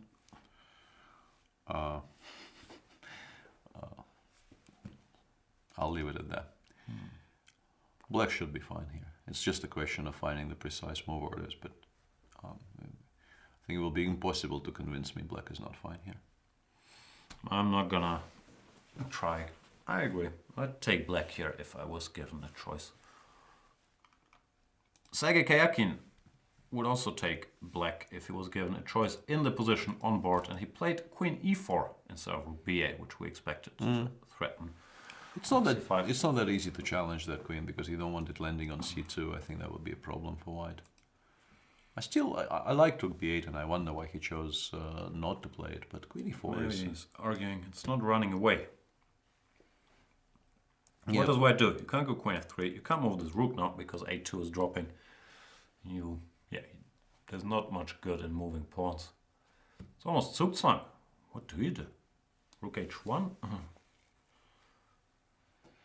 Yeah, white doesn't really have a lot of options here, but he can find some shuffling he can do. Queen d... No, but queen d2 rook b8 is very awkward. Rook h1 doesn't really achieve anything. Black can throw in h6 at any point, completely ruling out anything going on the king side. Yeah, not a fun position for Richard to be playing after a first round loss. And our friend Eric Hansen, aka Chessbra, is in the chat, which probably means, I'm not sure it means that, but my assumption is he finished his game and after that came to the chat, because technically, Eric, it would be illegal if you watched this show while you're still playing, because of all the knowledge we're dropping on this show. I think that would be frowned upon. That's yesterday's week. He finished yesterday's game, no surprise there. He probably also finished today's game in a quick draw against, well, not that quick a draw, in a draw against Benjamin Bock, the Dutch. Not prodigy, but still young enough to be talented. I don't think we can use prodigy anymore. So Eric drew Benjamin Bock, and he says, is it okay if I make quick draws so I can watch Peter and Jan? It's okay to make quick draws, but don't use us as an excuse, because there is not a lot to be learned about chess or anything else on this show. So if you want to make a quick draw, it's because you want to enjoy the scenery of Wijk aan Zee. It's typically nice weather this time of year, so you might want to go for a walk in Wijk aan Zee. You can go from Zeedown to Hoogedam, which is a walk where Jan Ludwig Hammer was once attacked by dogs in the middle of the night. And I was told it's the scariest scene since The Hounds of Baskerville. Arguably scarier if you believe Jan Ludwig Hammer's account.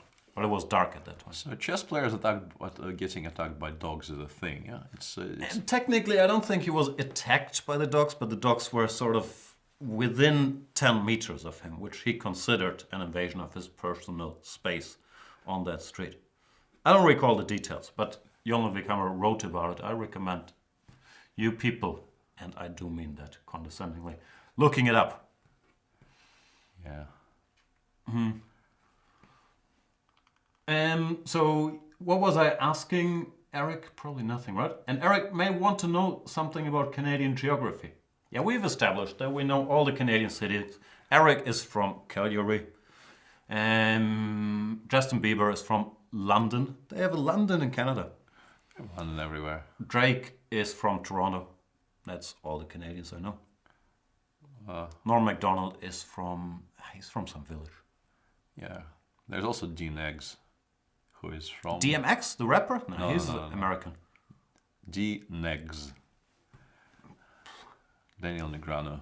But yeah, we're running out of Canadians here. Not true at all. Actually, it is my honest opinion. I'm being facetious. I know lots of Canadians. That all the best people are either Canadian or Australian. Do you agree or disagree? That's the first I hear about it, and I'm slightly confused. I would need to think about it very, very seriously for the next sometime. People are telling us that Lu Shanglei sacrificed half of his pieces against Smirin, so maybe we can have a look at that. And just briefly, in the position you have on the screen, Queen b5 followed by checks from other squares is a perpetual, which is how Eric's games finished. Not games, but the game he had today. Because we kind of left it off with black being a full rook down, and it probably deserves some explanation. Oh yeah, I didn't look at it at all. Yeah, Queen b5 check, and white cannot interpose with because it drops the queen on e2, and this is a very efficient way to just deal with the b4 threat. So this is the Lu Shanglei game. Yeah, white is currently 2 pieces down. He can take on c4 if he wants, but I'm not sure he wants. Because it gives black a very valuable tempo to do something. See, Pamela Anderson is from Canada. I knew that, and it only reinforces my point. Pretty sure May that. you please bother to synchronize the names at the right with the board on the left? Nah, it's unlikely to happen.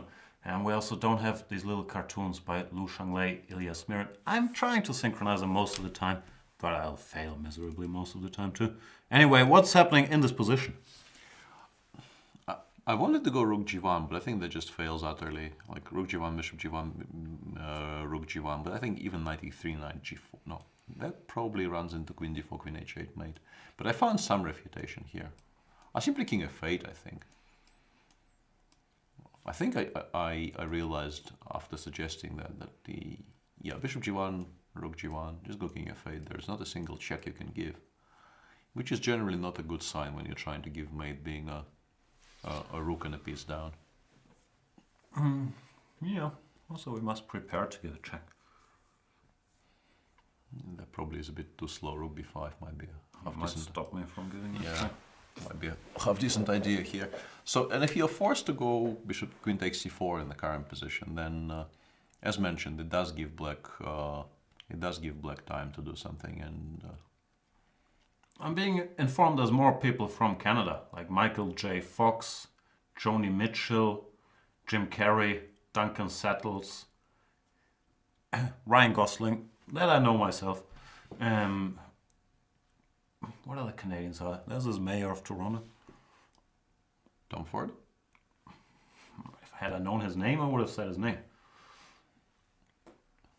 No, there's lots of Canadians. I think they're very good people. And the mainstream theory is that it's because of their free healthcare. They don't have to worry about that stuff. Therefore, they can relax and just be pleasant people. I would say it's a good starting point, sure. I'm also not sure if offending everybody not Rapport, Canadian yeah. by saying I prefer Canadians is a smart play, because I don't think we have that many viewers in Canada. Technically, not even Eric is in Canada now, so we might have no viewers now. Such is life. Let's have a look at queen takes c4 for a second. I know you don't want to, but not here. Please restrain yourself. What? Where one? Queen takes c4. original, starting position. Queen takes c4. I thought bishop c6 wins, but then you can actually play rook g1. Bishop g1 and even rook takes g1, because bishop takes g2 seems like it wins the queen on c4, but it doesn't, because it's a somewhat rare sequence where one side gives a check to which the other side replies with the check of its own. And yeah, well, might still be okay for black though. Yeah? Queen e7, rook e7, any move. But apart from queen takes c4, I don't really see what else Liu Shanglei might choose to do here. I shall do the unthinkable and ask the second biggest chess authority I know about an opinion. Bishop c6, it doesn't care about at all, as usual. Boom! Yeah, that I completely missed, obviously. But in this position, the machine suggests that bishop b5 is very, very strong, because you actually chase that queen down and trade it off, which is... It doesn't have squares here. Yeah. That's cute. You need to see rook b6, because probably queen e6, queen g6 will look a bit scary, but if you do see rook b6, you realize just how strong this is. Black ends up being a full rook up here, and that should be enough. Yeah, it feels like Smirin might benefit from his opponent getting slightly overexcited. And actually, I think the way they got here is very interesting. If you look at the position, we left it at move 14. Let's briefly go through the game, because it really was quite exciting. Knight a5, g5 as expected, going for all-out attack here. Takes, knight h7, h4, knight c4, all seems logical. And this is where Liu Shanglei went for some spectacular stuff. Bishop d4, d5 is so far so good. And here he went knight f5, showing his Sicilian pedigree, so to speak. Black does not take, because knight d5 and e5 looks scary. So bishop c5. And here he had an option of sort of going back on his word and playing bishop takes c5, queen d4, and switching to some normal position. Who does that? But nobody does that. Yeah, I fully agree with him not doing that. That just feels wrong. But after king h1, yeah, black started attacking and taking pieces. b4, yeah, bishop g7, b takes c3. Yeah, Smirin just played this game in the spirit of Pac-Man. Yeah, dialectic materialism, which he probably studied in the university. I've heard that word at some point. Yeah, ef g6. It seems like maybe Smirin was even more winning than he is right now at some point in this game. Like g6. Yeah, rook b6 was good here. Yeah, the machine suggests that rook b6 is just winning on the spot, but it's not an easy move to make in a practical game, because it feels like you're allowing gh7 and queen h5 mate. But because the rook is on the 6th, queen h5 is no longer mate. I'm being told I should stop covering the king. Okay, I'll try. g6, fg, check. Rook f7, ef, gf. This is how and Liu Shanglei is we still, got here. yeah, he's still thinking queen takes c4 is the only really move that he can make, and he finally made it just now. And now it seems that Ilya needs to find bishop b5, and if he does, he probably will win. And if he doesn't, it might become a game again. Although black is better after various other options. Yeah, it's such a position with pieces all over the place. Yeah. And time running low. You never know what's happened. This you might actually not win, but if you do find bishop b5, then life kind of forces you to find rook b6 after queen e6, and from that moment on, you really should be converting this without too much trouble. We're still talking about Canadians. Captain Kirk is Canadian. Probably not the real Captain Kirk. Shatner, is he Canadian? Very possibly. You like Shatner, so that will probably bring you over to Team Canada. There's also people who disagree. No, I never really left Team Canada. And now I will land in more hot water. It's your mention of the Australians that got me worried. What? Oh, you don't like Australians? You're okay with Canadians? I was perfectly fine. I was perfectly fine with Canadians, but when you brought Australians into it, I was. Is that because Flight of the Conchord has instilled you with a deep hatred for everything Australian? I didn't need Flight of the Conchords to. As an England cricket supporter, I don't need additional reasons to have issues with Australians. Oh, okay, that is not a valid argument in my book. Let's go back to the A tournament. A tournament, the Canadian free tournament, where yesterday Magnus Carlson drew in not too exciting a game against Wesley, but today Magnus Carlson is trying to put pressure on Radek Wojtaszek. Yeah, he is still making some slow progress on the king side, but seems like Radek has things, well, I wouldn't say entirely under control, but the position hasn't changed very much. White played h5, but White was always very likely to play h5 at some point in the game. And with the rook on c7, Black currently has all of his weaknesses covered, but it's not a pleasant position to play. No, he's gonna lose, as I predicted. But the question is when. And this is not meant as disrespect for Radek, who's a very, very strong player, arguably the best theoretician out there. Very nice guy, teammate of ours. It's just, I think, against Magnus, these positions where he's slightly worse, and Magnus can like poke left and right without running too many risks. It's just so hard to play for. Yeah, no, I don't disagree. In Giri saw Wesley went rook a7 in the position we were discussing, which is also, I guess, fine. Yeah, more than fine. No, as we mentioned, it's just with bishops like this, there's no way White can be better. And I think finding a way to just liquidate everything and making sure that you don't run into some trouble would be an advisable course of action here for Anish. Roy says it's almost easier to list the great people who are not from Canada. That's probably a good point. I can't think of anybody off the top of my head who's great and not Canadian. Some of these Baldwins, are all the Baldwins Canadians? Like Alec Baldwin, by now he might have a US passport, right? I'm not sure if Canada can still claim him then. I will have to read up on the subject. You've confused me sufficiently that I'm... That is the sole purpose of this show. I understand that, sure. I think you can safely stop now, because for today you've achieved your life's goal, and you know that's not happening. But yeah, we can talk about a bit of chess. Well, this is equal. No, after Karjakin. After bishop f3 Black is fine. Karjakin is... Some curious things are happening in that game, because, for instance, Richard just now had the option of taking the queens off, and although I do understand that the resulting endgame doesn't really look pretty, you would probably still prefer it to the non-endgame positions. Maybe he feels that Black will eventually have to trade queens somewhere. Don't know. Hang on, the Baldwin brothers might... Sorry. Focus, yeah. Would you, instead of rook a1, would you take on e4 there? And just say there will never be any entrance squares for any of your pieces, so I will hold grimly. I'm biased because I've never refused queen exchange, or I've never waited.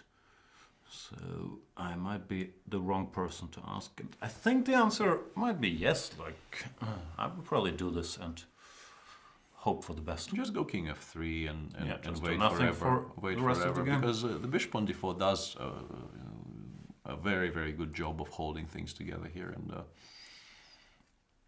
doesn't seem like you should be in a lot of trouble. But Richard played rook a1, and Sergei is kind of insistent. He played queen c2, I think, with the idea of trading queens if White plays queen f2, because of course for Black it's completely unthinkable to take on f3, allowing g takes f3. That improves White's structure no end. But after queen f2 you can actually take and get the same endgame. You don't want to take here, because that only simplifies things. That suddenly makes White's position maybe even slightly preferable. No, your pawn on a3 is your one huge advantage. So trading it for the a2 pawn is not something you should even contemplate. Apparently the Baldwins aren't Canadian. I apologize. I thought in that South Park movie where they apologized for Celine Dion that they also apologized for the Baldwin brothers, but I must be misremembering. I'm sorry about that. No, I think they apologize for Bryan Adams there. No, for sure. But there's some Baldwins in there. I'll look it up. Lukey boy. We haven't been with Lukey for a while. Hasn't Black sort of improved his position greatly? Yeah, actually, that probably was the reason not to play knight f3. He may have missed queen a8. That's a nice move, sort of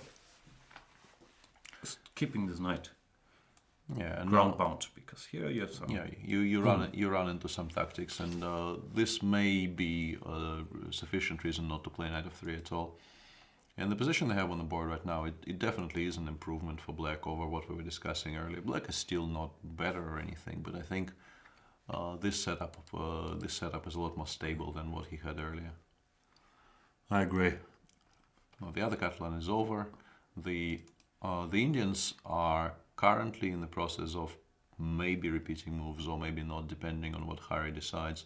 He just played knight c5 d3. We expect Adjiban to play bishop d7, although rook e6 is also a move, but I think bishop d7 is more natural. And then Hari There's a repetition. Yeah, he will have the option of doing this.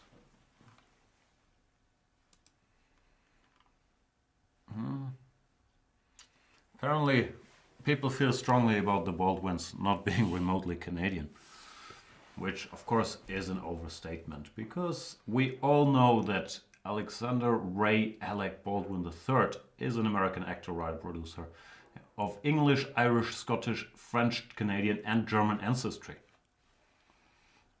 I don't know, Peter might actually punch me if I continue doing this, which would be a first for the show. Probably would be great entertainment long term. I'm not going to go there.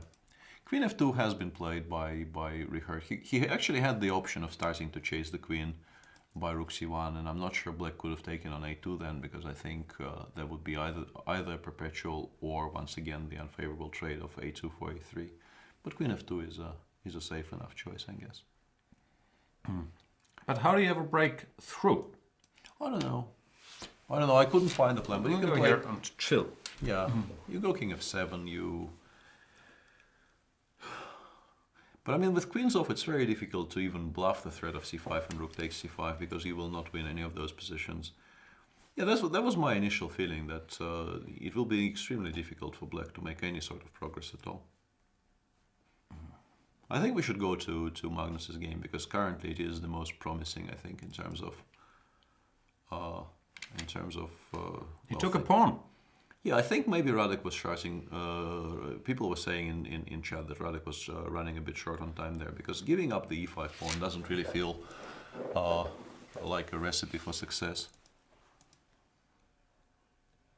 We're trying to establish what the time situation is there. Yeah, 35 minutes for Magnus against 2 for Radek, and yeah, this really does look very grim now. Nice point must be that here he's hoping to simplify and hold some endgame, right? Yeah. G6 is also hanging. Now here, after queen takes c4, his position is not even that horrible, apparently. Although I still don't really understand why he felt the position he had before then was so horrible that this was required. That's a different question altogether. But in the current position after queen e5, rook e7, there are maybe better squares for the queen. You can actually start with hg, because hg creates a threat of mate in 3 with the Excelsior motif, rook e5, gf7, double check. And Excelsior motive? Well, not exactly, because the queen, the pawn doesn't actually reach the 8th, but it is a bit of an Excelsior motif there. And after hg, you have the queen f4 move available to you, with the idea of queen e4, bishop takes f7 might be an improvement, leaving black with a number of weaknesses. This looks like endless suffering. No, this looks like technically lost positions. It's in the not immediate... endless. Yeah. There will be an end to it.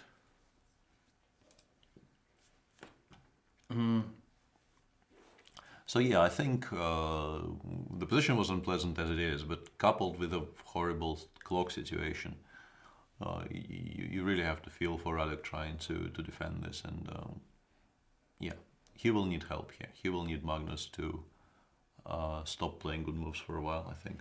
Unlikely in such a position. Yeah, it doesn't happen very often, but yeah, I think this is now the pre-requirement for Radek to get out of this. He still needs to make 9 more moves. He's only got 2.5 minutes left. I mean, he does get increment, but it's a bad position, and he also has clear clear-cut clock issues. So.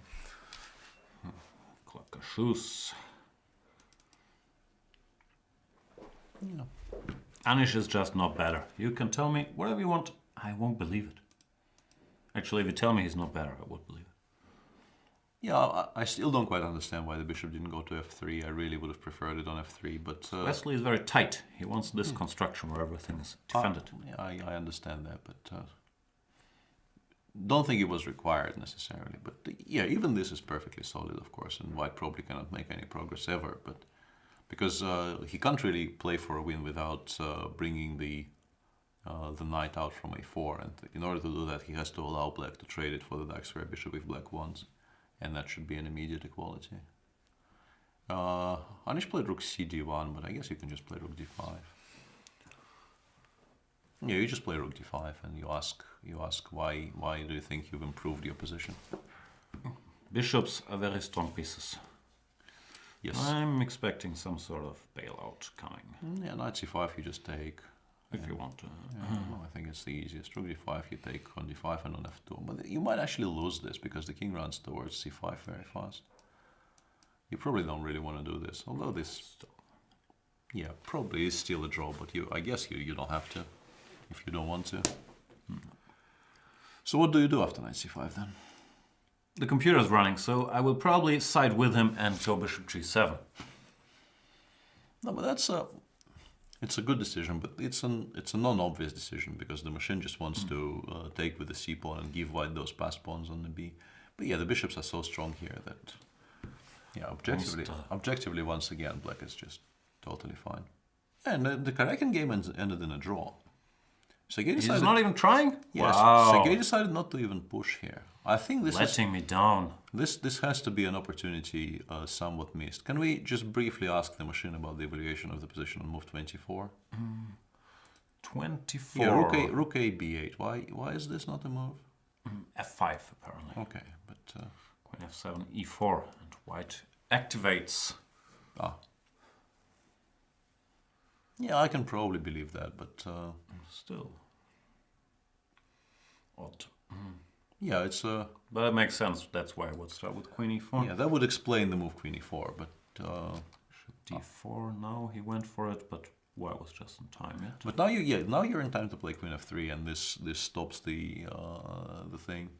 And here, according to the computer, you can go back and keep pressing, but he didn't feel like. Okay, I was wrong on this one, which is very disappointing. So we are 3 games down in the Masters so far. So far.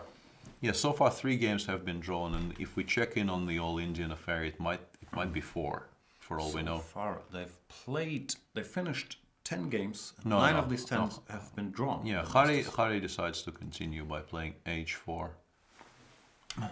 Yeah, Fair enough. That's a fair decision. Takes, king goes somewhere, knight f3 check, I guess. You don't want to take on g4 and self-mate. Although the machine says there is no self-mate here, but it's a bit of a risky decision. What happens if I go king g6? Do you think Adiban is a self-made man? Not today. Yeah, king g6, g5. The machine suddenly starts thinking white is much better. So Hari has taken a timely decision here. He probably is a... You know, this construction is maybe the only construction in which this h4 move is so strong. So according to our machine running at not a very large depth, black actually needs to meet h4 with gh, king g5, and then king takes g4. Machine gives a different option, sorry for interrupting, but you can also go for this. And yeah, this probably looks more sane. This is a lot more human and a lot saner, yeah, than running with your king all the way into the enemy camp. Yeah, So probably stuff will get exchanged and draw. yeah, you feel like this should be a reasonably easy technical draw. Yeah, still expecting a draw here. Let's go back to Carl's monster. Yeah, Magnus is still thinking, and I think that's the correct approach here, because you do feel you should be close to winning here, but you don't want to make an inaccurate move somewhere and let some of your advantage sleep. And he played queen f4. There's also a4 followed by queen takes c2, so this actually required some careful assessment, but f7 is so weak that you probably aren't that worried. You can play rook f3 here, or takes, rook f3. Rook c1, rook c8 is also very scary. Yeah? All pieces firing on all cylinders. And in particular against someone on 2 minutes. Right, went a4. Because, yeah, it's easy to spot that queen e4 is just hopeless. Or, I don't know, hopeless might be strong. No, I think just suffering. I think this is a very very accurate assessment. Kind of stop here. Yeah, bishop d3, b3, and you have 3 weak pawns and a poor king. You will eventually lose this. Yeah. Bishop d5 blitzed out. Let's synchronize. Here we are. I don't think this picture is very favorable for Wojtaszek. Yeah, I don't know if we can actually get it somewhat adjusted to reflect more positively on him, because this really does feel at least give him a crown. Unjust. I agree. I don't think he's done anything to us to deserve this particular portrayal. I quite like the guy. Yeah. Yeah, I think if you don't take on c2, you really are well. You will lose slowly but completely hopelessly. So I think you need to take and hope that the complications somehow work out for you, but they probably don't. Queen c2, rook c1, queen b2, rook c8. You play d3 to have queen g7 as a reply to queen h6. Okay, how do you checkmate here? This is computer just wants violently crash through here. Yeah, this just does the trick. Yeah, it leads to positions which should be technically winning. There are some long lines we've been reading off the screen. I feel a bit embarrassed, but we kind of have to. Like rook f6 apparently is the best move. Takes, and d2. First of all, finding this. Time trouble, you kind of. Yeah, but here after bishop takes f7 and followed by rook d6, why just wins? Okay, I'll switch the computer off because it's not the time of the day yet. Where's the off button? Yep. But the situation looks fairly grim for Radek. What's the time situation exactly? Yeah, he's down to 1 minute 30. He has 25 minutes for Magnus. Yeah, and he decided not to take on c2. But yeah, in this position, White can. I mean, the endgame is now slightly less obvious because your c2 pawn is weak, and it's important for Black to have the pawn on a4 because it stops White from completely consolidating. But you can go queen back, either g2 or c1. I'm not sure which one is stronger. Both look fine to me. And well, White is a pawn up now, and arguably better on every side of the board. So should be a very comfortable position for Magnus. Also, this is move 34, so Radek will have to make 6 more moves on a minute and a half in a position where. Well, they do get increment 30 seconds per move. Yeah, but he doesn't have a lot of time. I think if you have in this situation. He needs to actually make 7 moves. In this position, which would you choose? 5 minutes with no increment or a minute and a half with 30-second increment? Sorry, I was counting. I would always take the no increment because I'm still not good at adjusting to however much time these 30 seconds give me. Yeah, I mean it's important. Once you find yourself in a situation where you're extremely low on time, of course you prefer to have increment, but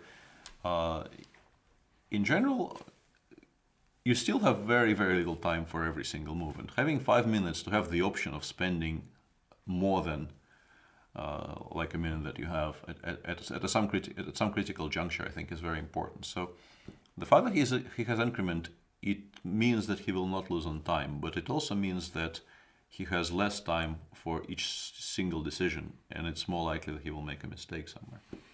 I'm with you. And he has less pawns and less position, and he's playing Magnus. I've been extremely pessimistic about his chances for a while. Yeah. Queen b6 Queen b6 is a good move, at least creating some immediate problems Magnus has to solve, and there is no move that jumps out here for White. I mean, there is rook a2, but you don't really want to make a move like that, and it's probably fine, but it's not here. Yeah, you're not ecstatic about it. Yeah, exactly. But The evaluation stays the same. White has a healthy extra pawn, and when he stabilizes, it's not really if and when he stabilizes, he should be able to convert from here. Agreed. I read in the chat that people want wild sacrifices in the Giri so game. Those typically don't happen in endgames like that, so I would not get my hopes up. Yeah. Anish managed to stabilize, maybe thanks to this bishop b5 you didn't like. Once again, I really think that going for this instead of some kind of opposition with the bishop on f3 was a weird decision. And now only white can be better. That still doesn't feel like there's gonna be much, because we no, go here, for example. I don't think anyone is going to be better. I can take it. That's what I'm saying. Yeah, I take can take rook and go d4, rook d4. and there's nothing to do. No, it's So it's still enough compensation. sure. And Wesley went rook d8, which is slightly mysterious, but I honestly don't think the price of a move is that high here. Now he wants to go here. Maybe, yeah. Knight c3 you can also take if you really I think you will want to. probably take, but no, not a lot of excitement. Anish will continue pressing because now you can sort of justify it, but there's a very, very large margin of error here for available to black. Word. Let's briefly check in with the other Dutchman, Mr. Luke Van Wely. That is the correct pronunciation.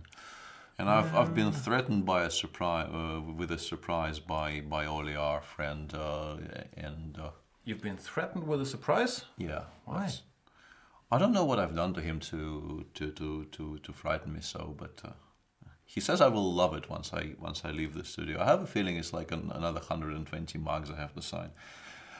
That probably is the surprise. There's no time today because we're going to the movies. We will, Depends on how long the round is. we will watch. No, we'll go to the movies either way. We might be late. We will watch. And people are saying one. India beat England 3 exclams. Yeah, chat dislikes me for some reason. What have I done to you, chat? I think you've tried to cripple that great Canadians discussion, and the chat is 98% Canadian, so that hasn't endeared you to them. Chessbra saying, good question, Galactic. Is Jan a second of Eric? I don't think we're at liberty to say. So the official version for now is no.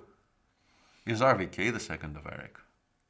Robin the Campster. Normally, whenever I talk to Robin, he's pretending like he's so busy studying, whatever he's studying, I think, like art history or something, that he doesn't have a free minute to even talk to anybody. So I don't think he would have time to help Eric.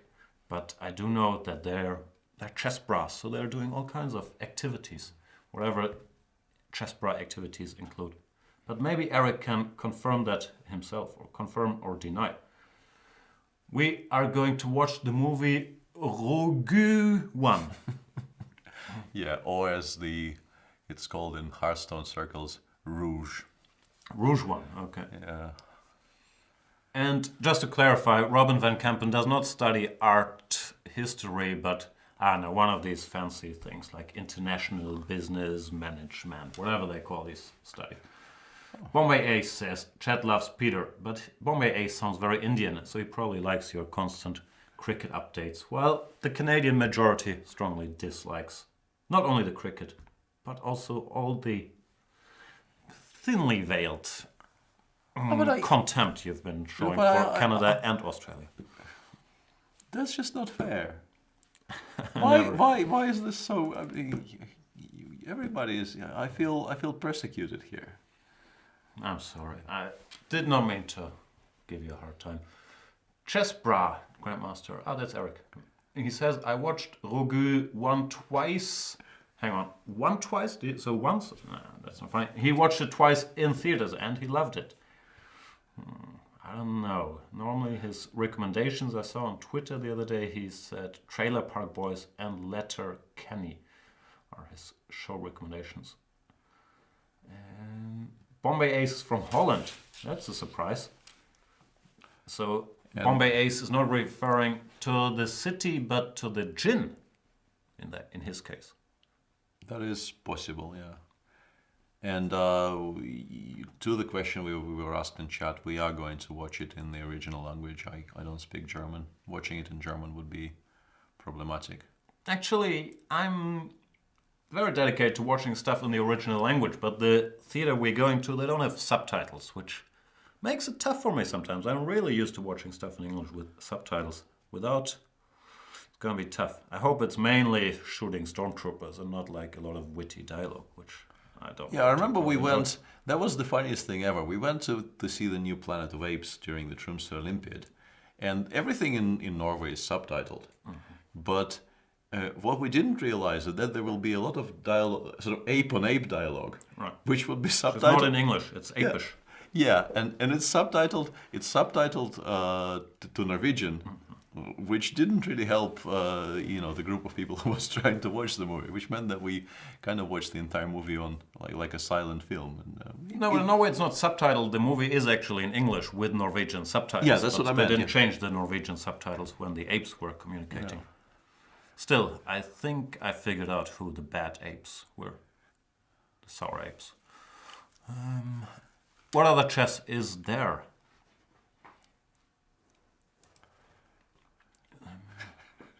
No dialogue at all. Are you talking about the show? Yeah, this is not dialogue. I say my piece, he says his piece. I go catatonic when there's cricket or chess involved. Yeah, that's pretty much.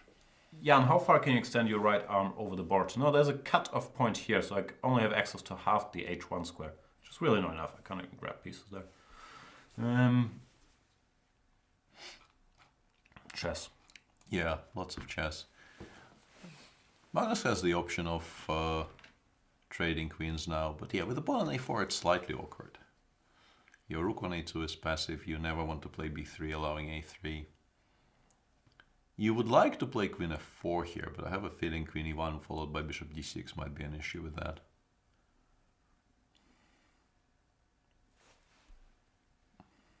Can you play? Show. Yeah, can you play queen g5 maybe?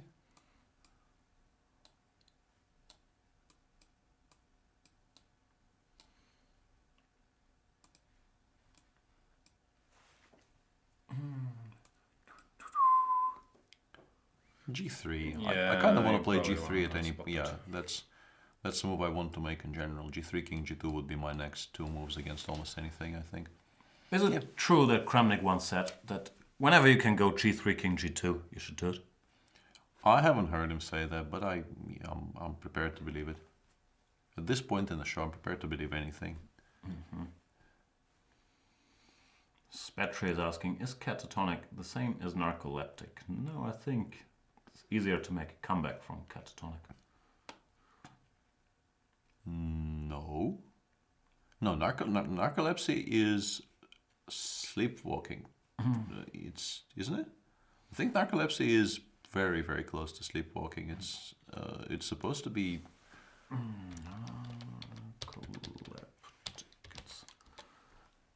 No, I misspelled that. Oh yeah, it's just long-term neurological disorder that involves a decreased ability to regulate sleep-wake cycles. So it's not even sleepwalking, it's just being awake. No, I think it's falling asleep at weird random points. Ah, okay. Keeping the eyes open. Not even sure about that. And catatonic states are not good. I think they are actually worse than narcolepsy. Yeah, I wasn't serious about that. It's when you keep dropping off to sleep. Yeah, that happens. No, it doesn't happen to me much.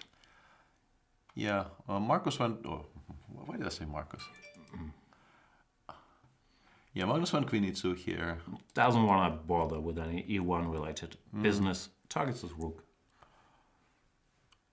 You would like to play rook a6 c5, but that's not a legal move, unfortunately. Nope. Rooks can't move like knights. So where would you put it here? You also probably want to keep it along the sixth to make sure that you don't blunder something on the king's side. And that does not leave me with a lot of choice on b6. Yeah, and I do feel g3, king g2 is coming. Rook b6 has been played, and yeah, since there is no mate on the king side available, I do feel that gentrifying your position a little bit by playing g3, king g2 might be a decent idea here.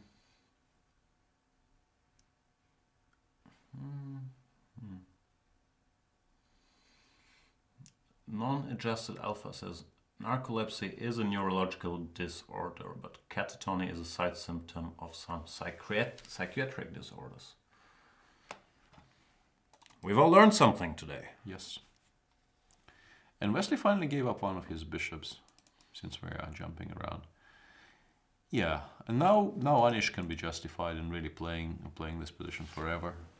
Although he's probably without success. It's yeah, a bit similar to yesterday's game, Hare Krishna against Aronian, where had Hare Krishna played king f3 and king takes f4. Yeah, you're not winning this, but White also is completely justified in continuing at least for a while. BC f6 already has been played. Yeah, if you give White like 5 tempi here, he might be a bit better, but nobody's gonna give him 5 tempi. So yeah, I think even activating the bishop from d2 will be increasingly difficult because the pawn needs to go to b4, and then Black plays rook d4 at some point, like before king f7, followed by rook d4, and White will be so completely tied up to the protection of that b4 pawn that, yeah, don't really expect this game to finish in anything but a draw, and frankly, maybe even fairly soon. Yeah, I don't believe there's a lot of potential here. We are being asked by Tata Limov. Hi, Jan and Peter. Who are your favorites to win the Tata's Challengers? Jordan van Foreest seems like a strong candidate, question mark. What do you think? We're both sort of on the record as being very impressed by Jeffrey Chong, and I lost first round. We got he did. It's a long tournament. I mean, Marcus Ragger is on paper quite clearly the strongest player in the tournament, and he did start by beating one of the people I thought will be his main competitor for the qualification spot. Jordan is a very interesting player, but he would not be the first name on my list. And he's also seemingly in some trouble today against Jeffrey. This is the Chong van Foreest. I can't pronounce that as well as you do. But yeah, this is quite clearly better for White.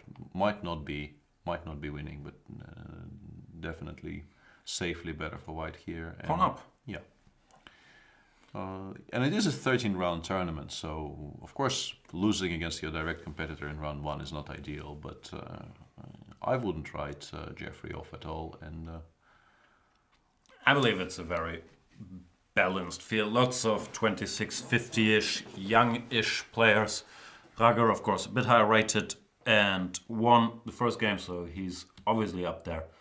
But then it really depends on who catches some momentum, like our boy Niels Grandelius, I believe, has to have a chance. Sure. No, there's a great number of people in that tournament who, provided they get some prevailing wind, could do very, very well. And yeah, I think it's a very, very open field this year. Sopikol got mated on the board against Gawain, but yeah, as described, that position never really looked particularly nice. So. Not a huge surprise. Lu Shanglei is down a full rook against Ilya Smirin, but he is still continuing because the king on g8 feels a bit naked. But you can start with rook d1 check, I guess, force White to tie himself in knots a little bit, and now knight f8, for instance, looks very attractive. This should be winning for Black. I mean, I can take on f5 here. It's just a couple of checks. If this is not winning for Black, I'd be extremely surprised. Yeah, with guys like Lu Shanglei, I can't really evaluate his current strength. I haven't seen him play that much, but it's very possible he could also join the battle for first prize. I think with Lu Shanglei, what you get is extremely uneven. Some games he will play like a genius, and some games less so. And Marcus will be pushing here, but this might be holdable. It's not a pleasant position for White at all, but great outcome from the banker. You got your pawn back and you have good knight, Yeah. bad bishop. It's very important that the queen is on d4. If black had control over the dark squares already, like if you had the queen on b6 and the knight on f6 already and the king on g7, you would really take black in a position like this, because you start invading, like rook e83 would become an idea. But with the queen on d4, you feel that maybe black will have to actually trade the queens somewhere, and then it becomes a lot easier to manage, I think. But yeah, black is still a favorite here.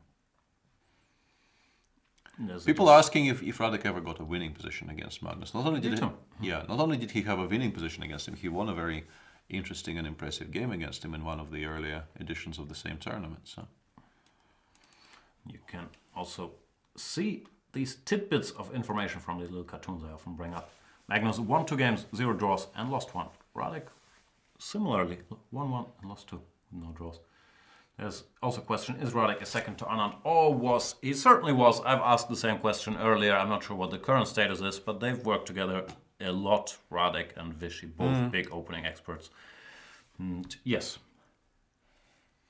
And Magnus does go for g3, unsurprisingly, and now that his king position is safeguarded, and he also somewhat stabilized on the queen side, he should find some improvement plans, like rook f8-3 might be a move you can try at some point.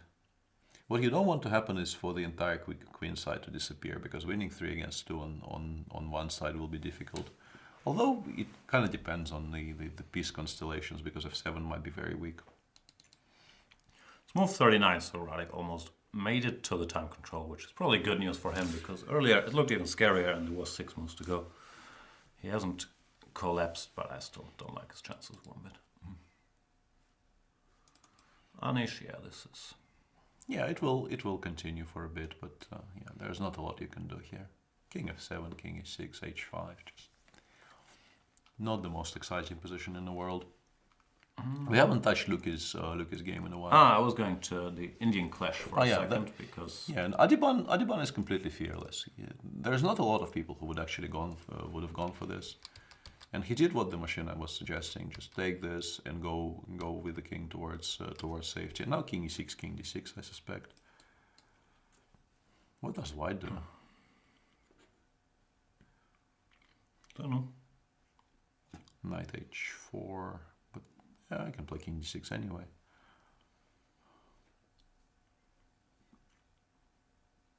Because for a very brief time that we had the machine running, the evaluation of this position was 0-0-0, but I'm kind of wondering why. Why is white not worse?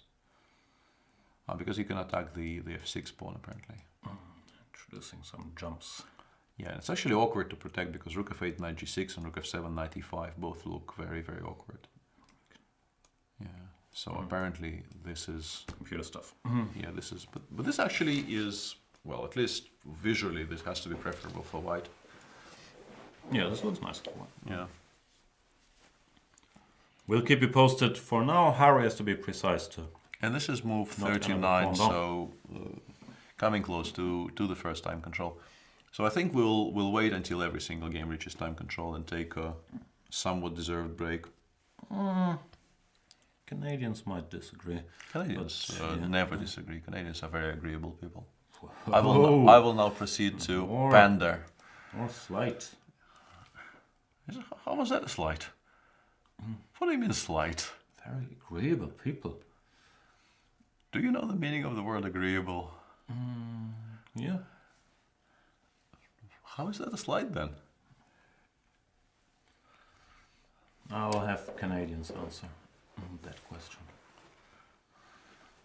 Chicago Dave is trying to fish for information about my work for Magnus. Yeah, I'm not at liberty to disclose that much, but it was very, very interesting and a great experience, a great honor, and very painful suffering that the match went on for so long. But yeah, I liked it, but I'm not going to give you details on lines we've looked at and not. What else is happening in... Yeah, Luki. We haven't looked at Luki for a while. Yeah, this is... I mean, This is a Black's, mess. Black's position looks a lot better than it looked, let's say, 10 moves ago or so, and it feels like White should try to activate some of his pieces, or he risks landing in trouble. I see the computer gives 0-0. I'm But slightly that's surprised why, because Black's position looks much more compact than White's. yeah. You play Queen D7, and it's actually quite difficult, I think, to deal with this queen. I think the reason it's 0-0-0 is that Black needs to start chasing it, and after Rook D8, you can play, I guess, both Queen E7 and Queen C7 are okay, or even Queen F7 apparently. And Black can and will chase it wherever it goes, but I don't think Black has anything more useful to do. So if Lucky finds Queen D7, which I think he should do, he'll be fine. What? This is move 32. Let me study the clock. And he doesn't. I know, my boy. I have a feeling He went knight f4. Yeah, Down to 1 minute. Rook C1, Queen G8, isn't it? Yeah, I actually spotted it without the help of the machine, which Ooh. I'm very happy about. Yeah, no, this is suddenly really, really bad. Trouble. No, that's just so counterintuitive. I mean, instead of activating your own heavy piece, you've given Black an opportunity to activate his. I understand he probably just missed King D8, Queen D8, and without Queen D8, maybe this is a good position. But I think just allowing Rook C1 check is a horrible practical choice in what I assume is time trouble. You had a look at the clocks? Because Yeah, Luke is down to 1 minute. Pavel doesn't have a lot of time either, but more than that, like 2 minutes something, of course, with increment. Yeah, no, but now after Queen D8, But you would expect Pavel to find Queen D8 is such a natural. No, he blitzed out Rook C1 check, so I think he sees it. I mean, he has other options, but Queen D8 is just so immediately, obviously strong that you see it, and B, you play it immediately. There's just no reason not to. Yeah, and Queen D8 is on the board. The only way not to sort of die immediately, I think, for White is to go King H3, Knight takes F2, King G3. Not pleasant to give this pawn with check. And it's a slight miracle that there is no immediate mate, frankly. But even here, there's no shelter. You play Rook D1 and you actually drive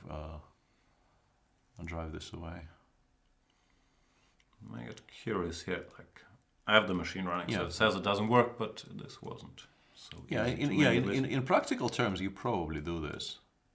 Because you don't realize probably straight away just how bad this position is. This is completely hopeless apparently, but this seems to be winning for Black, but yeah, from far away in time trouble, you see exchange up, I'm not getting mated. Luke played Knight H3, which giving this pawn with check is painful. After Knight H3 takes, there's apparently nothing he can do. no, but he can't even attack any of those pieces. So yeah, he will just get completely rolled over now on the king side. That's a very sad conclusion to a game which I think he led quite well for a long stretch, and then more or less one horrible mistake will be the decisive factor here, as it sometimes is in chess, obviously. But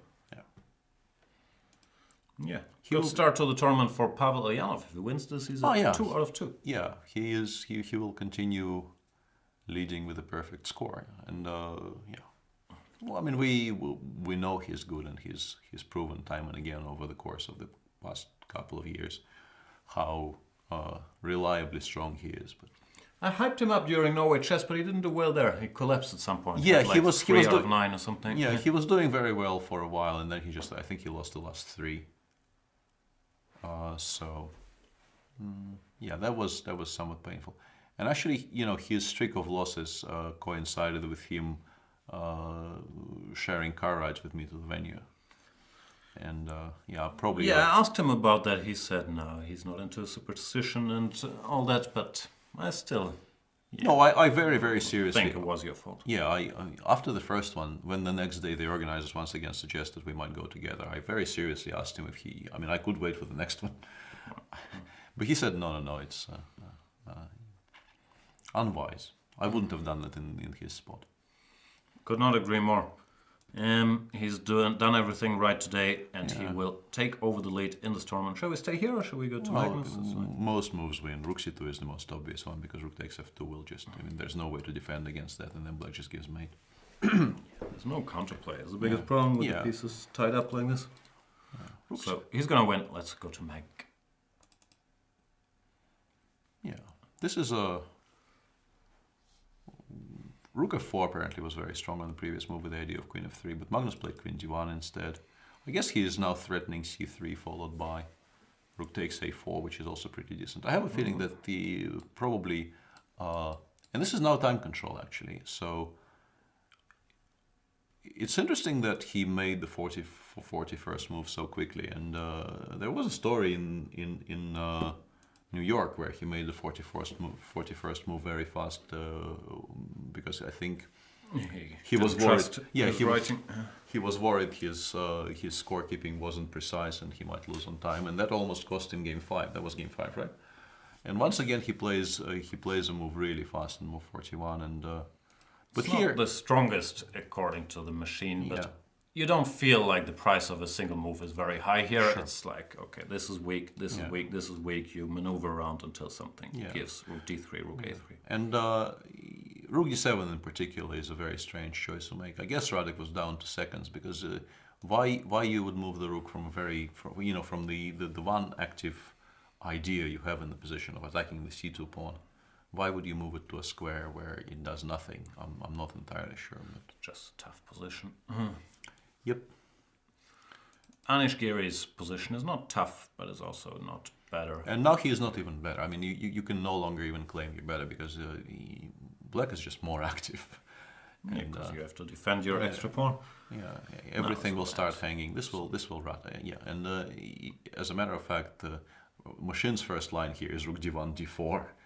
Which is very sensible. Which is a very good indication of just how not better this is for white.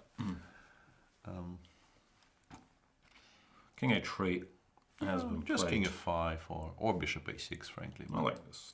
Bishop a6, bishop c8 is fine. But also if you just play king f5, white will never make any progress whatsoever. Choices are available to Wesley here. So his streak continues. Draw. And actually, the game was agreed drawn. So we have draws in 5. Hare Krishna Adiban is still going on. We have 4 draws. A victory for Pavel Eljanov. The game may not have ended yet, but it will end in him beating Luke van Wely with black. Is it time for the panic button? Is classical chess dead? Do we need chess 960 in every major tournament? Because there's all these draws.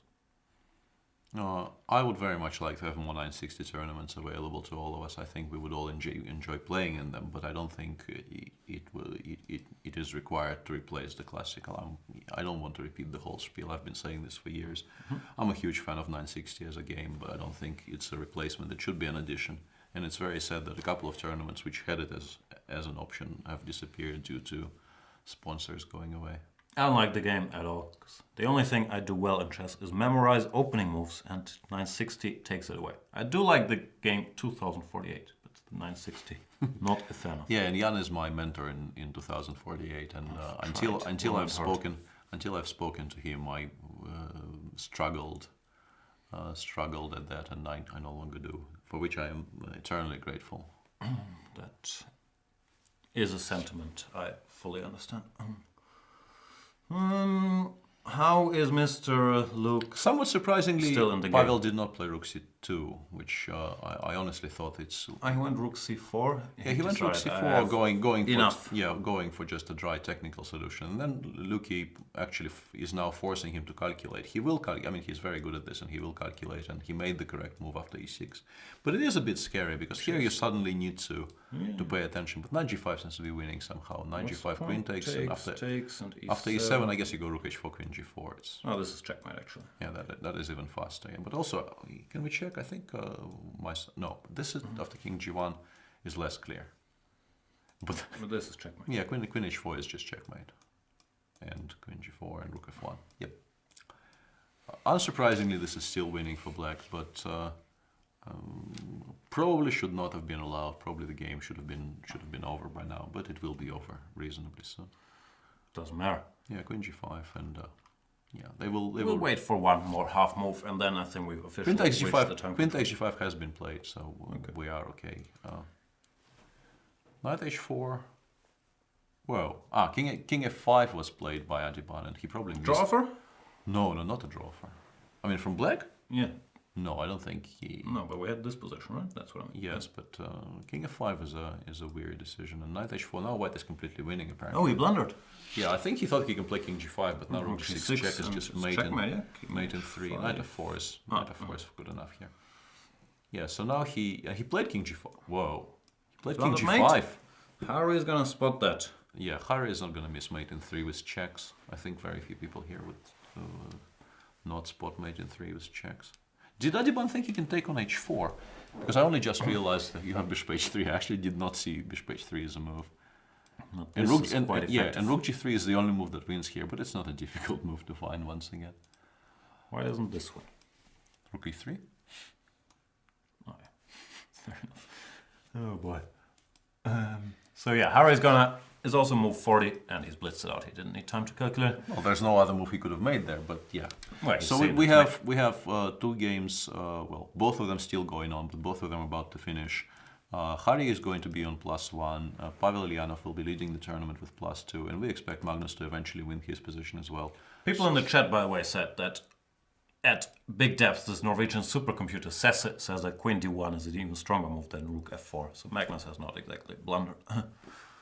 No, all I was going to say is that maybe he has this new habit of just making move 41 in positions where he could have thought. I wasn't claiming it's a bad move, it's just that there was this storyline from No, I didn't mean to correct you, just Yeah. as a general information. We'll go on another undeserved break and be back with you in a couple minutes. Before I do that, I have vouched to give you a little tactics exercise. And thankfully, I haven't done this, but our boy Jonas has prepared some tactics from games between players that play each other today. And one of those is... Vouched? No, I'm just saying random words. Here you go. Black to move in a game between Wesley So and Anish Giri. How did Anish Giri win this? We'll be back with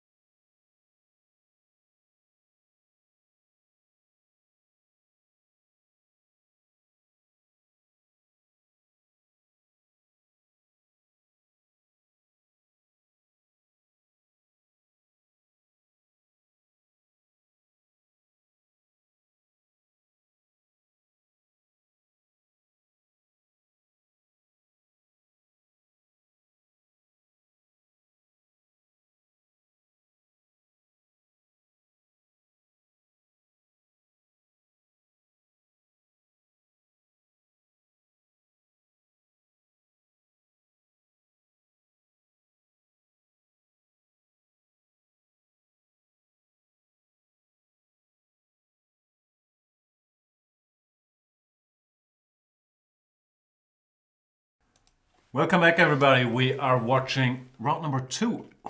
This pocket square is way out of place. Round number 2 of the Tata Steel Chess 2017, where Magnus Carlson is still playing, but well on his way to victory against Wojtaszek. While we were on break, the game between the All-Indian battle ended in victory for Hare Krishna. Peter, what happened? We knew that. We knew that.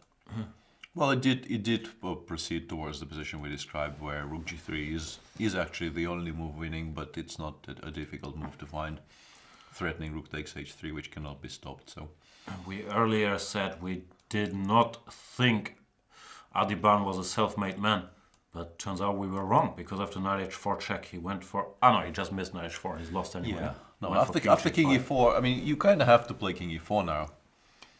Because I think of all the options available to black, it's the only move which is, I mean, it's not immediately obvious how it loses, but after Rook C3, you kind of feel this king is not it's not for this world. Yeah, doesn't look nice. Although, I mean, the lines do get somewhat confusing. After Rook F7, the Bishop H5 followed, Rook H5 followed, I guess the threat is King E2, King D2 maybe, and then Knight F2 mate. Yeah, you do get the feeling that the king will get mated somehow, but King H5 is, I mean, King G5 is just mate in 3 with checks, which... yeah, he must have missed Rook G3 from far away. And yeah, nice victory there for Harry, who has established himself as on the verge of the top 10 and picks up some ratings here. Looking good for the Indian. I was going to say Indian number 1, but I'm not sure if that's true. Vishy is higher rated, right? Vishy is still higher rated, yeah. But... yeah, Vishy is 2786. It's not close. At some point they were very close to each other in rating. Yeah, but Vishy had a number of good results. And Pavel needs to find... I thought maybe Rook H4 in Wely Eljanov game was maybe the only winning move, but as a matter of fact there are other options which also win here for black. But Rook H4 will be played.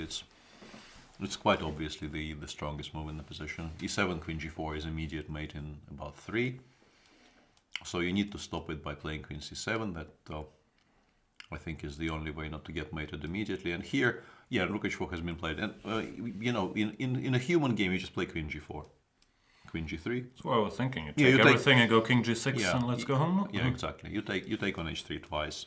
You play King G6 and hands get shaken. Because other moves, according to the machine, win more effectively, so to speak. And look, he plays F3, and here Rook H5 followed by Queen H4 is apparently close to mate. That's cute, but I'm not sure if that's happening. F4 I like, threatening Queen G3. Yeah, F4 forces E4, then you take with the Rook. Yeah, and here it becomes obvious. I think here you just know that the E-pawn will never be fast enough to run anywhere. No. Eljanov's gonna win this. Luke is hanging in there for now, but there's not gonna be another miracle escape. Yeah, he's never the one to die wondering, so he was never going to resign. And Magnus has taken on F6 and now played C3, DC3, Rook A4. Instead of that, there were other moves which also looked very strong. But this, I guess Queen B2, Queen D4 is mate. I think this probably is the reason for what he's doing. Yeah, King G5 and now Queen H8. Now this is an obvious mate. For a second there I was wondering why is King G5 losing, but yeah, Queen H8 is a good reply here. Queen H4 check is not just a check, but also a mate. The last check. Yeah, and because of that the queen needs to go to some other squares, and then white will just collect on C3. I think Radek is quite likely to just resign somewhere around here, because playing some position where you're 2 pawns down and also your position is worse, I think is a waste of everyone's time. And I don't think Radek will be particularly interested. No, the opposite colored bishops are not a drawing factor here at all, as long as there's queens and rooks on the board. Yeah, with queens and rooks on, you just have zero hope of holding this. And you're also not playing someone who is well known for his poor technique. Yeah, expect this to be over reasonably soon. Radek might want to prove me wrong and continue for a while here, but I doubt it, frankly. In the chat, the friends of Anish Giri, who made a draw after a perfectly normal game where he had some pressure against Wesley, so are in full effect again. Giri, yeah, he's now on a 13-game drawing streak, but it's weird because every game is a full game, really. It's just no. I don't know what it is. These things happen, but mainly I think it's just the quality of the fields he's playing against. He is playing constantly and exclusively, I think, against the very best in the world, and you do get drawing sequences there. We haven't shown the solution. Actually, I figured this is probably very confusing if you're just zooming in and it says Giri won, so lost. This was the exercise I gave you guys for the break, but this is not from today. The solution is rook f1 check, forcing king takes f1, because this is illegal. Now... Yeah, that was a stunning game in particular because instead of knight e2, knight e2 was the last move in that position. White had a number of ways to not lose, and to me some mate in 2 with checks is very, very unusual for players of that caliber. Another thing I found curious was our previous exercise. This position, the final position, looks kind of similar to what they're getting today with this dominating bishop on d5. Yeah, there are certain similarities, and the pawn on f7 is very weak.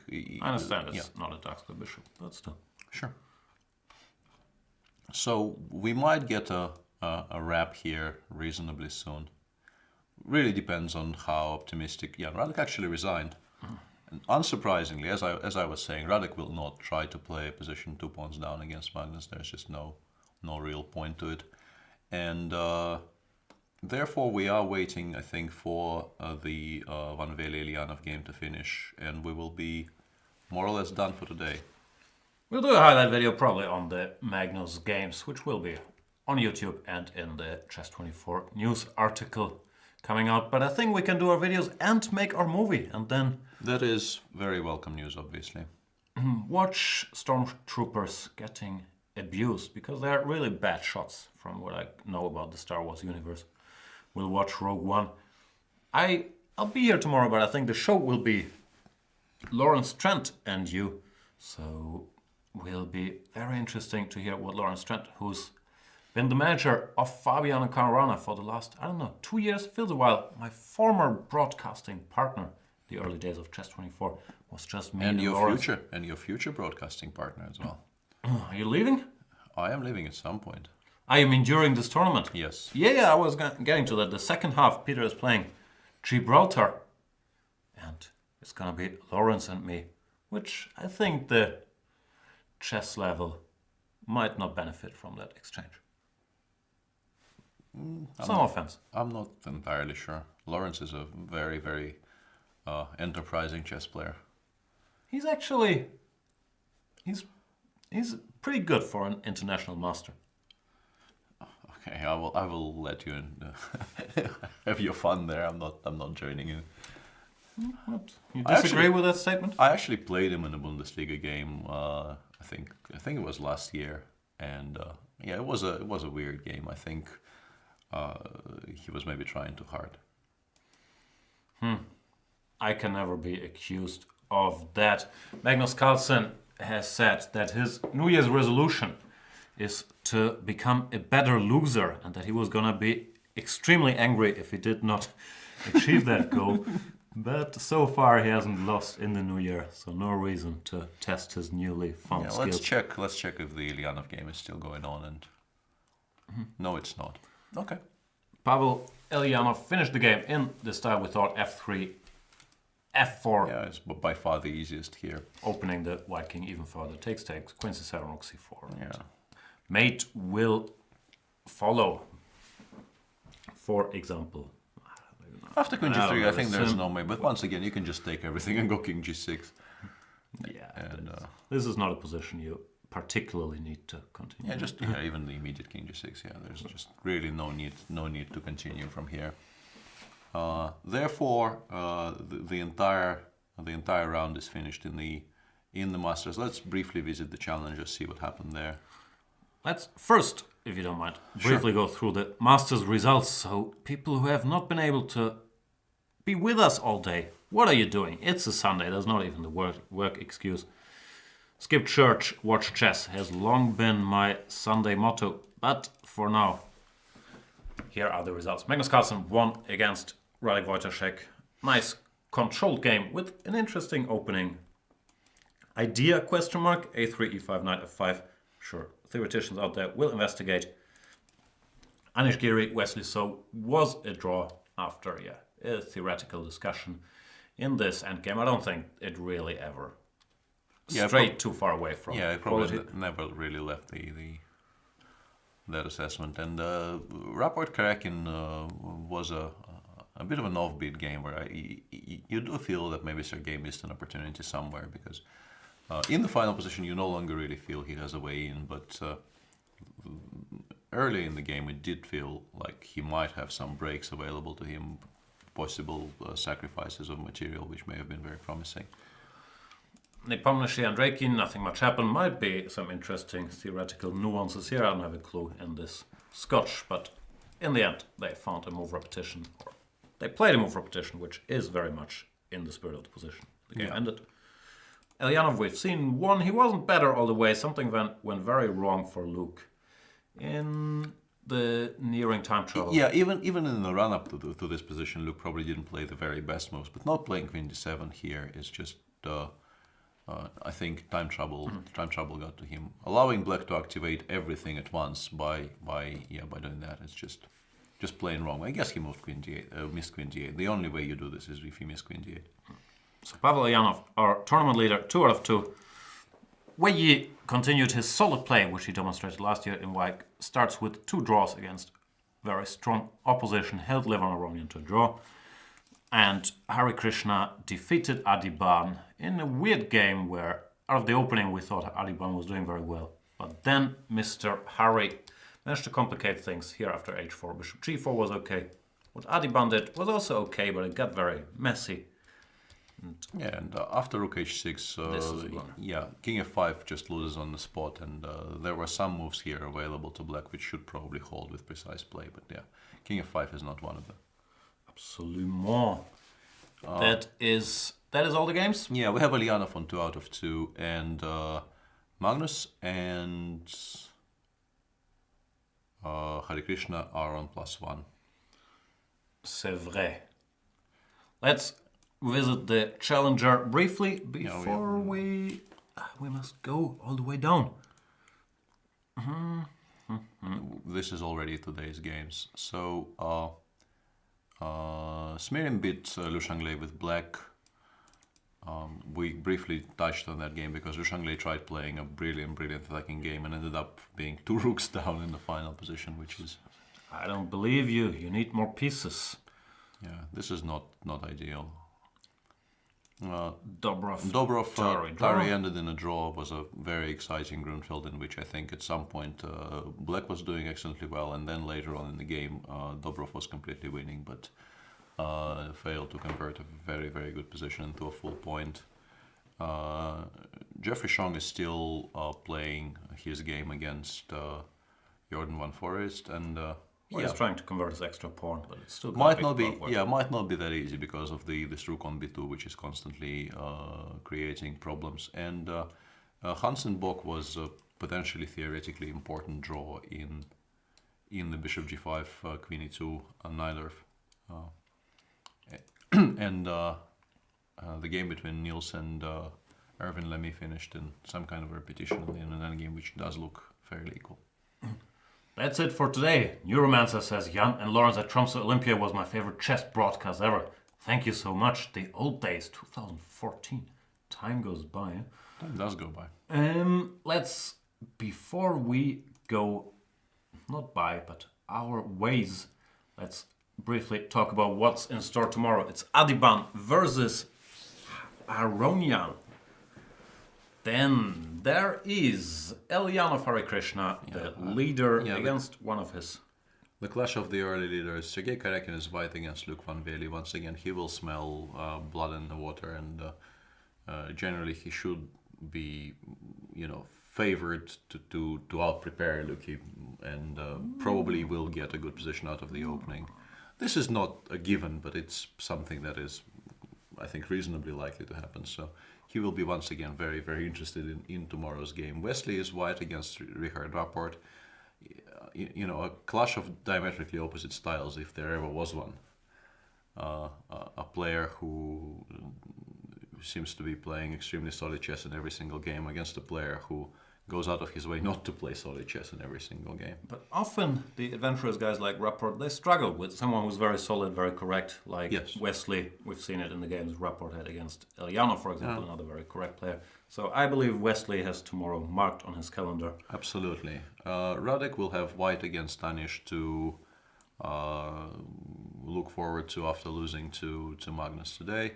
With white, I think Radek is always Radek is at 55% with white against anybody in the world, I feel. But draw, of course, is. I feel there might be people where it's more than 55%. Yeah, if I specified precisely 55%, it was my mistake. Yeah, it's Just 50, being annoying. 55 plus. Dmitry Andreikin is white against Magnus Carlson. They played a couple of games, but not a lot. I think they played in the Tal Memorial, in which Andreikin has beaten Kramnik, and that game was a reasonably non-eventful draw in some kind of C5, C4, C5 English. And yeah, will be interesting to watch, because Andreikin is one of those guys who you don't see them play against very top players very often. They don't get the opportunities. So always curious to see how they do. And the final game of the day is Wely against Jan Nepomniachtchi. So far, Wely, just as last year, has been very, very solid here, right? 2 draws with black against strong opponents. Nothing to complain about. Thank you guys for watching the show, for keeping us company, for naming famous Canadians in the chat. Let's do that tomorrow again for 2-3 hours to keep Peter happy. We'll see you then. Or Lawrence and Peter will see you then. Thanks for watching. Until tomorrow.